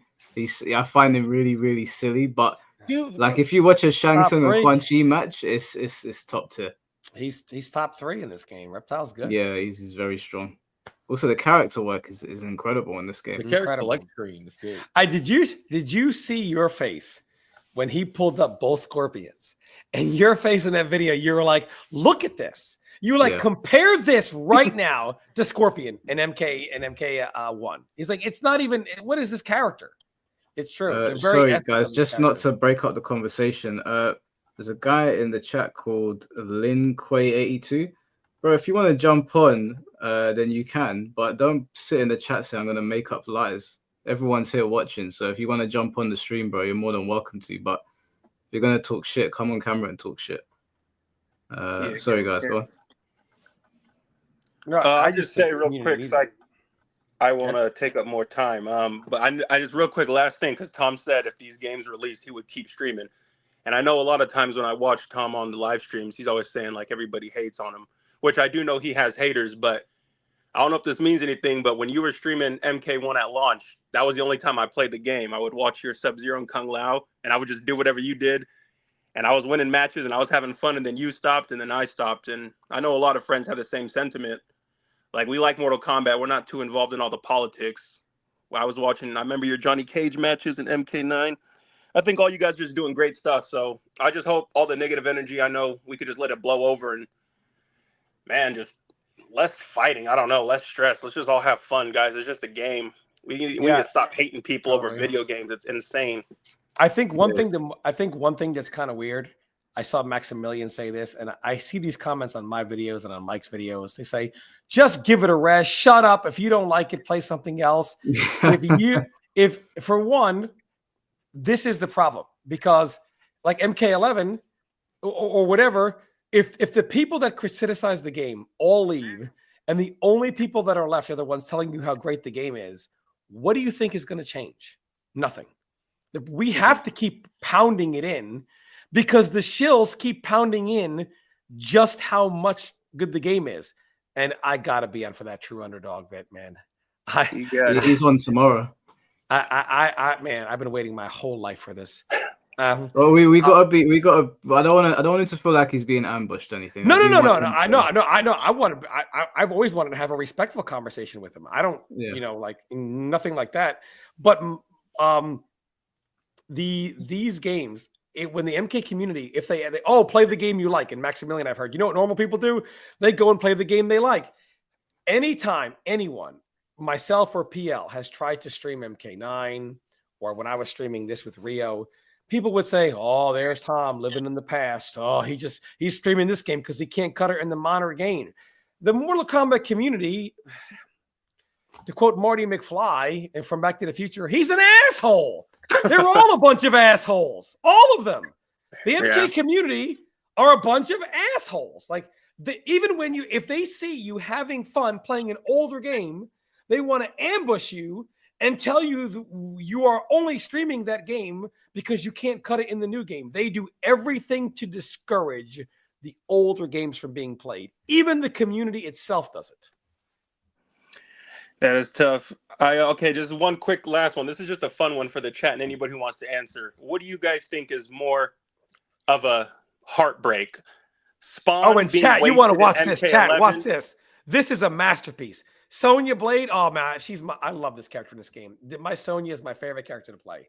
This is a straight footsie character. God, what a character this character is. God, I'm sorry. Oh, no big. Okay, I just want to know what everybody thinks really quick. What is a bigger heartbreak? Spawn being wasted in MK11, or these 95 costumes being wasted in MK1? I have one even worse. What is it? Wasting Kerry Tagawa as Shang Tsung in MK11. Oh man. Oh shit. Wait, who are these players, Mike? This is you and Czech. Oh, don't play these. This is when I was on a different controller. This is a bit of controversy. Don't play these. Oh, okay. I had no idea. My bad. So just to give you I'll give you some backstory after this guy's questions. Yeah, like I know how you feel about the 95 costumes, because I've always wanted those too, but I've also always wanted Kerry Tagawa as Shang Tsung, and he did a great, phenomenal performance in 11 in the story mode and everything.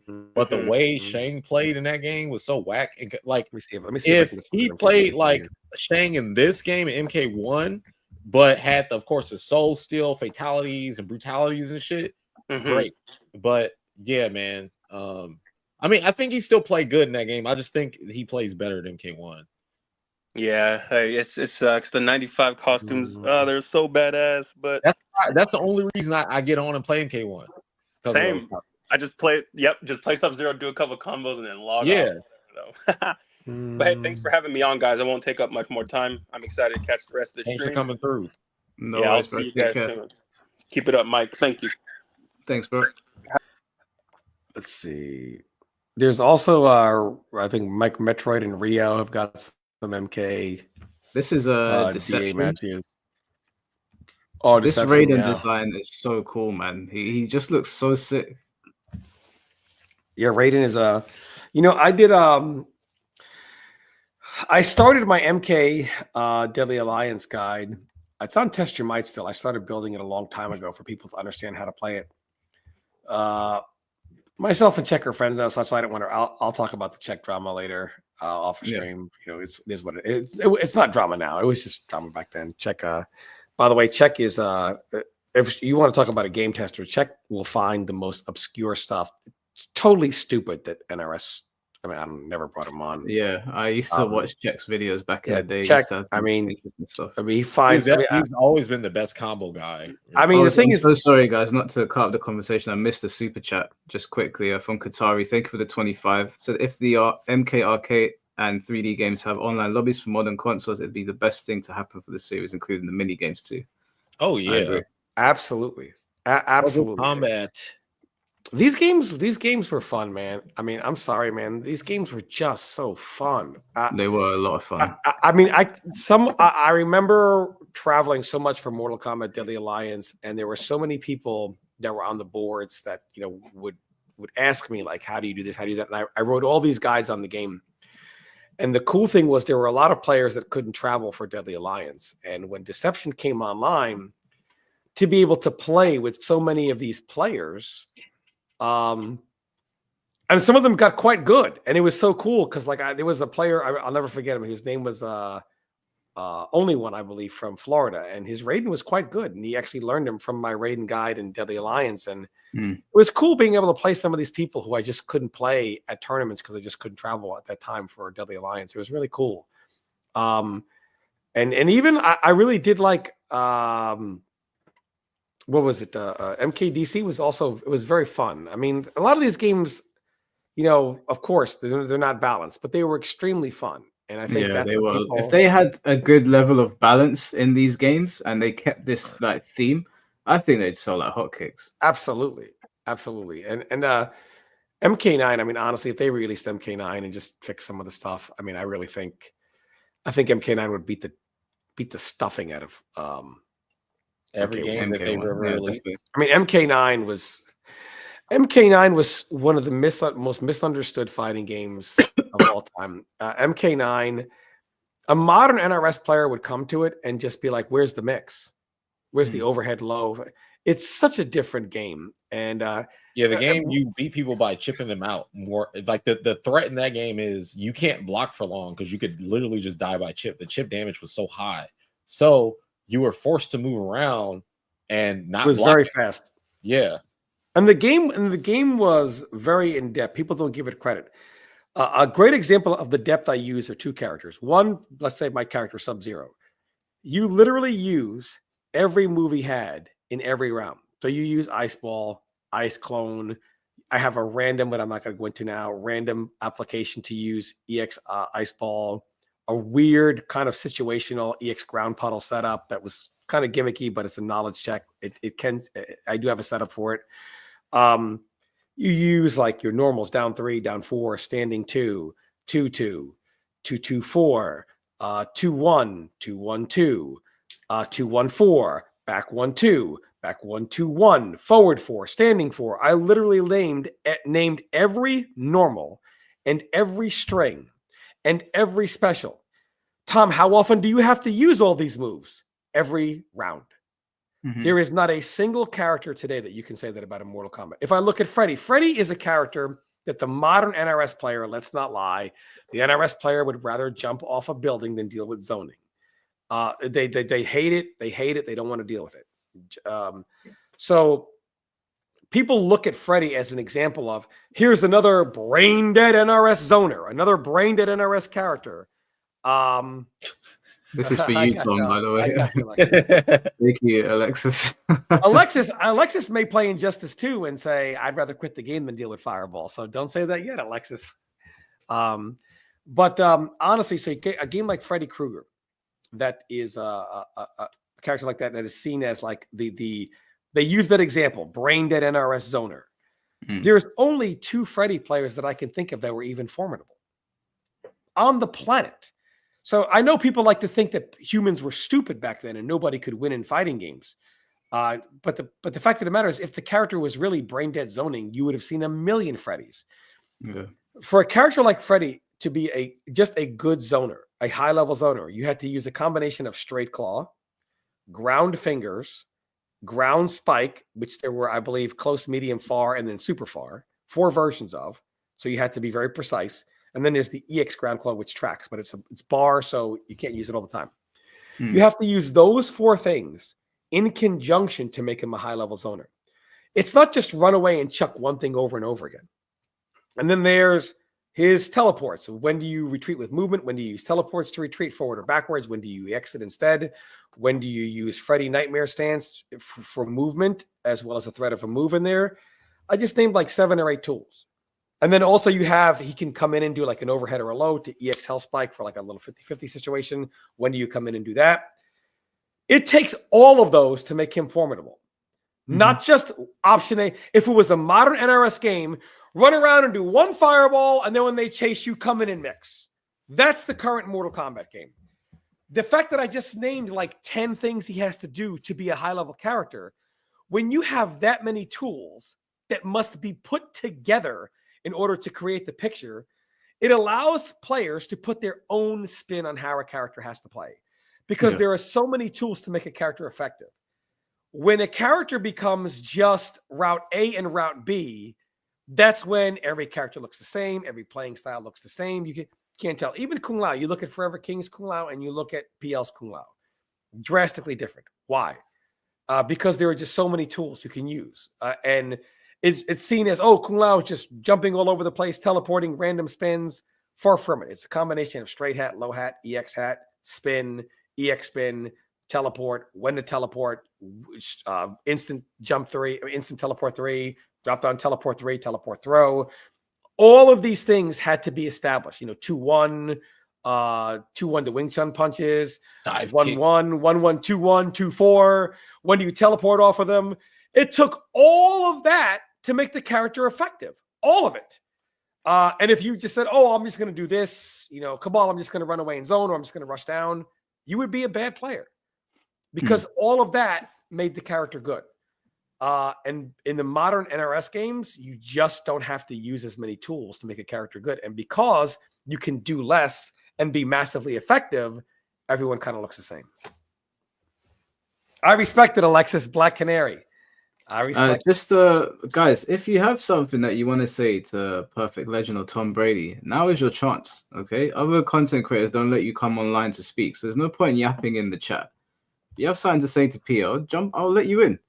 What's the point in talking to the chat when you can say it straight to PO and get it from the horse's mouth? That's what I don't understand. Like, they have the opportunity to come on here and speak and say what they want. I'll give him 6 minutes. He can say whatever he wants. Instead, he's asking the chat questions he could ask you. Unreal.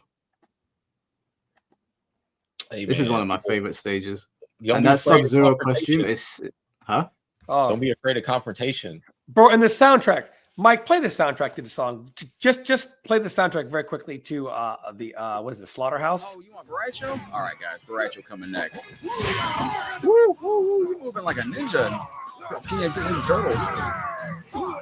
Even the had Mortal Kombat Deception been released nowadays, we'd have like fucking Donatello and Raphael, the Teenage Mutant Ninja Turtles, Shrek,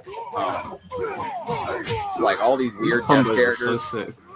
Dude, nice breaker on that. Mike, just pull up the song for like 10 seconds. Want the one being? Let the crowd hear the song.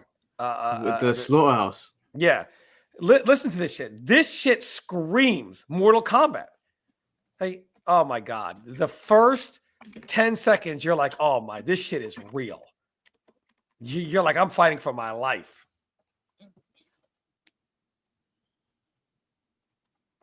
by far one of the best.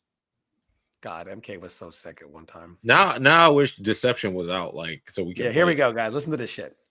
Listen to this shit.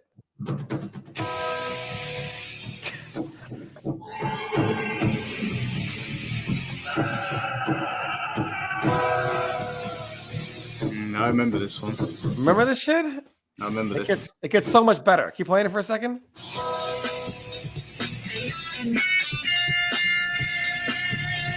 It's just all you gotta do is give us a jukebox. Right? Give us a jukebox. And keep in mind everything going on in the background with the fighters and the sound effects. Listen to this. Bro, what have they done? What have they done? They're sitting on a Goldmine. Play MK Armageddon Hell as well. One more, just one more. Which one? MK Armageddon, I believe it's called Hell. MK Armageddon. Yeah, MKL Hell Stage. MKA Hell Stage. MKs, they've got gems of these. Gems. The music in these past MK games was so good. Just unfucking real. Oh, Secanda wants to join us. Are you guys okay with that? Oh, yeah, go ahead. And MK, listen to this. Listen to this shit.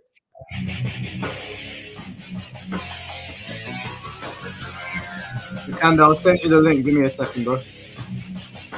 Chat, listen to how good this is. I'll be right back. This sounds like Dragon Ball. Imagine throwing hands to this.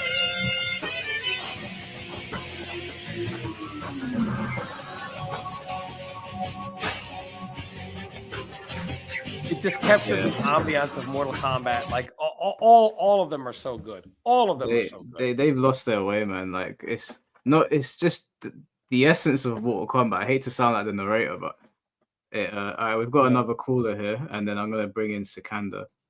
Will, can you hear us? Yes, I can. Can y'all hear me? Yeah, I can hear you, bro. Yes, sir. Oh, okay. All right. What's good? What's good, Tom? What's good, Mike? I was gonna sit up here and ask PL a quick question, but I noticed that he did step away, unfortunately. Yeah, he'll be back in a second. Mm-hmm. He'll be back. But to be honest with y'all, although y'all was playing like music, things of that nature in the background, to be honest, yes, they are losing out on a gold mine, like the golden days where when you do hear that type of music, yeah, it gets you motivated, like Virgil and things of that nature. Like you really do. And it's pretty messed up that they just don't understand that, like, this is it right here. This is what people want. Yeah. It's do you know what? They don't even have to bring out a new 3D game. I'm just asking for a re-release.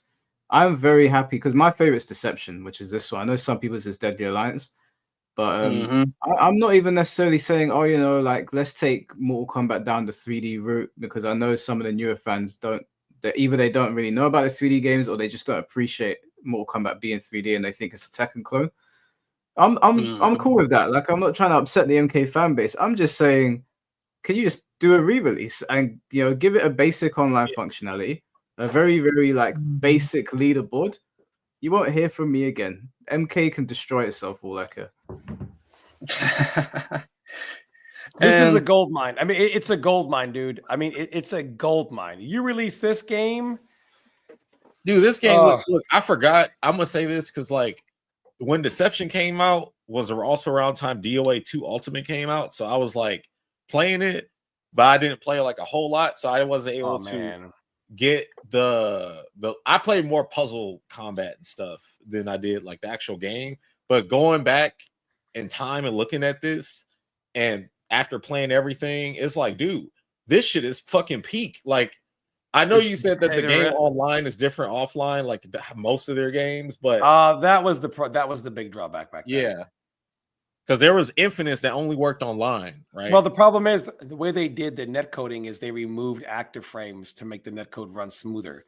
So, for example, like if you're playing Deception, Dairu's Eskrima back 1, which was minus 30 offline, is +1 online because they removed 29 of the recovery frames or 20, whatever. Yeah. That's kind of how they did it. And you had moves like an MK DC Sub-Zero's back 4, which he needed, a crucial tool to his rage activation stuff.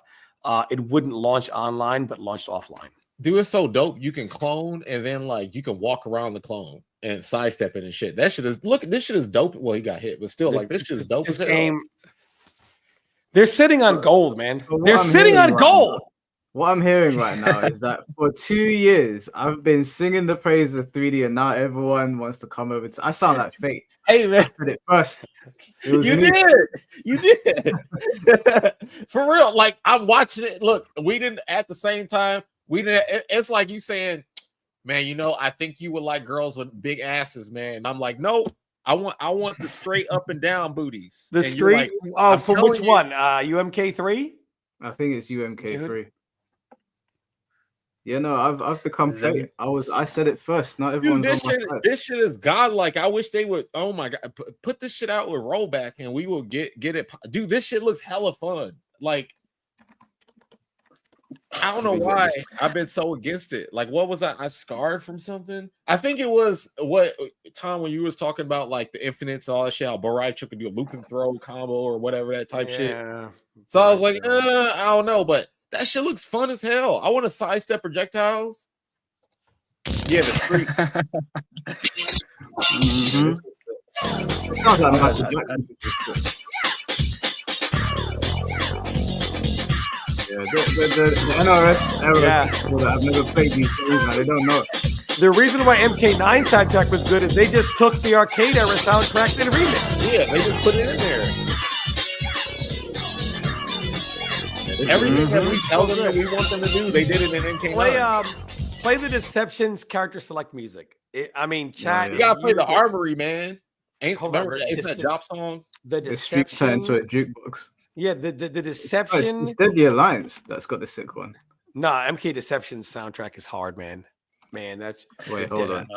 The MK Deception character selects theme. Sorry, we're taking up Will's time doing this. Sorry, we'll continue with what you're saying. No. I was enjoying every second of it because this is something that we all grew up playing. So what makes you think I'm about to sit up here and be like, can I get to my question? Nope. I'm gonna just stay here and let you keep going. Go ahead. This is something that, you know, I enjoy myself. But PL, you know, I definitely got a question for you, my guy. What's up, man? I understand that over the years, you know, because I ain't gonna sit there and get into the 13-0 thing. I'm sick and tired of even looking at it. But I'm gonna sit up here and ask you this. Over the years of Mortal Kombat basically being like everyone is saying during the early times, right? Being at its peak. And as you've seen it, you know, decline, you know, very, you know, poorly, kind of. Is the love for Mortal Kombat in general lost for you? I'll say this: if it's packaged the right way, let me bring it back. So, say you were dating somebody, right, and everything was great for a minute, and then everything just went sour, and y'all ain't seen each other for a while. Years go by, and they come back, and they've like did the work or whatever, and they're just more of a solid person. They know not to do what they did before, and they've learned from their mistakes and shit. And they still look good and do everything the right way, hell yeah, come on through the door. But they have to do that shit first because they clearly have it and losing their way. I remember the employee they had on here, they were talking about like there were people working for them who aren't even MK fans and they're not even fighting game fans. They're just there to mark off something on their resume. It's like, yeah, I worked here at this AAA studio, blah, blah, blah. So they got to do better vetting on who's passionate about Mortal Kombat at their shit and who's there that might have lost their own passion on developing Mortal Kombat. And that's so like me, I still love Mortal Kombat. Like I would play, like if we could play MK9 or we could play Deception and those were the main games and shit, I would be on that shit like white on rice and be playing it with everybody. But the circumstance has to be right for me to play on. I'm not going to get on MK1. I tried to. the netcode is like damn near impossible for me to even enjoy myself. When I can't counter poke and they alter the frame data, like just like he said with what they did with this game where they removed the active frames, it feels like that sometimes on MK1, and I don't like how it feels. So until they get the game back to at least how it felt in MKX final version, the problem with this game, the deception would have to be the game was designed to be played online. Offline, everything is minus 99, 99, 99 outside of like Scorpion's forward 1, Baracho's forward 3, things like that. Dairu has some good stuff. This game was kind of weird in which they almost designed the tier list to work offline. They would have to definitely kind of rework a couple of things for sure.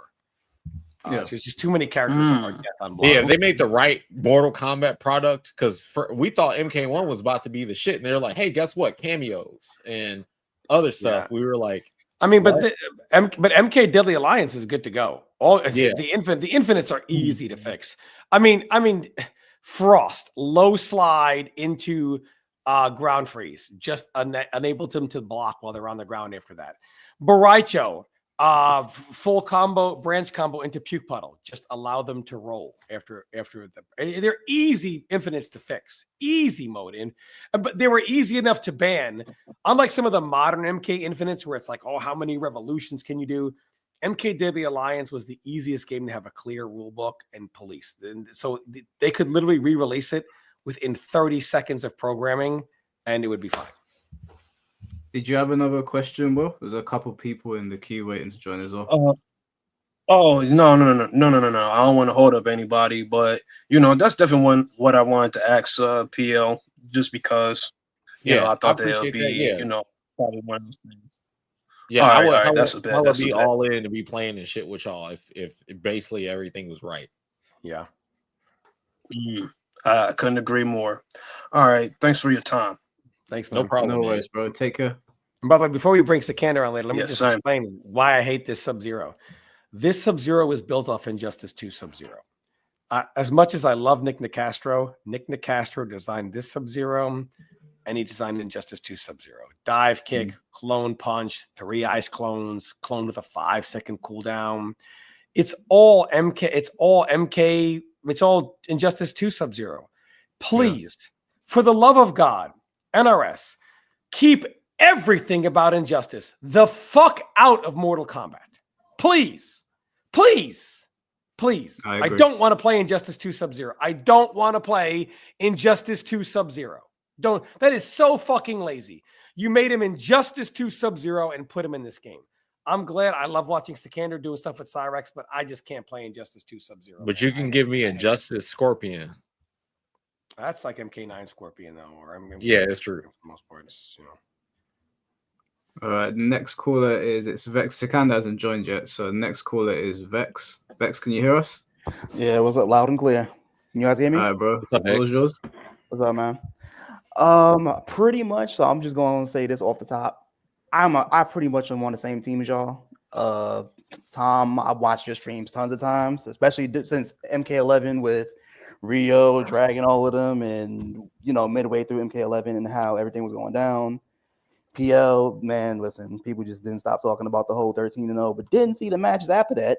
But anyway, basically, I just wanted to join to give another perspective from a lot of what Tom said is true, and a lot of his other streams where a lot of people don't know the history of the FGC at all. Like after you go past, I want to say, really, once you get up to MKX, it's like, or you even say MK11, that's all people really know. Like a lot of people of the modern FGC never even played MK9. Like they never really played. True. A lot of people don't even know that the frames were different, whether you blocked them standing or crouching. A lot of people didn't realize over the years how much of the personality we lost with MK in general. Like you guys were just playing all the all the old school MK games music. I've been saying this for so many years that MK, you used to be able to go inside of, and I say this with a lot of games, you can go inside of, if you can go into a mall or whatever and you hear a gameplay, if you can know exactly what game is being played based on what music, MK always had a sound. Like just like when you played the MK Streets music, you knew exactly MK was being played, whether it's MK 1, 2, 3, Trilogy, Deadly Alliance, you knew it was MK music. Why does every single MK game sound the same now? I say that with a lot of games. Like a lot of games now are just defaulting to just generic blobs.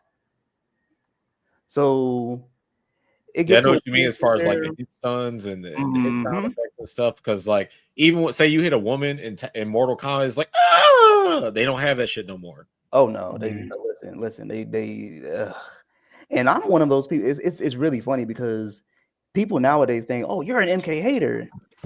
Well, why am I an MK hater? You want to see MK fail? I'm like, bro, I still to this day play on Fightcade. I still play UMK3, literally. So I'm sitting here like, no, it's not that I don't like Mortal Kombat. I don't like modern Mortal Kombat. To be real with you, I don't like a lot of modern fighting games because they've gone down this route where they're trying to retain players by making them feel better by giving these certain crush mechanics. Or I'm sorry, I'm just not with some of that. And yes, some of them are just straight up crush mechanics. Like I'm a heavy Tekken player, but man, certain characters when they enter heat, I just hear clown music. And it's not a you just, you know what I'm saying, skill diff. No, you just gotta hold that. You can't backdash out the situation. MK11. Let's knock somebody down, and then when you knock them down, somehow, as the person who scored the knockdown, I'm now. Yeah, you're at disadvantage. You're at the disadvantage. So stupid. So I'm sitting there like, what the hell is this? And the irony about that is, one of my friends who, he's younger too. Like I'm 35. He's 25? He's never played the old MKs, but he played MK11, listening to NRS and them saying, "Oh, we're bringing the neutral back." That's what got me hyped for MK11 at first. Like, oh, maybe they are. And then we played it, and I was like, okay, never mind. But balls jumping around, do whatever you want. Listen. So the irony about that is, my friend, he's never played UMK3 before. So I got him to play with me on Fightcade. The first thing he noticed was he was like, wait, why does this game feel like it has more neutral than MK11? Because the neutral in the old games were more like Street Fighter neutral, traditional fighting game neutral, which for some odd reason in modern MK games wants to go against. It's like they want to go against traditional fighting games so much to the point to where that's the reason why people don't like them. That's one of the reasons. Well, let me not say it's the only reason. That's one of the reasons why a lot of people don't respect MK, because they try to, like somebody else said in the chat before, and they're right. I agree. Like they try to innovate so much that it also harms them. Where, hey guys, let's innovate, and then they introduce some scrubby mechanic, or they overdo something, or they just do way too much. Where when you look at the MKs that people loved, and again, Tom loves to say this, where revisionist history. People like to, people just want to hate MK. I'm like, well, if that was the case, then why is MK a household name? Why were so many people, Justin Wong, everybody running to play MK9? But they're not running to play MK11. They're not running to play MK1. Like they've lost their source. Yeah. And in that last stream that you did with Blood Count, it explained exactly. I mean, I've always kind of had a feeling with a lot of these games where the devs just don't really have the passion for the game. But he was right. I mean, he said it. He basically said that the devs really just don't care about the game on that level at all. Well, as far as I'm aware, the team was different from what they were back here. Even though these games are horribly unbalanced, like Tom was saying, there's so much fun. They're they're very goofy and silly, but there's so much fun. And I don't feel like the new guys get that. They seem to be more interested in putting a rotating story in the game than actually providing decent content on launch. Like even these stage transitions is kind of reminiscent of DOA. This, man, this shit is so much more like they put more into care to it. Like it looks like a video game. Yeah, it looks like a video game. MK1 looks like it's really trying to be a movie. Yeah, I don't know if that answers your question, but it doesn't. NRS does not feel like they are. Well, it's like Blood Count Sent. They don't feel passionate about making the game. There's people always like shutting down ideas. There's a toxic positivity culture apparently. it kind of shows in the final product. Whereas when I'm looking at this, this looks like a bunch of people that they didn't know how to balance the fighting game, but they definitely knew that they wanted to make something fun. Yeah, I got some deception videos for you, Mike. There you go. This was a good one at one of the offline tournaments. They were playing it offline as opposed to online. Okay. I do want a small part. I don't want to jump him, but I do want to have just a small conversation with True Underdog because I think it's so dumb because like when we do our videos and we talk about his takes, it comes off as if we're attacking him, which we're not. Look, man, when you do a video saying people that hate the game are dumb, and then you proceed to name every possible reason that someone can dislike the game and say, but if they dislike it for other reasons, it's okay. It's like you basically said everyone that dislikes the game is dumb. Or when you talk about, people that farm negativity or whatever, and you're making videos saying you have a secret source giving you Combat Pack 3 information. Come on, dude. I mean, you're farming.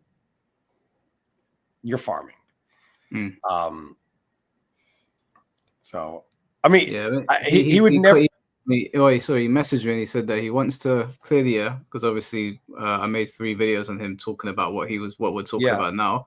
He said he wants to talk about some games. He's not really. He said to me, "I'm not a debate guy, Mike. Like I can't. He doesn't want to debate." Yeah, of course. So what I'll do to be fair to him is that I'll have him on, and then when we get to the part where we have people jump in, I'll ask him, "Are you okay with Tom Brady coming in?" I'll see what he says because again, I don't want him to feel like he's being attacked. Yeah, I don't want him to. Yeah, I don't want him to feel that. Yeah, of course. Yeah, and I don't want to attack him. I ain't got nothing against the guy. I have criticism of his content, but I don't want people coming on here thinking. I don't think he would ever talk to me. I think he'd rather die than talk to me. Just the negative stigma, whatever. I'm the devil. I'm the devil of Mortal Kombat. Which is so. I don't know. I think I think the fact that he reached out to me is a good sign. 100%. Yeah. Those videos were seen by a lot of people, and it opened up a discourse as well around his channel. So the fact that he reached out to me is a good sign. So we'll see how it goes. He's going to be here tomorrow. I've got questions for him, and then when it gets to that point, I'm sure you'll be watching Tom or ask him if it's cool to bring you in. Yep, wouldn't miss it for the world. But yeah, Vex, did you have any other questions, bro, before we bring in the next caller? Not really. I just agree with y'all with as far as like if they brought out an MK remaster / I'd be down. If they had the classic games, I'll take Deception, especially. Give me my Melina back. Yeah, we good. Yeah, no, I agree with you, man. 100%. It would just be nice if they did a re-release and they split the fan bases up. So if you're gonna split fan bases up, at least give your pre-existing fan base that you're no longer catering to something. They have to make a new game, but give us something. Yeah, it's like with Tekken, like I'm a long time, like I play Tekken, I play MVC, so I'm just like all these other games is like they've been fine until recently. It's more again the modern era. They're trying to cater to the younger fans or get quote unquote new fans, but what ends up happening is these fans, these casuals that they try to get into the game, they do all these crazy changes for the game, but then a lot of those casuals don't stick with the game. Yeah. And then we're left with whatever trash they created. Exactly. So it's like me personally, like Tag 2 is by far my favorite Tekken game, but it's for all the reasons that people didn't like the game. It's too hard, or you need 2 characters. I'm like, do you not see the movement in this game? Do you not see the damage? But people love Tekken 3. People love uppercutting the jab Phoenix Smasher that does 80% of your life. So I'm like, it's not the damage. Like, come on now. No, I agree with you. Tekken Tag 2 is my favorite as well, but people were really not happy with having to learn 2 characters. And I was like, isn't the fun like waking up in the morning, say you got no work, nothing to do, being like, okay, cool, I'm gonna learn new things on this game that I've had for months, and there's still so much to explore. But now everybody wants to learn everything on week 1, and then you get to year 1 and you're like, why am I even here? I played that game. I played Tag 2 from day 1 until 2016. And when I tell you, it was so like in 2015, because I play offline a good amount too. I live in New York. I played down since Chinatown Fair, Next Level. When I tell you, I would go to I went to Defender North 2016, and they were playing Street Fighter 5. And they had tag 2 there, and man, it was like nobody was there for tag 2. And I was just sitting there like, oh, people don't like it. And I was just, every time I would ask somebody, it was like they gave me the most roundabout answers. That was my problem. I'm like, I don't care if you don't like the game, if you don't like, just get. When I hear certain things that y'all say, and I'm like, not y'all, I'm just generalizing. I'm just like, the things that you're saying you don't like are also in the other games. Like y'all love Tekken 5, y'all love Tekken 3. Y'all talked about, the juggles do so much damage. Tekken 3 didn't have damage scaling. Tekken 5 had infinites. Tekken 5 didn't have wall scaling. But y'all love Tekken 5. God, Tekken 5. Like listen. Can we talk about like the infinites in that game? But again, we just banned them in tournament though. Like back then in that era, if there was an infinite or something broken, we just said, okay, it's banned in tournament. We were very reasonable about it, and other people weren't stupid. Like for example, Hayate and Dead or Alive 3. Oh man, had a cartwheel that. We banned it. Abusa. So I mean, banned it. Yep. Like I'm gonna bring in the next caller because a couple of people. No problem.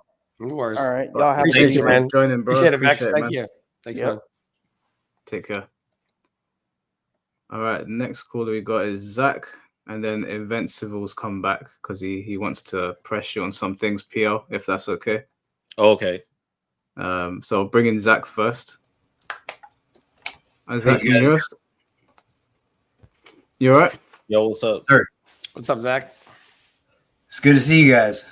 Just first want to say, appreciate you, Mike. Appreciate you, Tom. I don't know you that well, perfect, but seeing some of the things you've done in gaming has been pretty cool. Just haven't investigated all that much myself. But mostly I just kind of wanted to focus on one point that Tom brought up even early in MK's life cycle that I took for granted and never really understood so much in games because I'm just a layman. I'm just someone who plays them for fun. I do enjoy fighting games. They're some of my favorite things to do, especially amongst your friends. But his biggest point that seems to be lost now in a lot of fighting games is where the fuck did archetypes go? And I think that really starts limiting the direction that people can play.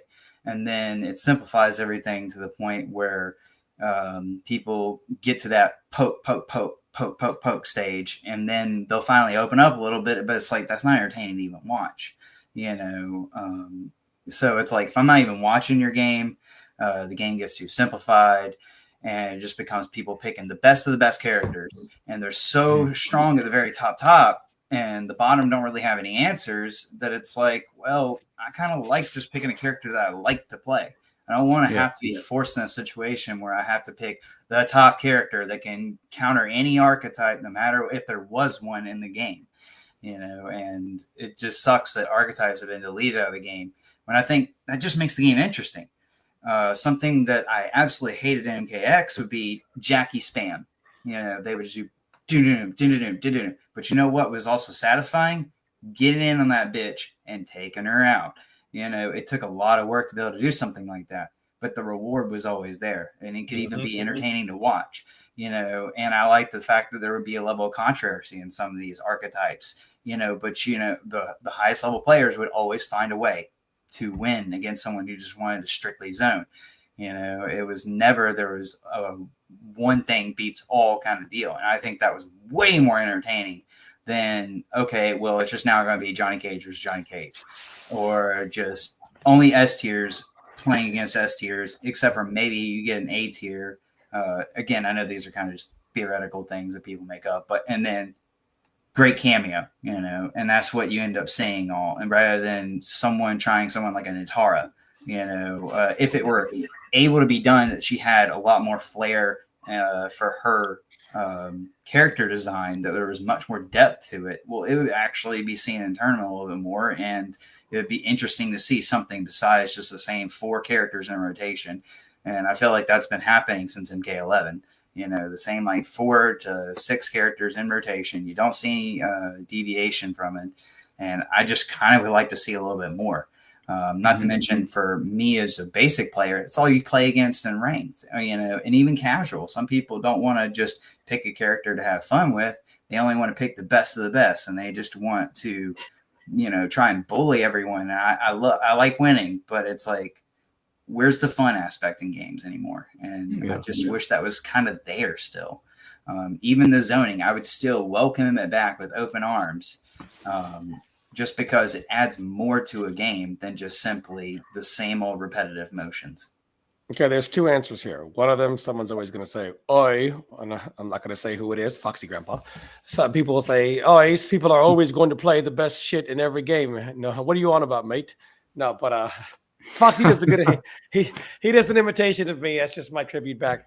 No, in fighting games, obviously, if you're playing in ranked, people just naturally want to win. They want to rank up quickly. They're going to gravitate toward you heard it in Tekken, right? All the Dragonoffs or whatever it is. That's just part of the game. However, when it comes to archetypes, here's the problem. For archetypes to exist, they all must exist or the formula breaks. Absolutely. If you have offensive characters in way of maybe pressure or mix, defensive characters like zoning characters or lame out characters or something like or you have trapping characters or you have high flying characters for offense as well, or you have grapplers and then multiple types of zoners. When all those archetypes are represented, the formula works right. There is no one archetype to rule them all. However, when you start to remove archetypes, it becomes a problem.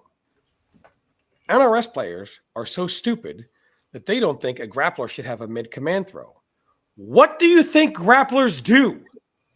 Mix up. If NRS had their way, they would say Zangief shouldn't have a 360 pile driver. Well, why does he have that? Because he's a grappler. The problem is when you remove zoners, then it's hard, and keep out characters, then it's very difficult to keep out a grappler. So then grapplers get in and you go, oh, this is stupid, right? And then when you remove zoners and defensive characters and trappers and true zoners, what are you left with? Then you're left with offensive characters. When you remove everything, offense is still the same archetype. That's kind of the only archetype you have right now is offense. And I know somebody will say, no, there's zoning in the game. That's because you're stupid. There is no zoning. Reiko is not a real grappler, as I'm sure Rewind can point out to you. There is no real grappler. There are no true zoners. There are no true lame-out characters. There are no true defensive characters. There are no... It's not. They're pseudo versions of it. Tried, and there's pseudo versions. Tournament. There are well, he doesn't take it as serious anymore. Foxy. Oh, fair. There are pseudo zoners and pseudo grapplers and all it's not. There's no longer the true archetype anymore. MK has removed them because when you remove one archetype, the whole formula breaks down on itself. Until you're pretty much just stuck with pseudo versions of characters, which primarily offense ends up winning, which is why you see, I mean, again, Fujin Mirror, and I'm not saying Fujin was an offensive character, but Fujin Mirror for the final Evo of MK11, Johnny Mirror for the finals of Final Combat and MK1, Johnny Mirror for Evo MK1. It is what it is.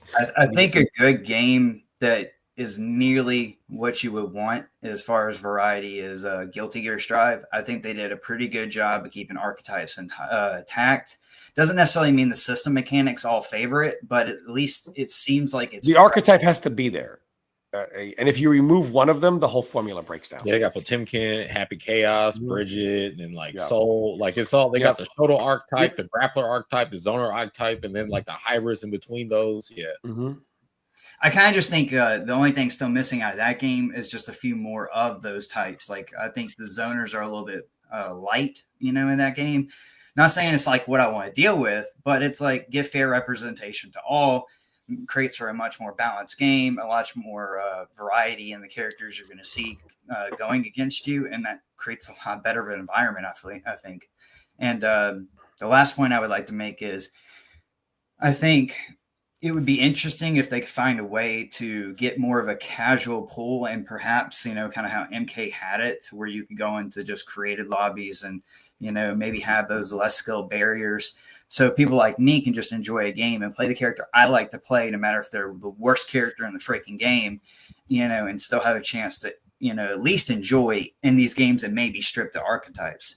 you know, or have a better way of getting that casual player to be matched somewhere around their skill level in an archetype type game. So therefore you could eventually rise to just a little bit higher than you were before, just a little bit higher. You know, I don't know what that system could be or how they could implement it, but it just seems like they don't try. They just group everybody in together and say, here you go. And again, I kind of like to play it a little bit more for fun, and, you know, so it's like I would like to see a little bit more for the casual player as well, like myself. I agree, man. I definitely think the fun factor is missing. There's a lot of features that would alleviate that, but we'll see what they do with the next game. I hope they've learned their lesson. Like I said, I don't care what they do the next game. I just want a re-release of these games. Oh I'll goodness. leave them alone. Deception, one of my favorites of all time. And just as a package, like, and I enjoyed the whole game is incredible. Like, you've got what's it called? Was it Conquest mode, which in and of itself is like, that's like leaps and bounds better than anything that they've released since. So I can't remember the last time I was really motivated to do the extracurriculars on an NRS game. I love Injustice 2, one of my favorite games of all time, which still even had a little bit of archetypes. Yes, it was kind of like for the easy man. You know, they didn't want to have to think too hard because that's why you could armor certain moves on every character, which was silly, but fun. But still, the little planet you go to just so you can pick up cool looking gear, it's like at a certain point, it drained me of playing the game where I didn't want to do it anymore. Because it's like you always got these super intense, like stress matches rather than a lot more casual, just happy matches. You know, because I mean, eventually the communities wind down to just a dwindle of what they once were. And then you're just kind of left doing the extra stuff. Like, maybe I'll get this. So kind of incentivize me to play. And then it's like halfway through getting what you want, you're just like, screw this. I'd be better off putting my time towards something else a little bit more fun. Yeah. Well, fair play, and Mike, bro. I sent you some more matches on Twitter. This shit looks so fun. Deadly Alliance. No worries. I'll bring them up in a sec. But we're going to bring the next caller, Zach. So Yes, I sir. appreciate your time, man. Thank you Appreciate very it, Zach. much. Thanks, man. Again, thanks to you guys for making content and helping educate people like me that, you know, may have not thought certain things. So it's like interesting to see the fighting game world that I love and then really understand it more. Really. Yeah, I appreciate you watching, man. Thank you. Yes, sir. Y'all have a great day. Take care, bro. Thank you. And just to kind of show again how dumb the Mortal Kombat community is, so let's just take Jackie players. Honest to God, the most low-level people Mortal Kombat players have is gamers on Earth are Mortal Kombat players for the most part, in that they lack the basic understanding of fighting games, even at a higher level. Meaning, even at some of the more elite levels, people complain about Kotal Khan. So take Jackie players; they complain about Kotal all the time, and they don't realize you're an offensive character. So if you're like nonstop pressure and you are attacking the grappler, well, eventually your turn ends. And when it's the grappler's turn, if you want to say, oh, I got to keep mashing because he has a mid-command throw, he's going to hit you and hurt you for a lot of damage. So what happens is you have these players and they're playing Jackie and they're rush down. Eventually, Kotal gets his turn. And I want to keep mashing. I don't want to get thrown. And they get hit. And they get up and mash and get hit again. And they get up and block. Command throw. Like, this is stupid. You are an offensive character fighting a grappler. Eventually, when your turn ends and you go to block, he can throw you. He is a grappler. They're like, why is this command throw mid? They don't understand. Offensive characters struggle against grapplers normally because grapplers are devastating up close. NRS, they want to play their way. And if your character says, well, grapplers do well against this, well, that's not fair. Again, they complained about zoning to get zoning out. Then they were doing rushing down. They put a true grappler in one of their games for once. And then they cried, why is a true grappler in the game? So now there's no true grappler anymore. There are no true zoners anymore. That's just what NRS players do. They don't understand, why is my offensive character struggling against a grappler? They want to just... Yeah, also we got lack the basic understanding of fighting games. I want to say this real quick. I think the base, the audience, or the ones that they listen to are also aiding in them shooting themselves in the foot. Because, like, look, clearly they can look at Deception. This shit is godlike. This is beautiful as fuck. they can make really good ass games, right? But then they're also trying to please all these different voices. So they're like, well, maybe they don't like this, so let's take this out, and they dumb it down because they've been dumbing the games down since I remember the Ed Boon interview for MKX where they said like, yeah, we dumbed the game down for people with the variations. Well, the variations was to try to address an issue where like people getting counterpicked in tournament, right? And they're like, well, instead of using just this one character, you use one character with a different tool that will help you in another matchup. That was the idea behind the variations, but it wasn't 100% implemented perfectly for everybody. I think by the time the game was done, a lot of the variations were good and fleshed out. And they had a great philosophy with that. But then, like in the midst of, all right, well, we're going to redo the whole system again and blah blah blah. Their good ideas get lost by trying to preserve like whatever the hell they do while they're rebuilding everything. But the flaw very quickly before we get to I just want to say this: the flaw with the variation system and then the cameo system, they are very similar. They're two different flaws. The problem with the variation system is it works slightly. Like you have some characters like Takeda who don't necessarily have one overwhelming tool. So you can make 3 solid variations. But then you have someone like Sub-Zero. The Ice Clone is just one of the most powerful moves in the history of fighting games. It just is what it is. I mean, there's no denying it. MK9, you take a bad character, give him Ice Clone, he becomes extremely powerful. He was just lower on the tier list because there were better characters. The issue is when you have a move like, let's say Clone, I'm going to use Sub-Zero because the character I played. You have to take you have to give him certain weaknesses to compensate for having a very powerful tool. But when those weaknesses are put in the character's base set and not in the variation, well, when you pick the other variations, say Cryomancer or Unbreakable, they still have the same devastating weaknesses, but don't have a tool anywhere near as powerful as the clone to compensate for it.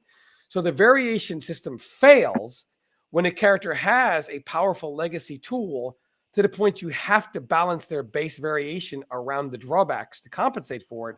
The other 2 variations fail. The cameo system fails because even with Sikander, I watched very closely twice, and I brought this up in my messages to you, when he brought up Sub-Zero and Cyrex. I thought I'm disagreeing with him. But he said, oh, the slide is so much better now because they buffed it, and I can use Armor Slide in the Cyrex.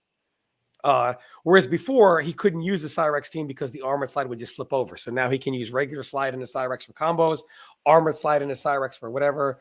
Then he brought up, corner trapping in the corner with Cyrex bombs and how he can take meter because of Cyrex. But everything he mentioned was this tool with Sub-Zero is good because of Cyrex.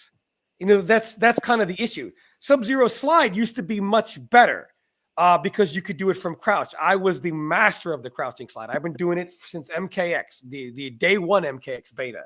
MK9 to some degree, but some matchups he couldn't do it because the slide had a too high hitbox. The slide was so much better. He could do it from crouch. He would stay in full crouch. It was such a much better tool. But let's just take the slide, for example. NRS has to say, well, because you might be able to use cameos off of your slide, I have to make the slide horrible. And now you have to make the cameo to make it a good move. So I'm going to make it slower. I'm going to keep you in standing. It doesn't slide not duck instantly anymore, too? It doesn't. It doesn't duck until frame 12 or 14. So they removed the crouching slide aspect of it. They slowed it down, obviously, which is fine. They slowed it down. But they removed the crouching slide aspect of it to compensate for, well, now you can bring cameos off it. The ice ball, they made so much slower to compensate for. We have to make the move worse because now we have cameos, and you might want to do an ambush cameo in the ice ball, and then the ambush cameo could be full screen, and then the ice ball hits, and then so they have to do all this, and it's like we have to intentionally make the moves bad so that the cameo can make them good. And I'm not saying they're all like that, but even characters that people would say, oh, they don't rely as much on the cameo.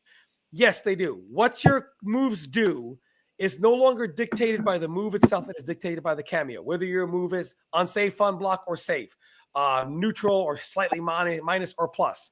Does it launch when it shouldn't? Does it combo when it shouldn't? Does it all of these things is dictated by the cameo. period.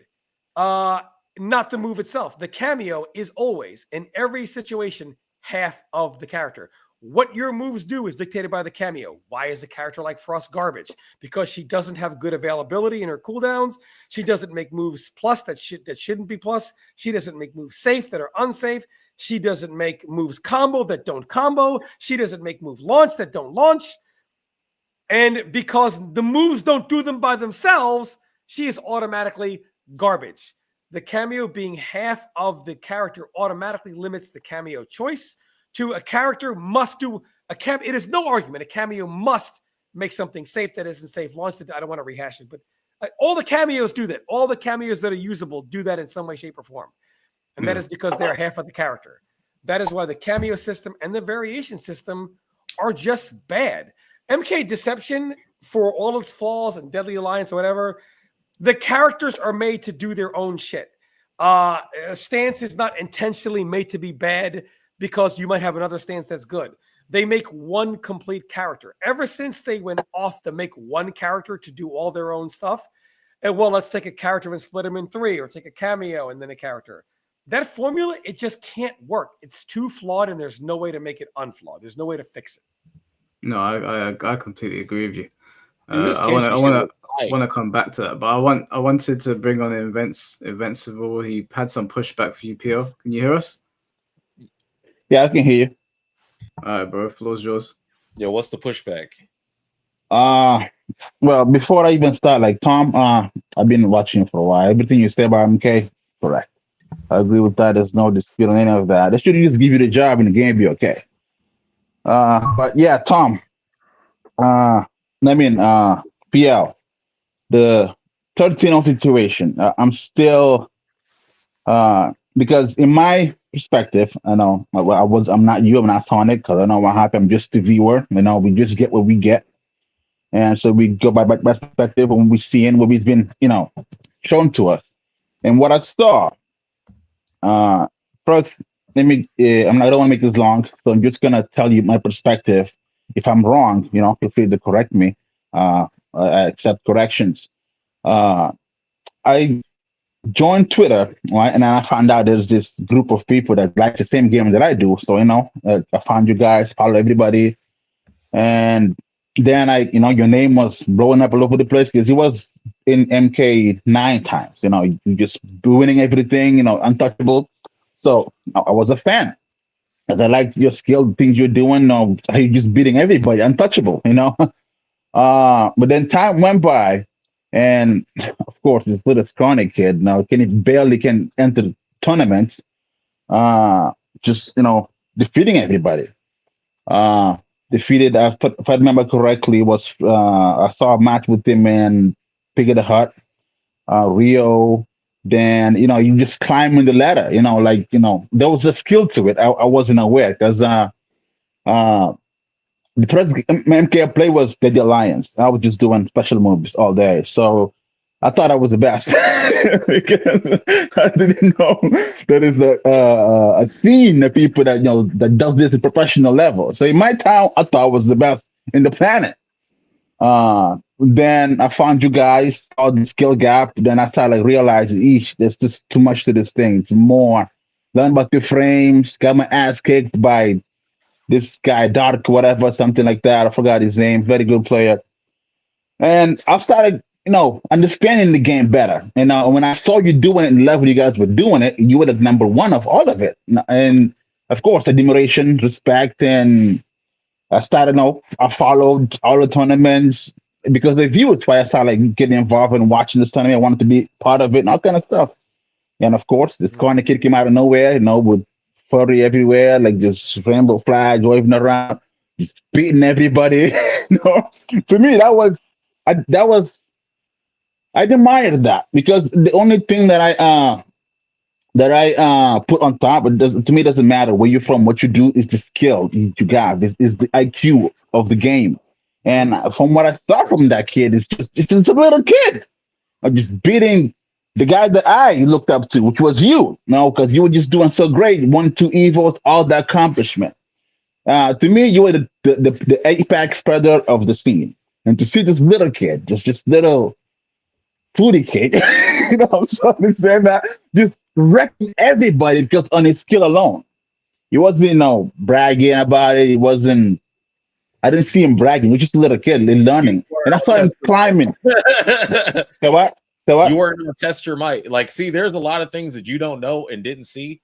Like when people say, "Oh, Sonic came out of nowhere," he didn't just come out of nowhere. Like even while he was around, everybody was propping him up, trying to make sure he was the greatest. Like, and I'm not even joking. Before winning anything, it's like, yeah, this is the next best thing. Tom, am I right about this? Like, tell me I'm wrong if I'm wrong. They was hella hyping him up from the get-go, and everybody was CD Junior, all of them, basically like, all right, well, we're going to basically not the word groom, I guess nurture or whatever, just to make sure like you got the tools to be whatever. So I mean, he had exceptional skill. I mean, I mean, everybody has which was proven through time. Which you have coordination and you have screen presence. You know how to play. If you're constantly playing with top players all the time as your regular competition, what's going to happen? The common denominator, you're also going to become a top player. It's not like you just pulled that shit out of your ass. Everything has to be laid ground. Just like how you're talking about, oh yeah, I was watching you and blah, blah, blah. Guess what? He was watching me too. He told me himself, him and his brothers was watching us play Championship Gaming Series, World Cyber Games, playing Dead or Alive. Everyone was watching you. Everyone was watching you. Yeah, they're as much in the scene as I was. But to see a kid like that, climb the ladders and then surpass the thing he was doing MKX is ridiculous. I was because I admire the skill, I admire the fighting IQ of people, but to me it didn't matter like what he does. I don't agree with his lifestyle, of course. I have a different mindset because I was raised in Africa, so I don't, things like that is you don't do. But I admire the skill that he carried, the way he climbed the ladders and just became the ultimate untouchable.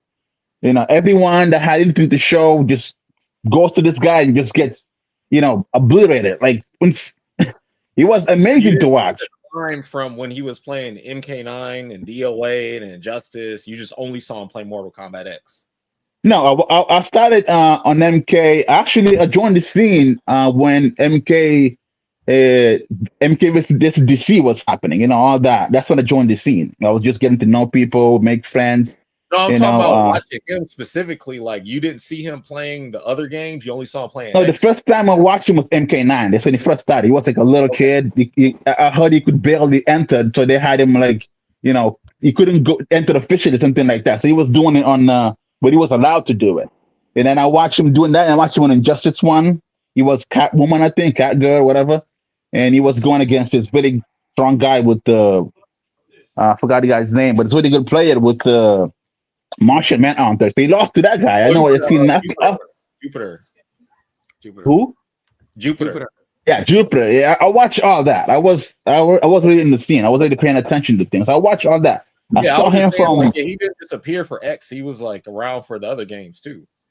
Yeah, but X is really bloomed. But like, I mean, when I came into the scene, I was young too, but the scene wasn't as developed as far as like all these top players you could just access. Like I had to go online, meet Tom some way by like the grace of God, because like that's just random. Mm-hmm. At the point where he came in, there was already infrastructure built for he could just go up to whoever player and be like, hey, let's get some games in. Especially on the East Coast, like all the people were there, like getting together and playing and stuff. Yes, evolution of the game. Things evolve, and that's understandable. But I watched the process. It's not the evolution of the game. What I'm saying is like you can't just be a top player because you decided. You still have to play with people. You still got to be guided. You still got to find out stuff. And what I'm saying is that's a product of being out there and hanging around those people. I'm saying what I'm trying to say is he just come out of nowhere. This was something that was constantly built up. Yeah, I get that. It's all what I'm hearing is he put time, he put money, he put effort, he invested on this thing, he pursued it, and he succeeded. That's what I'm hearing. Oh, what's your question then? Because like, I'm just gonna. I don't want you to come like aggressive. I'm dunking on you or whatever. I just wanted to show my perspective and then bring it to the 13-0 situation and see how the viewer perspective sees it. And then I just put that in your hands and see how you unpack it for me to see like what angle. Because like I said, I'm not you, I'm not SonicFox. I only can see what's been shown to me through the screen. Your lives are your own. You're like in it, and is the other side of it. So me just watching both sides, I see how that can be skewed to whatever's happened to be most popular. That I'm gonna talk about him, not your perspective. So I'm just as a viewer tell you how I saw it and see what angle you can give me for this. Because right now, as it stands, I saw you in that position as a bad guy. You were the one that had the negative press on that. That's how me as a viewer sees it as. That's why I'm here. That's why I wait this long, so I can maybe dispel that if there is room for that. But it's not going to make it easy, of course, because I've seen things, I heard things, I read things, I was there watching, and if there's anything I don't agree with, I will have pushback on it. That's fair, no? All right. I feel like what you're asking or where you're trying to get at is not concise. Like it's like a bunch of stuff, and then like I don't know where you're trying to get at because we're just talking about like the events that happened up to a certain point, and I'm just trying. I'm trying to get to the part where you want me to answer something. Yeah, I was hoping to get there. That's why I don't want to. I'm just trying to say like I don't understand where you're going. So like, okay, what I'm going is this. I don't know what to respond to. Okay, what I'm going is this. That day before that event happened, and we saw like talks back and forth between you and Tom on Twitter. Correct? Yeah. Okay, and from what I remember, it looks like you challenged him or didn't give him respect for his accomplishment, something like that. What happened exactly? Take me through that so I can see, what inspired that, because it just didn't happen that day. Something was built up, especially in your back. All right, I guess you weren't here earlier, but we talked about that in the first 2 to 3 hours. The whole point was somebody was acting like anybody can win with any like character in the game and bypass the tier list, which is incorrect. And the person I was talking to on Twitter used Sonic winning with Evo with Katana as a reason as to why tier lists don't matter. But I was like, no, Katana got 3 pages of buffs for this. Yeah, I heard of that. Yeah, and that's why he was able to win with the character. Sonic took that as, oh, you're saying that my win is fraudulent and blah blah blah. And then he challenged me.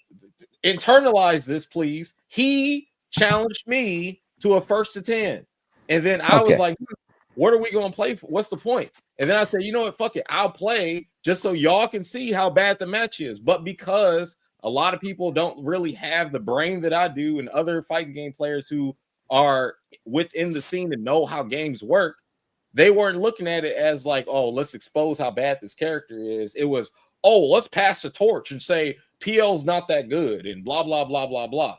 Now, now if that was not the case, did he win another Evo with Katana? No. Did he win another tournament with Katana after they got the bitch? And by the way, the character got nerfed, but she was still top tier at the end of the game. She's still top tier to this day. But so you saying, go ahead. Yeah, but like in the later versions of the game, he was not picking her no more. We didn't even get to play in tournament anymore after that. The last time I played him in the tournament MKX was when Katana was busted in ESL Season 2. Then after ESL Season 2 came out, they flipped the game. And we've played several times since that. And since everybody want to care about $100 exhibition so much, when you know that nobody cares about $100 like that, they call that shit an adult dollar. So for us to play again, when they fix the game's netcode and rollback, and on top of that, we played after that before they did that, and he, instead of picking Katana, picked Aaron Black, Tanya, Takeda, and all those characters got clapped. And then when the game came out with MKXL with Sector, Triborg, and Alien shit, got clapped, picked all his characters, but we didn't play in tournament again.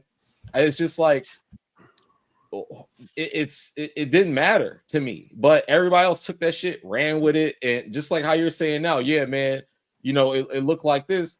It to me, it wasn't that big of a deal, but everybody else blew it up because of the build up from MK9 and Justice trying to make me seem like a fraud or I didn't know what I was doing and whatever. Because back then they was hella trying to throw me under the bus, like everything I was doing was random, it was lucky, and blah blah blah. So it was beginning from that and continuing into then. So it was like, well, we didn't really have anything to hold over PL's head.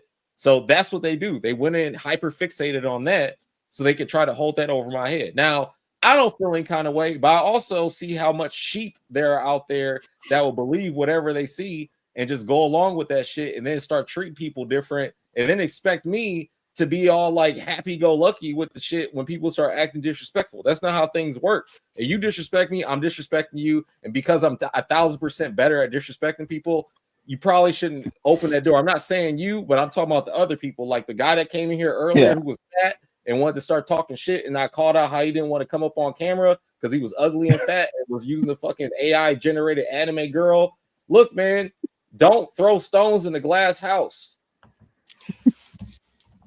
But yeah, like that's pretty much what happened. So basically, like a bullet points, Scrub was talking shit, saying you can't do X, Y, and Z, or you can do X, Y, and Z. I said no, that's false. And then Sonic jumps in because he's having a little temper tantrum or whatever. Don't like what I'm saying, even though I'm not even talking to him or talking about him. I'm just saying like this is how this shit works. Instead of scrolling and going about his business, holding whatever how much money he had from winning when the ESL and Evo and shit, he gets upset about that. I personally Pierre, I don't want to cut you off, but I'm just trying to understand the situation. If you bring too many points, then I'm just where can I grab? I take too much.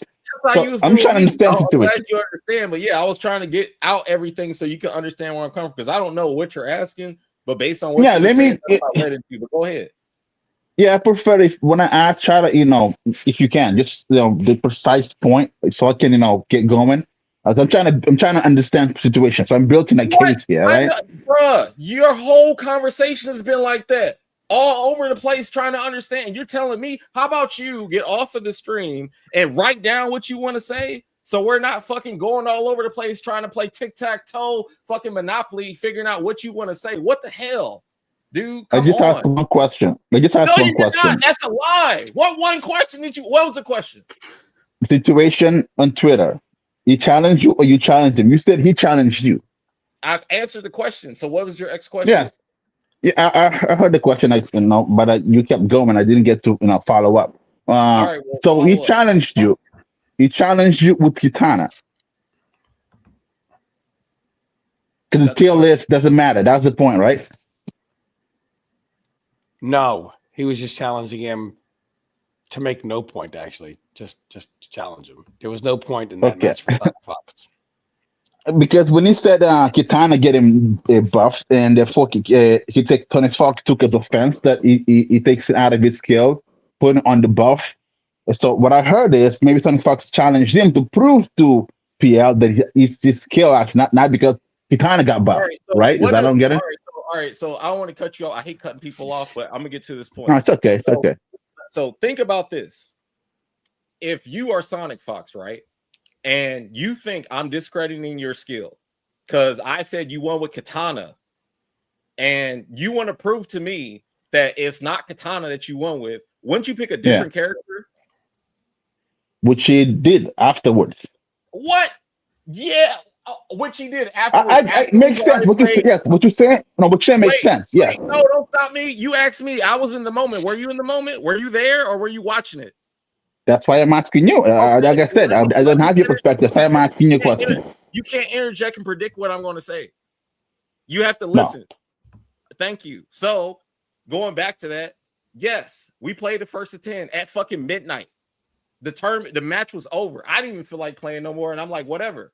Big E comes on stage. He's like, you know what? Why don't y'all play right now? And I was like, all right, fuck it, whatever. Do you think I hold on. By his ass and was like, hey, dog, let's play right now again? Just a second. No, I remember after. Ain't no just a second. And if that's the case, why didn't he win any of the other matches that we played after that? Why do I have a video of me beating him when he's picking Tanya Aaron, all those characters. Why do I have a video beating all those characters? Why was I able to destroy him in the King of the Hill when my arm was broken? Can you please answer that? Did you watch that? I was just trying to. Yes, I watched that too. I was just trying to understand the build up from the Twitter to the 13 situation. So I was just trying to get there. So the match was not about who was better. You are okay. I see what he's saying, Carl. He's trying to frame it as SonicFox was on his way up, and he was going to prove that he's the man. And then PL was basically like, no, whatever. SonicFox worked his way all the way up to the top, and then he beat PL, and he's looking at it from that point of view.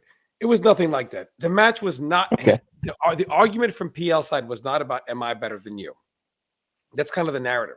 It was a matchup discussion that PL was having with another player, and the other player said, well, why can SonicFox win with Katana then?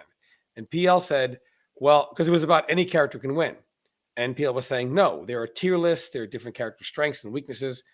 And the other guy goes, well, SonicFox can win with anybody. He won with Katana. And PL said, well, yeah, that's because Katana just got 3 pages worth of buffs. He wasn't even picking her before she got buffed. And then Sonic says, oh, yeah, let's play right now, 1st to 10. That's basically what happened. It had nothing to do with proving who's better. If that's what happened, then PL is correct. Why would you want to prove that you're good with something that got buffed? That would disprove the point. Exactly. That was my whole point. So when we would then why did you accept the match when you picked Katana? Why did you say no? That was not the point.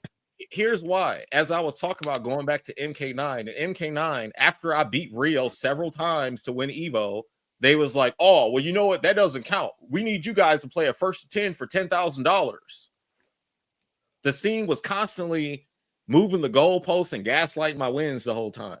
So at that point, I was if I would have said no, I'm not going to play. You know what they would have did? What do you think they would have did? Just think about it. Use your brain. What would they have done? So, if I declined the match, what do you think would have happened?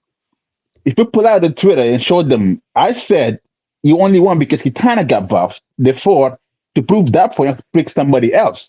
Why would they argue against that?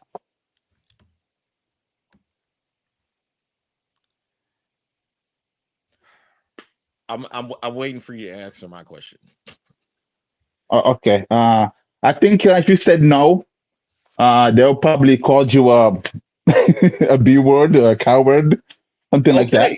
Okay, in those lines. Right, exactly. And in the same situation that I had with Rio, the whole community breathing down my neck, called me paper legend. You got James and K making cantaloupe videos, calling me out and shit. And what do you expect? What? No, Sonic, I ain't gonna play you. Oh, PO, you a bitch. Why you talking shit and you ain't gonna play now? So I'm in a catch-22. Oh my goodness. You either play to expose how this character is, so then later on in the real tournament that matters, ESL, where they're paying out thousands of dollars, so I don't have to fight the shit and they take it out the game. Do I care about doing well in that? Or do I care about fucking winning this $100 money? I don't care. I was trying to please expose how dumb this bitch is, so they'll take her out the game. Just like how they exposed Tanya at CEO. All she's doing is teleport, and they nerfed the character. Like, so you're telling me if you pull out, like NRS is like one of those dogs that when they pee on the ground, you got to put their nose in it so they don't do it no more. So that's it. Sounds like you're asking PL, why can't you just say SonicFox was better than you at MKX? I don't care. No. That's not a matter. You're asking questions about, well, he's better and he worked his way up, and I just don't understand where you're getting at here. These people want me to fucking get on my knees and be like, Sonic, you are the greatest thing ever. No, nigga, I'm a competitor. I'm about to show up and beat your ass in the game. I'm not here to go up and lay down. Like, I'm tired. Like, I need all these people to get testosterone and stop being bitch ass niggas, because I'm tired of people feeling like, oh, you're competing in something, you need to lay down and let this person be better than you. No, nigga, that takes away the whole point of competition. That's the case. No more tournaments. What's the point of having a Mortal Kombat tournament or a fighting game tournament? Just give the trophy to Sonic, right? What's the point? Let's shut this shit down. No more Evo, no more CEO, no more combo breaker, no more anything. No regionals, no locals, no online tournaments, because SonicFox is the best. We should have no more discussions. In every credits, in every fighting game, SonicFox is the best. What's the point of having tournaments? Why are we having He's the greatest, right? It's over At with. some For the point, rest of life. at some point when I was watching That's MK11, no, hold on. At one point when I was watching MKX tournament, he's just winning everything. I had the same thought. I'm like, let's just end this. Just give the guy the trophy every time because no one was coming close. You know, the one guy that gave him MKX. That's when I saw his rise of, you know, things are crazy. All right, I'm The only guy for you and everybody else real quick. Okay. Sonic was winning in MKX until they took all the bullshit out the game. No more Alien. Oh, I don't like this game no more. Oh, no more easy mode Tanya strings. Oh, I don't like this game no more. No more Katana or Aaron Black doing 2-1-2-1-2 strings and the command grab for every hit to mix you up, or a fucking low launcher armor move. Doesn't like the game no more.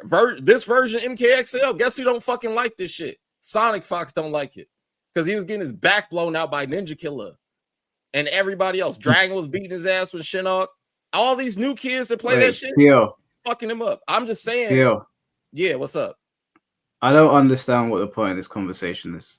We've been here for 12 minutes now, and you said that you wanted to come in here to understand PL, but you were in the stream when we were talking about this because I saw you commenting.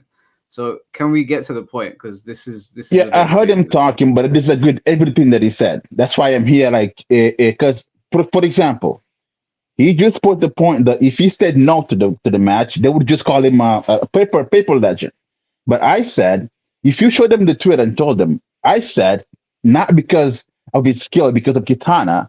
So by picking Kitana would make him disprove this. It wouldn't make any sense. So why would they argue against that? He said he didn't want to answer that. Then he said he was over Kitana, but then he said he said the other guy came and took the mic and said something about Aaron Black. But what I remember is you took the mic and said, "Did you see Aaron Black in that scream?" Then Mike also took it from you. Then the guy says, "Okay, hold it up. Pick Aaron Black. Let's do it right now." You chose Aaron Black. Yes, no shit. I know why I said that. Yeah, because and he picked Aaron Black. In the radio show we did with On Blast show, SonicFox said, "Don't get locked in a 10-0 bad matchup." Talking about Katana versus Kung Lao, because that's how bad the matchup was at the time. Because literally Katana could fucking block infinite you with 2-1, and you can't challenge her unless you have armor. And guess what? You can't build armor for meter for armor in that game unless you're actually doing block strings or throwing out projectiles. Guess what? You can't do shit when you're locked in a block string that wherever you press a button, you die. That was the version of that game. They finally adjusted it later. The point is here that in that show I did, what you get James on here because he'll confirm. In that show, no, that's fine. That's fine. I was like, don't use Katana. Use either Cassie or Aaron Black. I tried to get the match to be a character lock, and he was like, no, okay. I got to use Katana. So that's why I accept that. Yeah, when we got on the thing, I was like, yeah, I mean, you can say whatever you did with this shit, but you didn't pick Aaron Black or Cassie. None of the characters that you admitted is a more even matchup. So you want to prove you are better than me, you should start from the get-go, not when the match is over and I think I'm about to go back to my room, and then Big E, who wants to just sell more of his event, is like, yeah, play again. And he also had an agenda too, because they didn't like that I didn't want to go to Summer Jam or NEC, because I was like, dude, the way y'all was running tournaments back then was so janky. And it was janky. My Summer Jam, they scheduled all my tournaments to happen at the exact same time. Why was my Mortal Kombat X, my Street Fighter, and my Dead or Alive happening at the same time? They were all scheduled at 8 o'clock. Why am I going to this room and this room and this room to play in a tournament?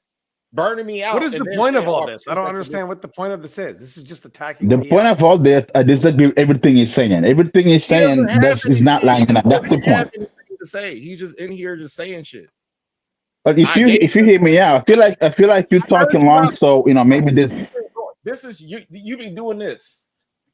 All your points going like this. Don't this shit look stupid? Okay. No, what I'm saying is you're discussing narratives and basically saying, hey, PL, can you defend yourself against the narratives that are told about you? Here's what I want you to get through your head. Everything you think you know is wrong. It's a lie. That's why I'm asking questions. It's a lie you were told. You don't have to ask it. It's a lie. Well, But what did I say that was true? That's what I saw. That's what I saw. That's what I heard. Everything I said so far is what I heard on that stream. Just saying that PL was the bad guy going into this. How does someone become the bad guy? No, I said that's my perspective. They are made because to be the bad guy. What I saw on Twitter is. Okay, Then you wait, didn't respect stop. SonicFox. I got it. Based on everything PL said, has your opinion changed? It's too much. This is his point. It's not going anywhere. Has your opinion changed based on what he said? It's not going anywhere right now. He said that, but that's not what we heard on the stream. Because here's the point. He said Adam Black wasn't on the stream. Okay, fine. Then he picked Kitana. Okay, that's the wrong character. So he picked Adam Black and he defeated you anyway. Did you then admit that he was the best? Yes or no? Or you had an excuse that you were at that point look, everybody else is scared of PR. I'm not admitting he's the best, and you can hold that shit. So do you have anything else to say that's constructive? Okay. I do. All right, you got something else to say? What else? Yeah. Okay. And I spoke with a long time ago. I spoke with Fox's grandpa, and I asked him, "Why do you guys accept a game that's just bad? There's nothing." You know, I had a problem with MK11 and MK1. I was talking to him. He said, "Let me tell you something. As a pro, this is what we do. We grab a game, we look into it, we play it, we study it, we accept it, and then we adapt and we strive to become better and the best." He said that's the professional mindset. You losing SonicFox and not keeping that professional mindset, getting the game that you don't like, accepting it, training in it, pick whatever broken, whatever you can. That's what a professional does. Your goal is to win. Can I ask you that you know what a professional does so much? Did you look at? No, that's what I was told. No. I think you spoke enough. Have you watched and looked at the results that I've had in Mortal Kombat X? MKX. Damn, nigga, you kind of went blank there. I guess you haven't. Did you know that I have 3 season finals showings in MKX? Did you know that I won several tournaments in that game with Sonic in them? Is that me being professional or not? You won several. You are really drawing a blank right now. You have no answer. No, because is that professional or not? For me to continue going on, streaming, uploading content, playing in tournaments, winning, is that professional or not? So you're saying after the 13-0? Are you just a SonicFox dick writer? I just want to know. I'm just asking that question. I'm trying to get a spectrum. Just asking a question. I'm asking you a question. You talking about who's professional or not? Like, what the fuck?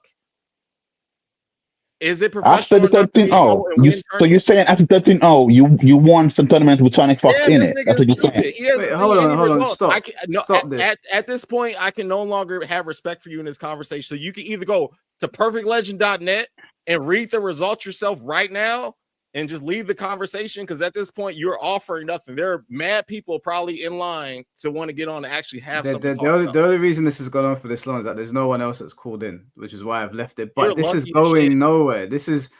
I think like when you come onto a stream or for anyone going nowhere, you need to have a concise point. You can't just start pulling at things at random and like trying to build a narrative. Look, I understand you probably know how to read Vinciviv or whatever fuck your name is. So I'm going to put this in the StreamYard chat. Hopefully you can read it. It is in English. I don't have it in any other language. And it's list out. And as far as the years of everything, read that shit. So you want to talk about who's professional and whatnot? Fuck out of here, dude. Okay, if there's any point, then I don't think there's any point to go forward. Then my mind at the minute unchanged. I don't care about your mind being changed. That's fine. That's fine. Like I'm going to go and continue my life, whether you think about. And I represent the many people that keep making jokes, and you keep getting mad about it because our minds remain unchanged. I don't get mad about. I get mad that I have to interact with people like you who don't look at anything else besides one thing. Like, you know, that video was 10 years ago in 2015, and since 2015, I've won several tournaments. Since that day, I've won several tournaments, beaten several people. Coach players that have won tournaments. Okay. I guess if I know some kid, me?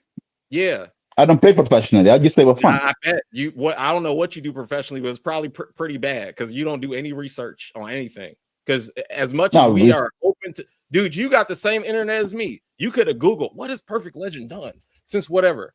I have a website. I saw what you done. I don't have to Google. I saw what you done in MK9.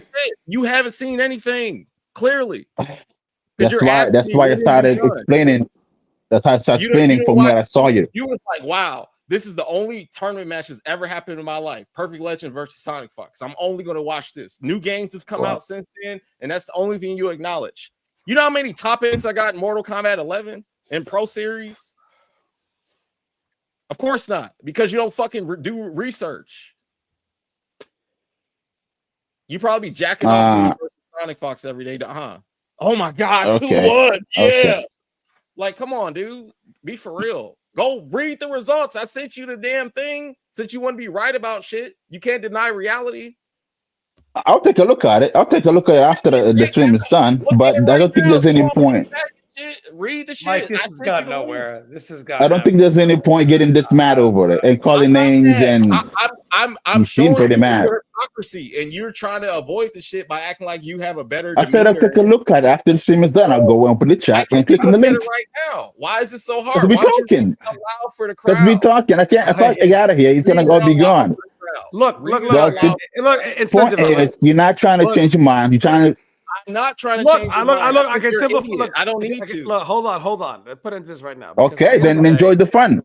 At the end of the day, SonicFox's greatness does not in any way diminish PL. They are both great. You are like a fan in a bar trying to argue who was better or who was good and who was bad while referencing two of the greatest athletes to do it. You're literally trying to say, well, better. It's almost like you're trying to shame him into, is SonicFox better? One person's greatness does not think so? Another. It doesn't matter. One person's greatness doesn't matter. It doesn't matter. It doesn't matter. Let me tell you why. Let me tell you why it matters. You know, when the SonicFox dick mode goes live, let me tell you why it matters. Okay. That makes SonicFox to win even. That's. Have you heard the Trojan War?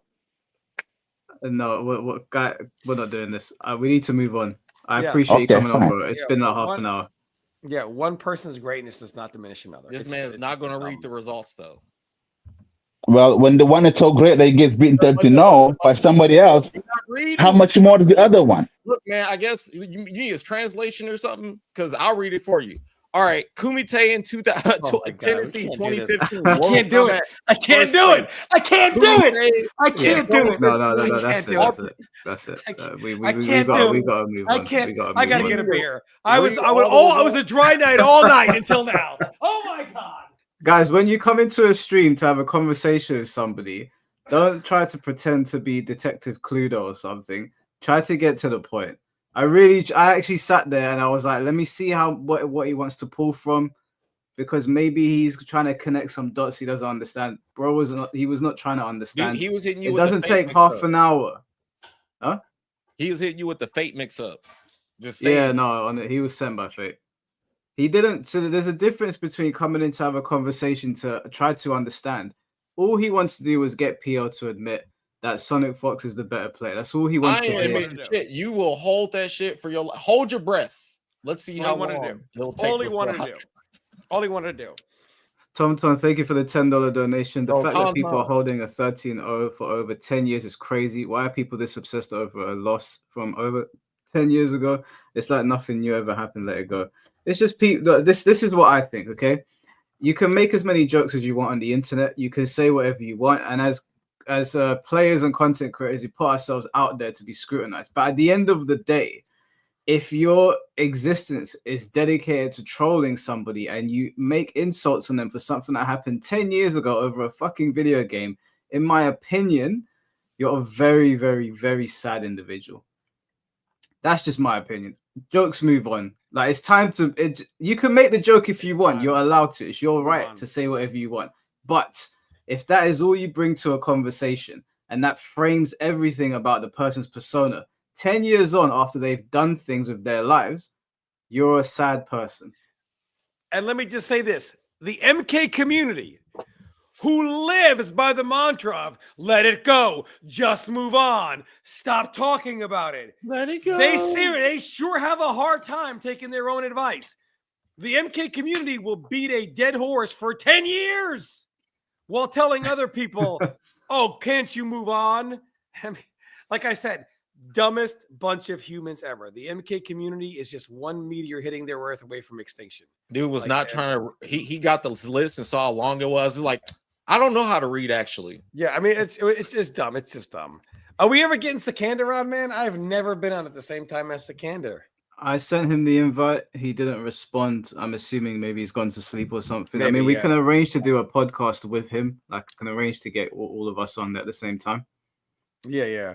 I mean, If you that know I'm down guy for that guy was definitely a SonicFox. You know, I'm like the We got to make FTC sure he knows when the mole comes out. No, wait, I'm sorry, guys. Hold on. He's just written in the chat. No need for accusations. I was there, and you guys preferred not to hear me out. I guess it says won't take any accusations when you could have talked to me, bro. You had 30 minutes, and I sat here in silence, and I let you speak to PO.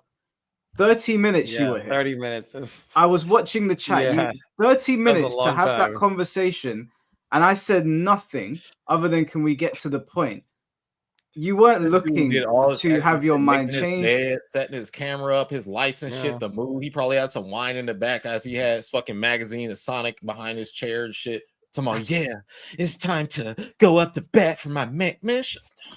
God, Yeah, I'm happy for people to come on. Even look, PO and Nylon had a back and forth earlier. It was funny. We all laughed, but there was a point there. Like Duke of Nylon and him were having a back and forth, but there was no point there.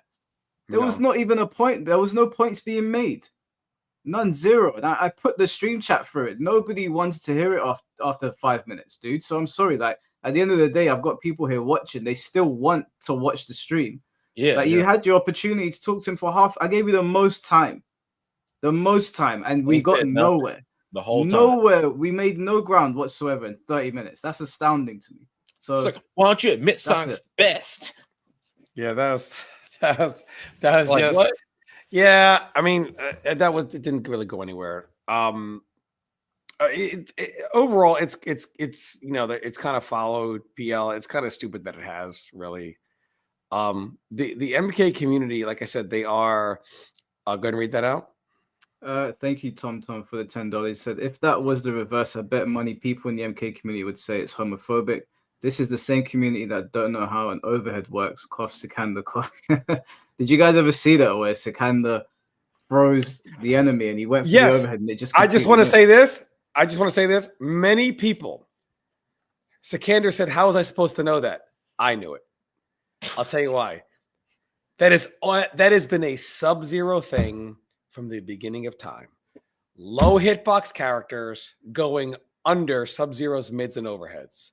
That is all. Anyone that played Sub-Zero in MK9 and some at early points, mostly in MKX, there are just so many times that I'll freeze a low hitbox character low to the ground and go to do my overhead back two and it misses them. Like so many times. Like you have to have Sikander would have had to have had 15 years of Sub-Zero experience to know that NRS, aka Midway, fucks Sub-Zero up in every game like that. Every game.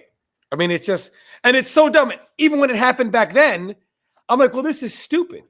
The point of an overhead is to do this. Well, you just got to level up and adapt, Tom. And I'm like, it's stupid. It's an overhead. Why are they going under it? It's so dumb. And the NRS community has, and they did the same thing as Sikander. Well, he should have labbed it and learned. You moron. It's an overhead. And like you brought up, when they're frozen like that, the game actually considers them standing because they just pop right up. But it misses anyway. Dumb. Yeah, I think Alexis was trying to get Sikander on, but I don't think he wants to come on right now. What I'll do is I'll set up a stream for all of us whenever you guys are free, because True Underdog's going to be here tomorrow, and then I'm going on Atreus' podcast on Friday, and then maybe we'll see over the weekend what you guys are saying. But I feel like we've covered enough ground. We've been here for 6 hours. Was there anything else, PL, that you wanted to talk about? Everybody, please play Sparking Zero. Like, I don't know what else to say, man. I've watched a lot of Dragon Ball. Like, yeah, but it's been cool just hanging out with y'all and talking to y'all and stuff, man. So and talk to the community and stuff. A lot of great interactions. So I appreciate everything is cool. Can I just make one request? Okay, now Martin, this is no shade on you, bro. This is no shade on you. But guys, my name is not Mike Hallow. My name is Mike Hollow. Okay, it's on my. Please stop calling me Hallow. Okay, I'd rather you called me one of those stupid names you come up with, like Swallow. Then I know you're joking, but this is not. This is unacceptable. Mike Hello is also not acceptable. Mike Hello. Yeah. And this one is definitely not acceptable. Yeah, Mike Hallow. Yeah, I don't know where that. They do that to me at tournaments. I'll sign up at a tournament with people that know me, and they'll write down Mike Hallow, and I'm like, bro, you know me. Why are you calling me Hallow? It's so annoying. That's so dumb.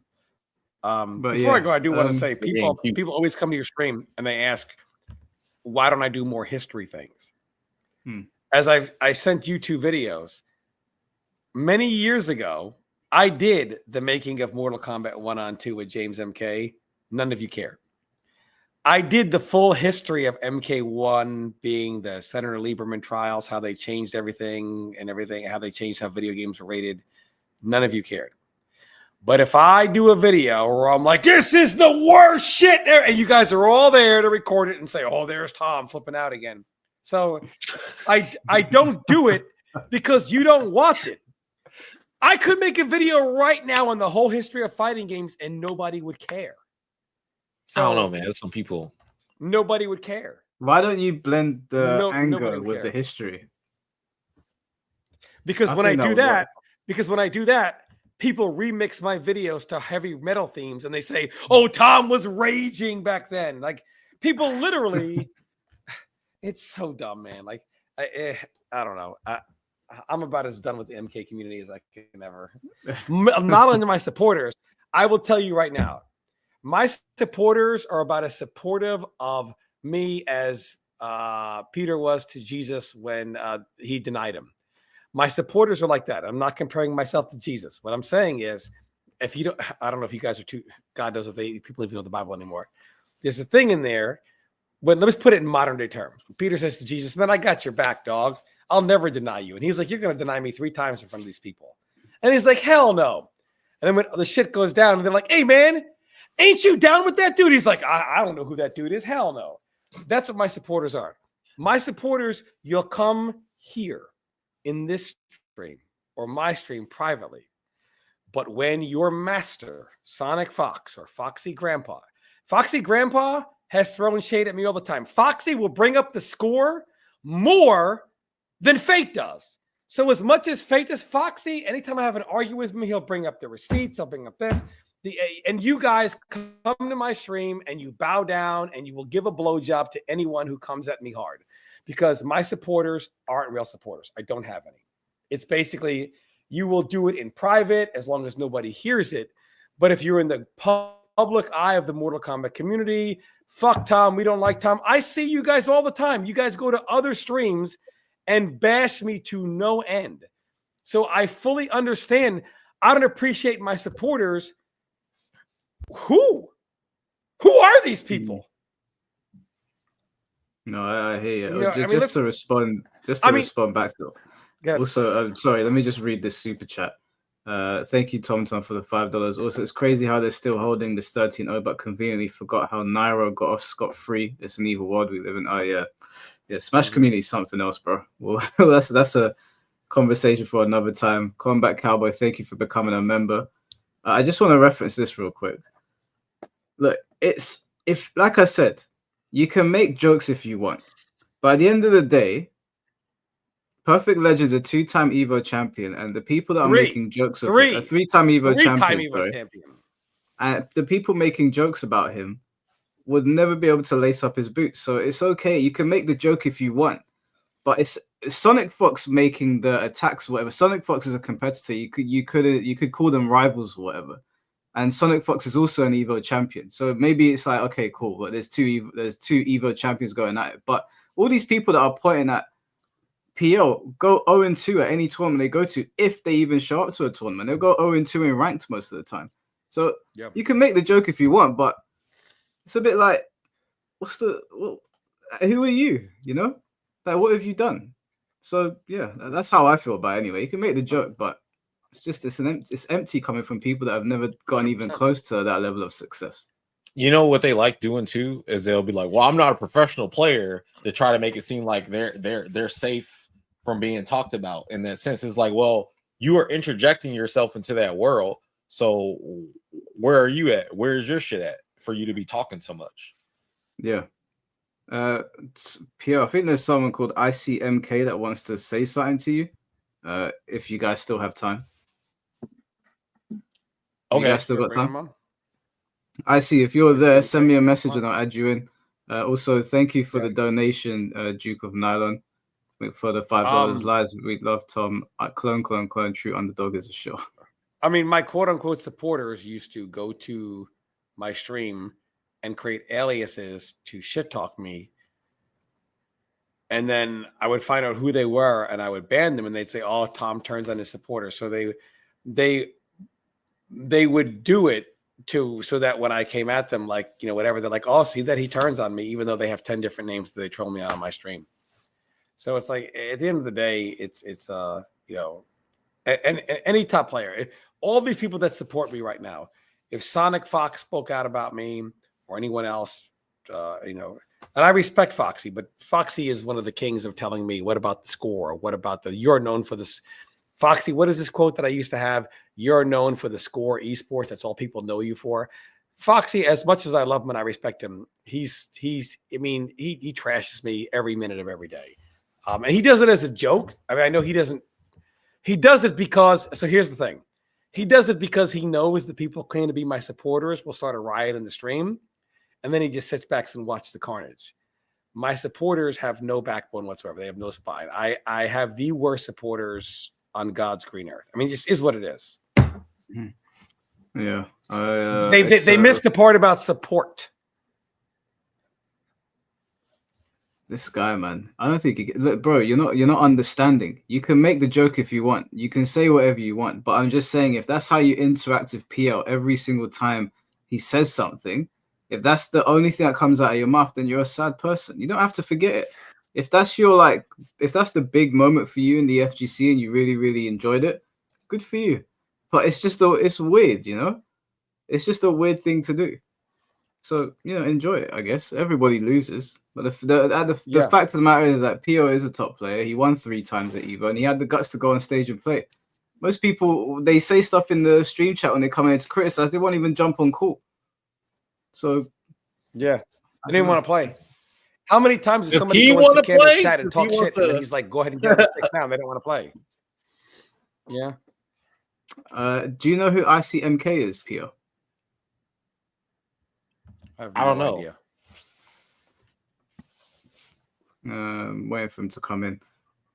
Like, I'm trying to. Is this spelled like IC, like the letter, or is it? No, I see why. I mean, a lot of people will talk shit online and then they're afraid to get on the sticks, period. I mean, so, and most people, and no one in this chat right now would get on the sticks against SonicFox. So, yeah, not on stage anyway. Yeah, not on stage. Loads of people would. They absolutely wouldn't. People feel so embarrassed too when they lose. I don't feel that way, but everybody else does. And I understand how they feel because of their reflection of how they try to make me feel. I'm not a bitch ass nigga. I'm just going to tell you right now. I don't be like, "Oh, I lost." I'm like, I'm going to press the button and play again. I don't dwell on shit. Y'all dwell on shit. That's why you try to think I dwell on shit. I do not. Foxy's here for you, Tom. What do you say? He said, where's he gone? Yeah. Yo, Brady, I hear you chatting shit. You trying to get on the sticks. Get out of here, man. I'll get on the sticks. Play some no, Tekken. Foxy did a lot. What it was funny. What Foxy would come in and start something in my stream chat, and then my stream chat would just go ape shit and just like be all over me. Tom shit, yada yada yada, and then they would blame Foxy. They would say Foxy made us do it. It's the dumbest shit I've ever seen in my fucking life. Dumbest shit ever. Dumbest shit. Icy says it's going to be 10 minutes. Do you guys have 10 minutes to wait? I know, PL, you're meant to be streaming at some point for your own thing. Yeah. I was actually going to go skating because the skating starts like soon. I have to drive out there and stuff, but I haven't. Yeah, I mean, like he said 10 minutes. Why couldn't it have been like now? I don't know. What's he doing? I don't Yeah, understand. you got to take a shit before you get in here. Like you got to rub one out so you can be calm minded. What's going on? Like, although, like I said, Foxy does throw the score up a lot. No, Foxy has brought up the score to me many times on stream. I'm known for the score. No one knows who I am. They only know me because of the score. Esports, you know, and then my stream chat will be like, oh, you know, whatever, and then they blame Foxy for it. So it's just, you know, my supporters are the worst, man. Like I don't have any. So do you think people don't support you because they're afraid of getting attacked? 100%. It's pretty spineless, guys. Come on. 100%. Terribly. 100%. A Sub-Zero would say spineless. Yeah. So. Yeah. What I does don't know what Icy say? He said he knows PL. Something about PL rage quitting on him and not. He said he beat PL us. online in MK9 or in King of the Hill. He said I don't know. He was like, what do you have to say for yourself when this happened and this that I did this to you and you rage quit, and I don't understand. I didn't play in King. That's not true. PL did give Sonic his credit. He has never PL has never discredited SonicFox. He is not discrediting him. I don't understand where this is coming from. But I also wait, is Icy joining the call to say that he beat you in a random King of the Hill lobby? That's a waste of time. We're not waiting 10 minutes for that. Is that? I just don't understand. Is that what's going on? You know how many people had fake Perfect Legend IDs on MK9, and people would send me messages like, "Oh, look, I beat you." I'm like, "Yeah, that's not even my ID." Or have a full video. Okay. Somebody named Perfect Icy Legend. is ready. Icy is ready. All right, Icy. Send me a message on Discord or X, and I'll send you an invite. If he's just coming in here to talk about him playing against whatever, that's a waste of time. Alexis, don't ban Invincible. Just leave him. He's just yapping into the wind. Because he won't give Sonic his credit. Where is this coming from? Where is this coming from that PL didn't give Sonic his credit? Where does that come from? Why does it matter if I give him his credit? Why does it matter? Confused. Yeah, you don't need to give him credit. You want? I don't understand. You want PL? Yeah, you want PL. Nobody gives PL his credit, but you want him to give everybody else theirs. The thing is that you don't have to give people credit. I don't have to. If someone beats me, I ain't gonna give you credit. Right? It's a game. I have to shake your hand. You could just keep moving. People be so mad that you don't do what they want you to do. Yeah, I don't know. That's weird. I don't know. Sometimes, like, if I lose to a Victor player, do you think I'm giving him credit? I don't know what your results are. Your own credit. You don't need someone to give you credit. Your results are credit. You don't need it.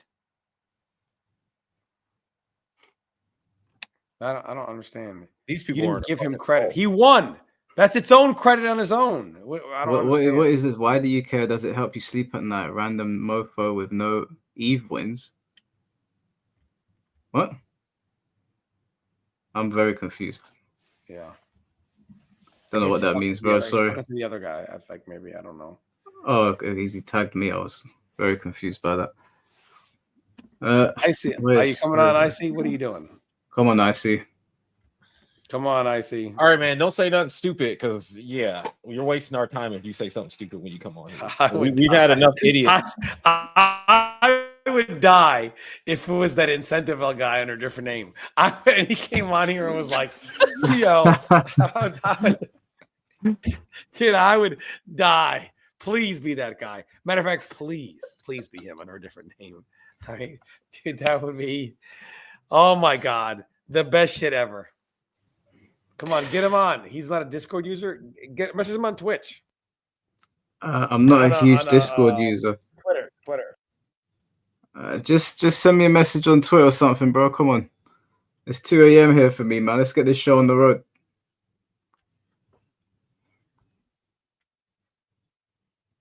Tom was singing. Yeah, his internet was going crazy. Can someone give Icy my Discord, please? One of the mods. Can you give him the Discord? You just gotta click on and add me, bro.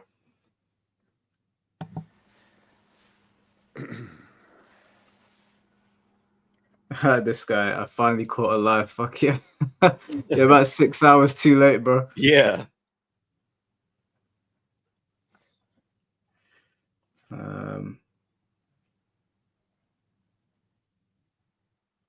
All right, you should be sending me a message any minute now.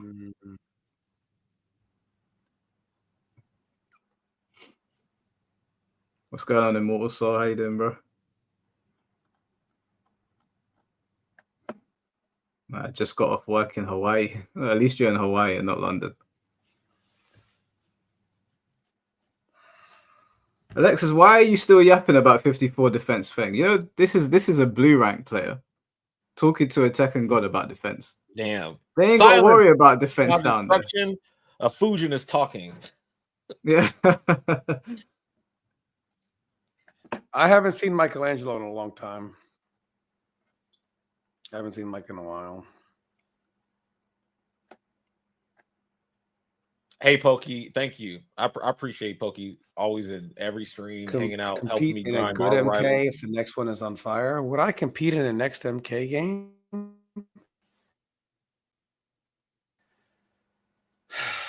Appreciate you, Pokey. Honestly, unless something changes, I don't know. I see. Where are you, bro? You guys would just say it doesn't count. I mean, I see you coming on. It's gonna be. I think it was something to do with he beat you in some random king. I think it's pointless, but we'll give him a say. I see you coming on. I see, bro. Come on, man. All you gotta do is click on the link. You just gotta click on the link. That's it. What did he message you on X? In the King of the Hill, you can't fucking click on the link, brother. Click on the link. I don't know what this is about. I see. Click on the link, brother.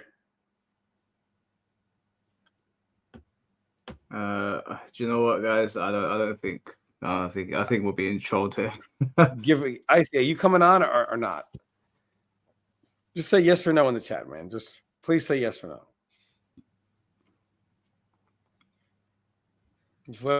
I see melted. He's still there. Is he even still in the stream chat? He hasn't said anything, and I see. Are you there at all? He's gone. Okay, so he's gone. Yeah. All right. Cool. All right, guys. Well, I'll get you out of here. And then we'll do the true underdog stream tomorrow, and I will let you guys. He's in Discord right now. What? Oh, this guy's an idiot. It's not in Discord, dude. This guy's a troll. Okay, he's here popped up on here. Oh, he's here. Okay, let's get. All right. We got there eventually. Let me give him the link. Okay, so he's here. Perfect. All right, just click on the link I sent you in Discord, and then it will bring you into the chat. Yeah. Tom, I think you're slightly delayed. Can you hear me like right now? Yeah, I hear you. Oh, okay, no, you're cool now. You're fine. Khans, thank you for the $5, bro. Is it possible to schedule an interview with you and Tom? If so, what is the criteria for that? What is in you want to interview us? Yeah, I mean, just send me a message on Discord. I'm trying to I've been invited to jump on a couple podcasts, so I'm trying to get through all of them. I'm going to be on one on Friday, but after Friday, I should be free.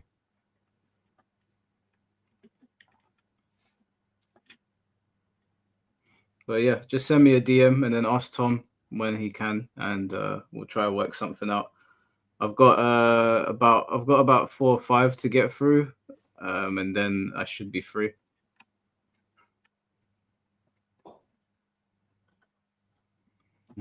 Come on, IC, come on. Lock in, bro. IC. Lock in, buddy. Come on. Just click the link. Just click the link. Can we get a 54 defense emote on the channel? You can if you can take a set off me on Tekken. If you can take a set off me on Tekken in your lifetime, you'll get an emote.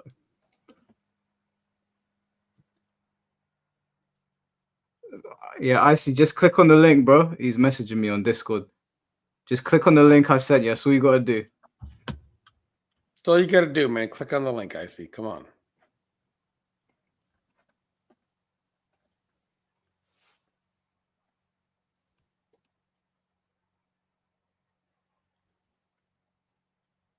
I beat your ghost. Does that count? I mean, that helps you sleep at night.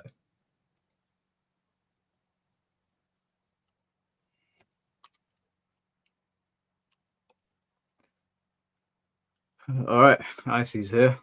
I'm so sorry, guys. That's all good, man. How you doing? I'm a noob at this, I admit. That's all. Can you hear us? Did you play me in some King of the Hill and MK9? So yeah, Are you sure it was me? Can you post the video? Do you have a screenshot? All right. First off, I'm coming at with that energy because you're making them claims. We can start at that. I don't care who you are. Can you post the video or the chat? Can I go ahead and talk what I'm talking about? Go ahead. All right. So first off, I'm not trying to start a fight. I'm not trying to come at you or anything like that. Because in the grand scheme of things, this is 2 fucking fights we're talking about. Doesn't mean shit, right? It's 2 fights.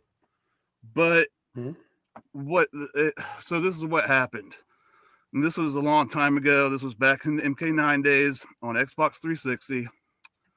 I don't remember the names of the other people I was talking with back then. They originally approached me and because they were impressed with my play. I was a main reptile player. And they basically invited me to this King of the Hill thing one day. And you were in there. And you're in there, you're kicking everybody's ass. Left and right with your Kung Lao, of course. And towards me. I'm pretty fucking positive it was you. It was your perfect legend handle. I'm pretty sure it was you. All right, my handle on Xbox, we were all mic'd up. Just regularly perfect legend though. He'll never play with a microphone. I can tell you that right now. Yeah, that's bullshit. Yeah, he never played with a Well, shit, So well, that's why I wanted to talk about this because I never known the actual truth. I felt like I've never known the full truth. And then, hell, you're on. I have, barely available time right now, but I have a little bit of time. So I figured, what the hell? I'll get on here, go ahead, talk about it for a minute. Anyway, so what happened was, first time, I wait till you beat everybody else. I get my turn, face you, or of what I believe is you at least. You say it's not you. Like I said, I'm not here to start shit, and this is so old and don't really matter, right? But I beat you first time with Sonya because I had recently started playing Sonya at that time. I actually found that I liked her against the Kung Lao matchup specifically. Got a win. You're like, oh, bullshit, and fucking everyone's popping off. I'm like, dude, that wasn't even my main. And then you, or presumably you, was like, oh, that ain't your main? That ain't your main? Who's your main? Who's your main? I'm like, Reptile. He's like, all right, bring your main. Next time we fight, bring your main. I'm like, okay, I will. I fight the next whoever, beat them. Then I lost to the next person after that. So it was 2 spots behind you on the King of the Hill.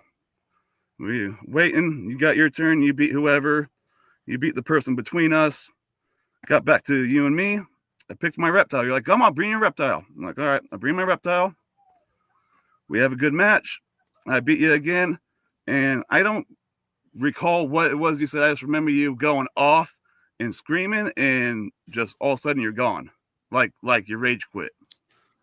And the whole point of that story, though, there is the people I was talking to. I wish I could remember their names because I think you guys would know who I'm talking about if I could fucking remember their names. And maybe I'll get back. I haven't been on Xbox in forever, but Where get are back you on there from? and see if I can find something out. But anyways, they were trying to recruit me with a sponsorship through someone. And after that shit happened, they like ghosted me. And well, they ghosted me, and then I basically reached out to one of them on a different account because I was like, what the fuck's going on? And he told me that basically I was getting cock blocked because of embarrassing you in front of a room full of other people. And I was like, really? So you're trying to tell me he's cock blocking me somehow? And that's the last I've ever known of it. Can I just intervene for 2 seconds? One question is, have you ever cock blocked anyone, like blocked anyone or gate kept anyone from like getting a sponsorship or trying to get to that next level or anything? Okay, No, I'll answer this for you. Question. No, I don't have that power. 2, Wow. I don't really play in King of the Hills, and I didn't in MK9. Wow. And anytime that I played the game, I streamed it. So like, wow. And I'll play ranked, but Wow. yeah. All right, let me read. I'm just going to say what you just said out loud so that you can hear it yourself. Perfect Legend, did you, 2-time Evolution champion, who have beaten the best players in the world, rage because I beat you one time in King of the Hill and demand my main? Do you really think that somebody, I mean, honestly, do you really think that somebody that just won 2 world championships would get mad that he lost an online game in King of the Hill? Here's what really happened. I'm going to give you the real truth. Your friends trolled you. Those people knew exactly who that was. It was a fake Perfect Legend that was set up. That whole thing was a show. You were never going to be sponsored. They were never interested in you. Not saying anything about your skill. They trolled you and made a fool out of you. You were never cockblocked by PL. That wasn't him. And the fact that you ever believe that, this is a 3-time Evolution champion. And somebody is saying, have you ever cockblocked somebody? Mainly me. When I beat you and you raged that one game in King of the Hill? A 3-time Evolution champion. And these are the things that get asked. I mean, if this doesn't tell you what the damage the MK community has done to people's legacy, this is it. And this is no offense. But you got to understand, a 2-time Evo champion in this game, do you really believe that he would get that mad over losing a single game in the online King of the Hill? That's why I asked for a video, picture footage, because this was back in like, I want to say 2013, because it wasn't like the first. That's definitely wasn't the first year of MK9. Yeah, I definitely was not playing no King of the Hills. I was playing Injustice 1 or doing testing dude. I did not play online. Hey, like the people I played with online were 16-bit at time, Slip sometimes, and THTB and Forever King. I didn't play anybody else in that game online. Forever King, I had played him back in the day, so I'm a little bit. I mean, Mike, do you hear this? But that's why I started out telling you I'm not trying to start any shit. It's like this is a genuine thing that I went through, and like I said, in the grand scheme of things, it's a small fucking thing that don't matter, right? I mean, I'm sorry that your friends were, but I'm not gonna. So I'm not gonna. I don't hold any ill will or ever thought you were anything less than you are. You know what I mean? Like, I know. If anything, I want more players. Like Tom's saying, I know you're a 3-time Evo champion. I know what you've done. I know that you've been a consistent tournament player for years and years now. Over a decade. This wasn't me trying to throw any shade. This was me wanting to ask a genuine question and just see what you had to say. To be real. Yeah, And I apologize for that's the what you animosity said. initially because like the way it was coming up in chat, as far as how it was being presented, it was like, okay, do I got to go through? Because I don't know if how long you've been here on the call, but all these other assholes have come on the call. Yeah, I came in late. Assholes, like, so I'm already there on 10. Like, all right, what's the next thing? So like, yeah, it wasn't me. Very regularly, people would make perfect Legend accounts on PlayStation, on Xbox. And they'll send me. What did you play on back then? Just curious. I played on Xbox and I Okay. played on PlayStation because PlayStation would have like random like MLG tournaments or something you could play in. Right. But Gotcha. Xbox had a more stable connection, and it seemed that's like why I the like game Xbox ability was too, better. yeah. Because if you did Cyrax bombs on the screen, the game would slow down on PlayStation. So yeah, I was only like playing. I would go back and forth depending on who was available that I could play because playing in ranked and stuff. And also, as far as ranked, I did not play ranked until the end of 2014 when I started like really streaming hard body before MKX came out. Yeah, I never played ranked. I didn't start playing rank in Mortal Kombat till fucking MK11. Yeah. Yeah, but saying that happened in 2013, yeah, I definitely was not, because 2013 was more so like Injustice stuff for me. I was doing a lot of work for Injustice, like testing it, doing the guide, and then like still traveling, going to events and stuff. Yeah. So yeah, sorry your friends are whack. Hey, you know what? Having this quick conversation and going through this, it actually, you know, I can accept that, you know, I got duped back then. You know what? That actually makes me feel better right now in a slight way that like, okay, I don't feel any animosity towards the situation then, you know what I mean? Yeah. So I feel I understand, like, man. I've been catfished before. So I'll admit I've had a little bit of an animosity towards you, but because I've never had to like talk with you, or it just shit seemed weird. So I never felt like I knew the full truth. So, but you know, with what you guys are saying now, if that's what happened, to me, then you know, it is what it is. Yeah, that's the only reason I asked for like screenshot or video. Your friend sets you up to believe you beat the reigning defending Evo champion, and then said by saying, "Hey, we want to sponsor you," and then after you supposedly beat him, saying, "Oh, because you got him mad, we don't want to sponsor you anymore." That's the. I mean, just picture that they painted. Yeah, that's so weird. Like, okay, if you were going to get sponsored, right, and you beat me, that's a clear indication. Yeah, this guy's good. Why should it fucking matter what I say to sponsor you or not? That's also like real sketchy. Just follow it through the conclusion, man. I mean, like, there's just. But Mike, also, this was Mike. How many 3-time Evo champions have to deal with this? Do you think? Only PL. Well, you know, think about this, guys. This was what 11 to 12 years ago. It's like I was 11, 12 years younger. I was 11, 12 years dumber. You know what I'm saying?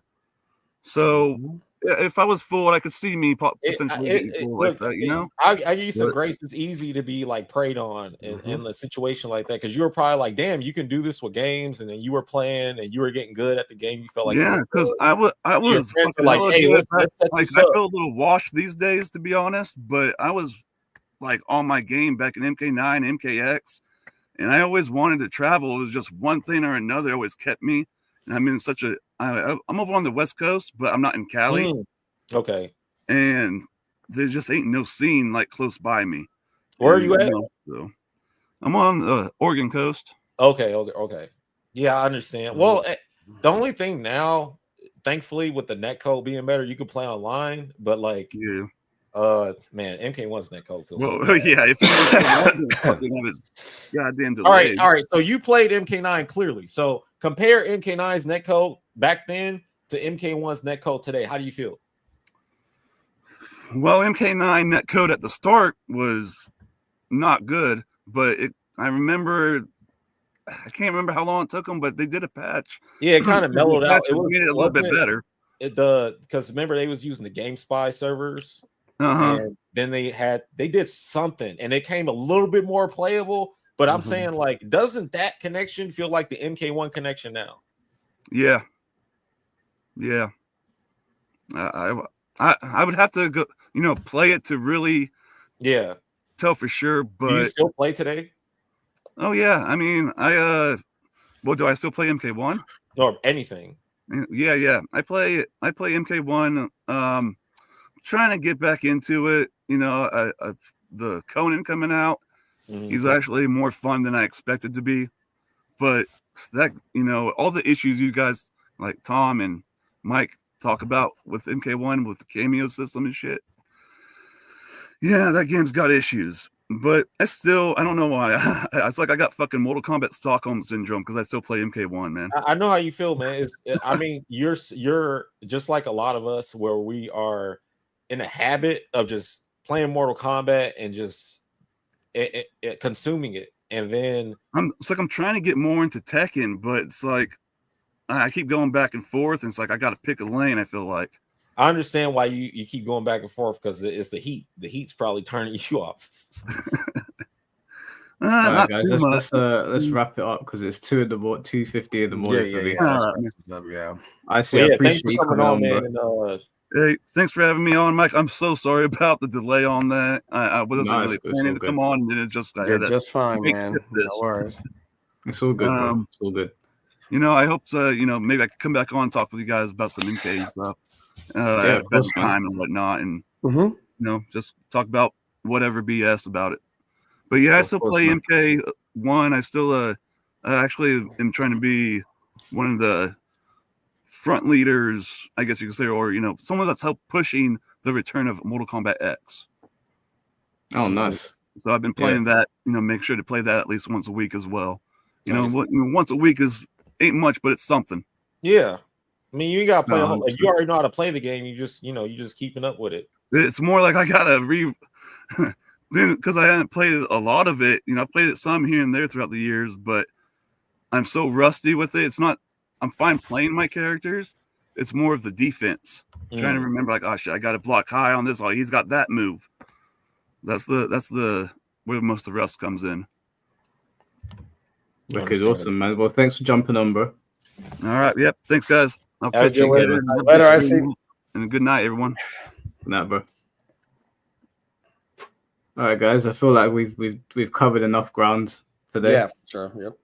Yeah. So I'll get you guys out here now, and we'll set up something with Sikanda at some point during the week. Sounds good, man. Thanks, Mike. Appreciate it. Guys, thanks for jumping on, man. Appreciate it. All right. Later, guys. All right, guys. There's the stream. I think PL got everything off his chest that he wanted to. So I just want to say thank you to all for being here. We've been there for 6 hours, and there's been a consistent 600 people watching between X and YouTube. So I really appreciate that. Thank you to all the members. We have 101 members on the channel now. And I upload members content almost every day now.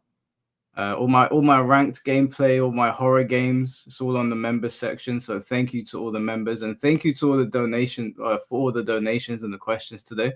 And thank you to everyone that called in. Even if we didn't see eye to eye on everything, it's always fun. So tomorrow, 7 p.m. UK time, I'm gonna have True Underdog here, and same format. I'm gonna have a chit chat in about 2.5 hours, 3 hours in, depending on how the conversation is going. I'll ask True Underdog if he's okay with people chiming in, which I spoke to him in the inbox. He said he's fine with it. So if you guys have questions for True Underdog, make sure you get them ready. Please make sure that they are concise. Okay, we can't have somebody asking a question for 30 minutes. It's not going to be fair on everyone. And yeah, I guess I'll see you guys tomorrow. So everyone stay safe out there, and I'll catch you very soon. Take care and peace.